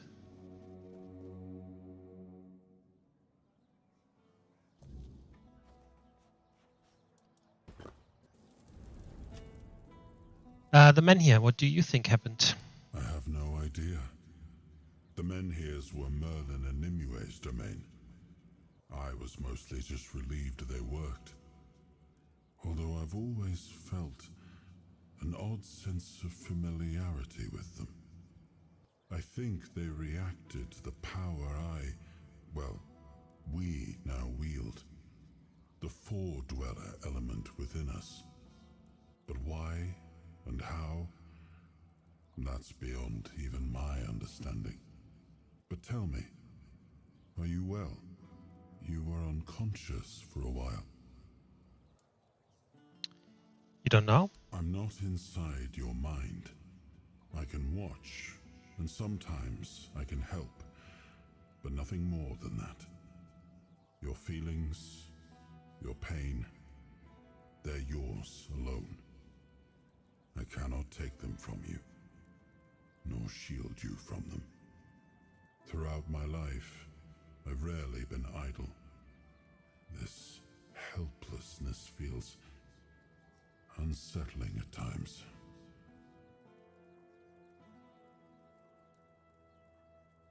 I'm fine, no need to worry. Good. That's good. You're admirably resilient. You remind me of some of my knights. The ones who helped me to build Avalon. Never surrendering, never backing down. We may not have chosen each other's company, but I'm glad it's you I ended up traveling with. What do you think of Lord Yvain? Well, the apple has fallen far from the tree. I don't see the air of Palamedes in him. His ancestor was a ruler devoted to his people. He was even capable of defying me when the situation called for it. I always respected him for that. And Yvain, I see a man trying to please everyone. That is the gravest sin a leader can commit. Decisions are never easy, but they must be made. I see that the current Lord is trying to delay that moment, and I fear it's his people who will suffer most because of his indecision. I know much time has passed. I just hope Palamedes' bloodline wasn't diluted by the carelessness of one of Yvain's foremothers. I think he's right, like, decisions isn't always easy, but it's more important to make a decision rather than not. Regardless of what it is, even if it's small things. The All-Mother and her priestesses must have seen better days. Like many things in Avalon, it seems. But yes, they used to be quite influential. Sometimes unnervingly so. They had the ears and hearts of the people, and they made them rather bold in voicing their opinions. As you can imagine, we didn't always see eye to eye. That led to some unfortunate confrontations. What do you mean? I couldn't allow people to openly disagree with me, no matter the influence they thought they held among my subjects. The temple's representatives didn't approve of my use of the weirdness during the war, and they made their opposition public. I decided that such opposition deserved punishment. Silencing voices is tyranny. Sometimes it's necessary, and that was one of those times. In times of war, a leader cannot appear weak, cannot afford to look uncertain. Call it what you like, but war demands obedience, not debate.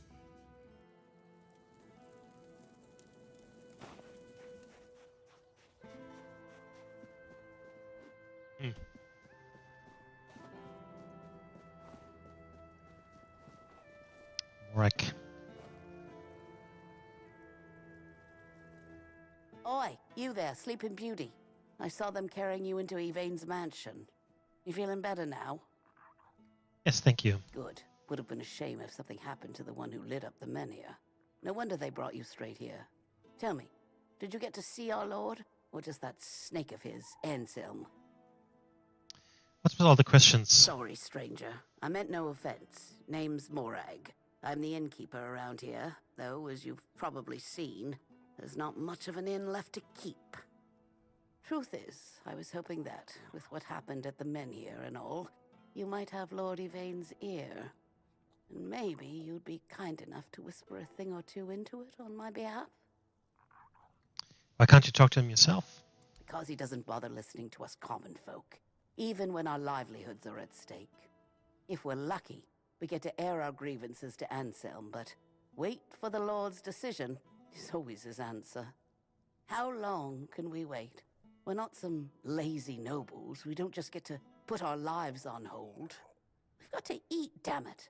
And unlike him, we have to work for our meals. What do you need? Camelot shut down my inn. Said it was because of the Red Death, but the Red Priests have been here for ages, and they never had a problem with my place. And last I checked, Yvain's still our lord, not one of those Camelocians. What gives them the right to meddle in our business? The Red Death is a valid threat. Aye, I know. I was here when the outbreak hit. Lost some of my best patrons. But the Red Priests have it under control now. Every new case gets carted straight to the asylum, and we haven't had one in a good while. I tried talking to the Camelocians. They told me to piss off. Now Yvain's my only hope. All right, I talked to him for you. You stranger. All I want is a straight answer. The least he could do is make Camelot pay me some kind of compensation.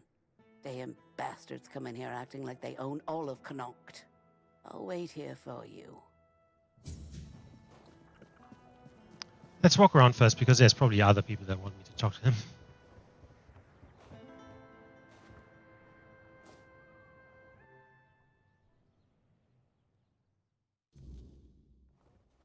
Didn't expect company. Didn't ex-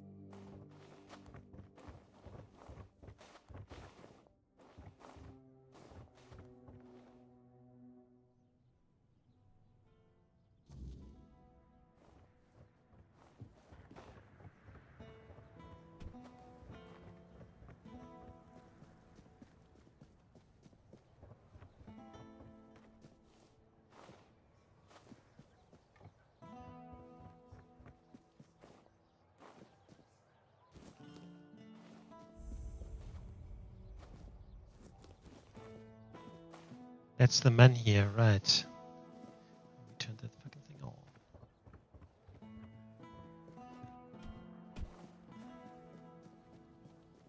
Hospital.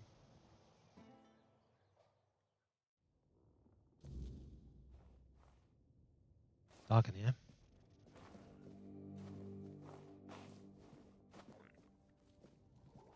Oh, hello there.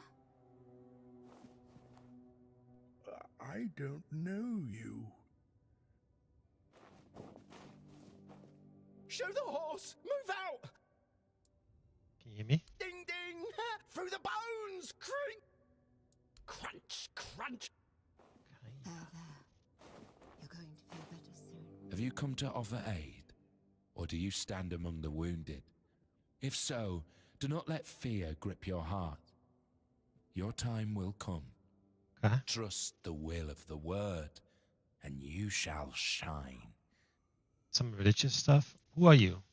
I am but an empty vessel, yearning to be filled with the sacred joy of the word. Now I am perfectly blank and naked. Sheeple. Alone, I lie in this cold place, silently watching, patiently waiting.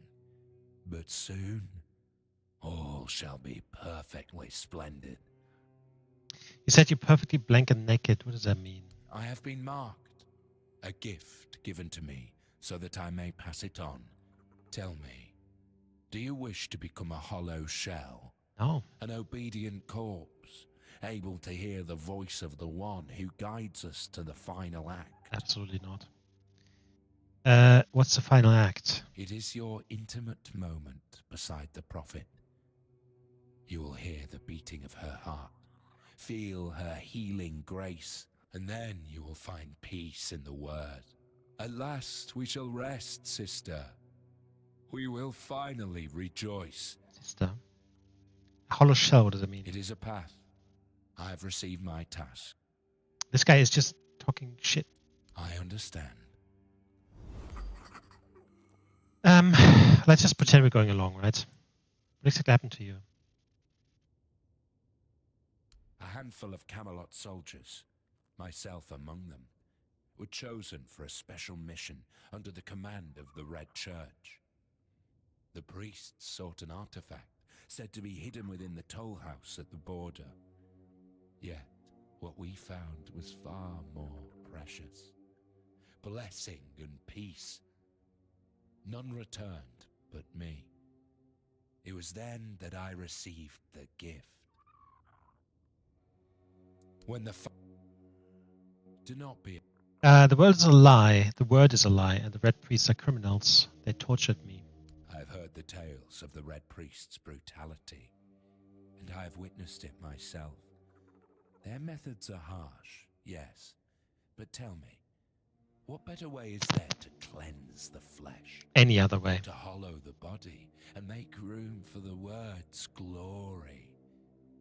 We are not perfect as we are. We must be bent into the proper shape. There's people that are really like this. Anyway, we're going ahead with this just because I want to do the quest. So it is decided. This brings me great joy. It will take but a moment. You will feel no pain. Now, go to the place where I first set foot on this path. There, you will find the one who shall become your shepherd. soon, you will be reborn.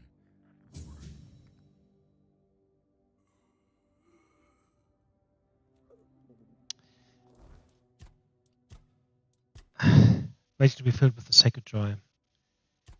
I mean, fuck me. There. You're going to feel better soon. I'm just trying to help you. You'll get better soon, you'll see. Just try to calm down. There. Do you need something? Are you in pain? I'll do all I can to help, but I need to warn you that our supplies are quite limited.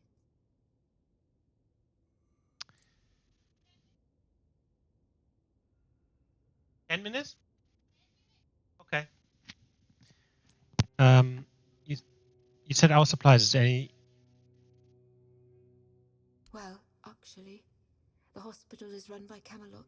I'm just an apprentice to Neonte, the priestess of the All-Mother here in Kunot. But the healer from Camelot is dead, and Neonte spends most of her time at Lord Yvain's manor. So, it seems I'm on my own. Camelot can't send a different healer? Camelot treats this place like a field hospital. To them, it's temporary. Though I suppose that's their outlook on all of Kunot right now. The legate says Camelot simply can't spare anyone else. According to him, one priestess and her apprentice should suffice.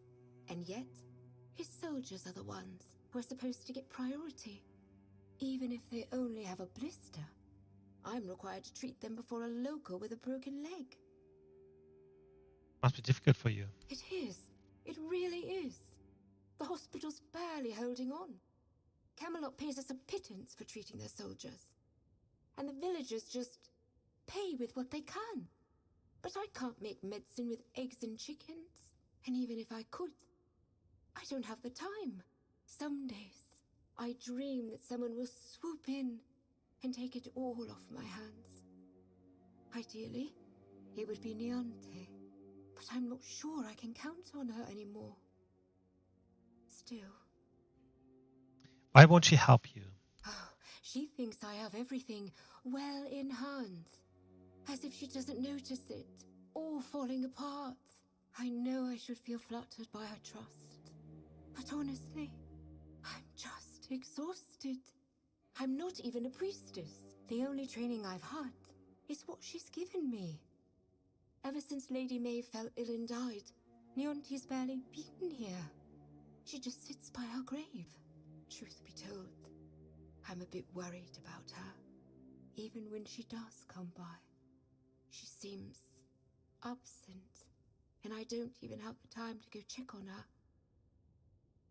Could use something to ease my pain. Here, take.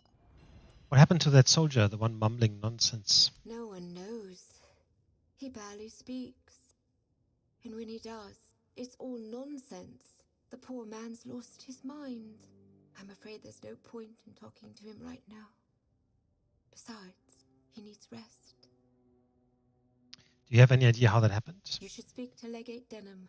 All I know is they sent him somewhere. And when he came back, he was like this. If I had to guess, I'd say it's the effects of the weirdness. Weirdness? He's a seasoned soldier. I'm sure he's seen plenty in his life. I doubt anything could scare him enough to drive him mad. The other soldiers said he was acting completely normal before. So it's not some long-standing illness of the mind, unless he hid it very well. But I've seen similar cases in people who spend a few nights, or even one, beyond the Menea's reach. Is there any way I could help you? There is a patient who won't let me treat him. His name's Wilbur, and he's a difficult case. Most of what ails him is just old age. Some days he's clear-headed, but those are becoming fewer and farther between. Lately, he won't let me touch him. He yells at me, claiming I'm keeping him here by force, away from his family. He's even stopped eating and refuses to take his medicine. Honestly, I'm at my wit's end. I don't know how to help him anymore without scaring him even more. Why is he so afraid? All of Connacht knows that I was marked by the weirdness. It's not as bad as people make it out to be, but some are superstitious. They believe I bring bad luck. When Neontic took me in, there were a lot of whispers, though it got better once I started working in the hospital. Weirdness or not, at least they have a healer. But I'm afraid that, in Wilbur's head, I've become some monstrous figure, keeping him prisoner. Maybe I could help you. You can try. Just, please, be gentle with him.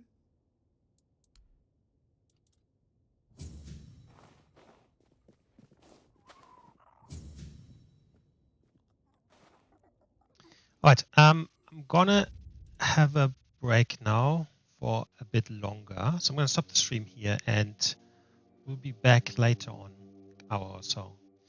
Going for dinner and stuff. So thank you very much for watching and see you later.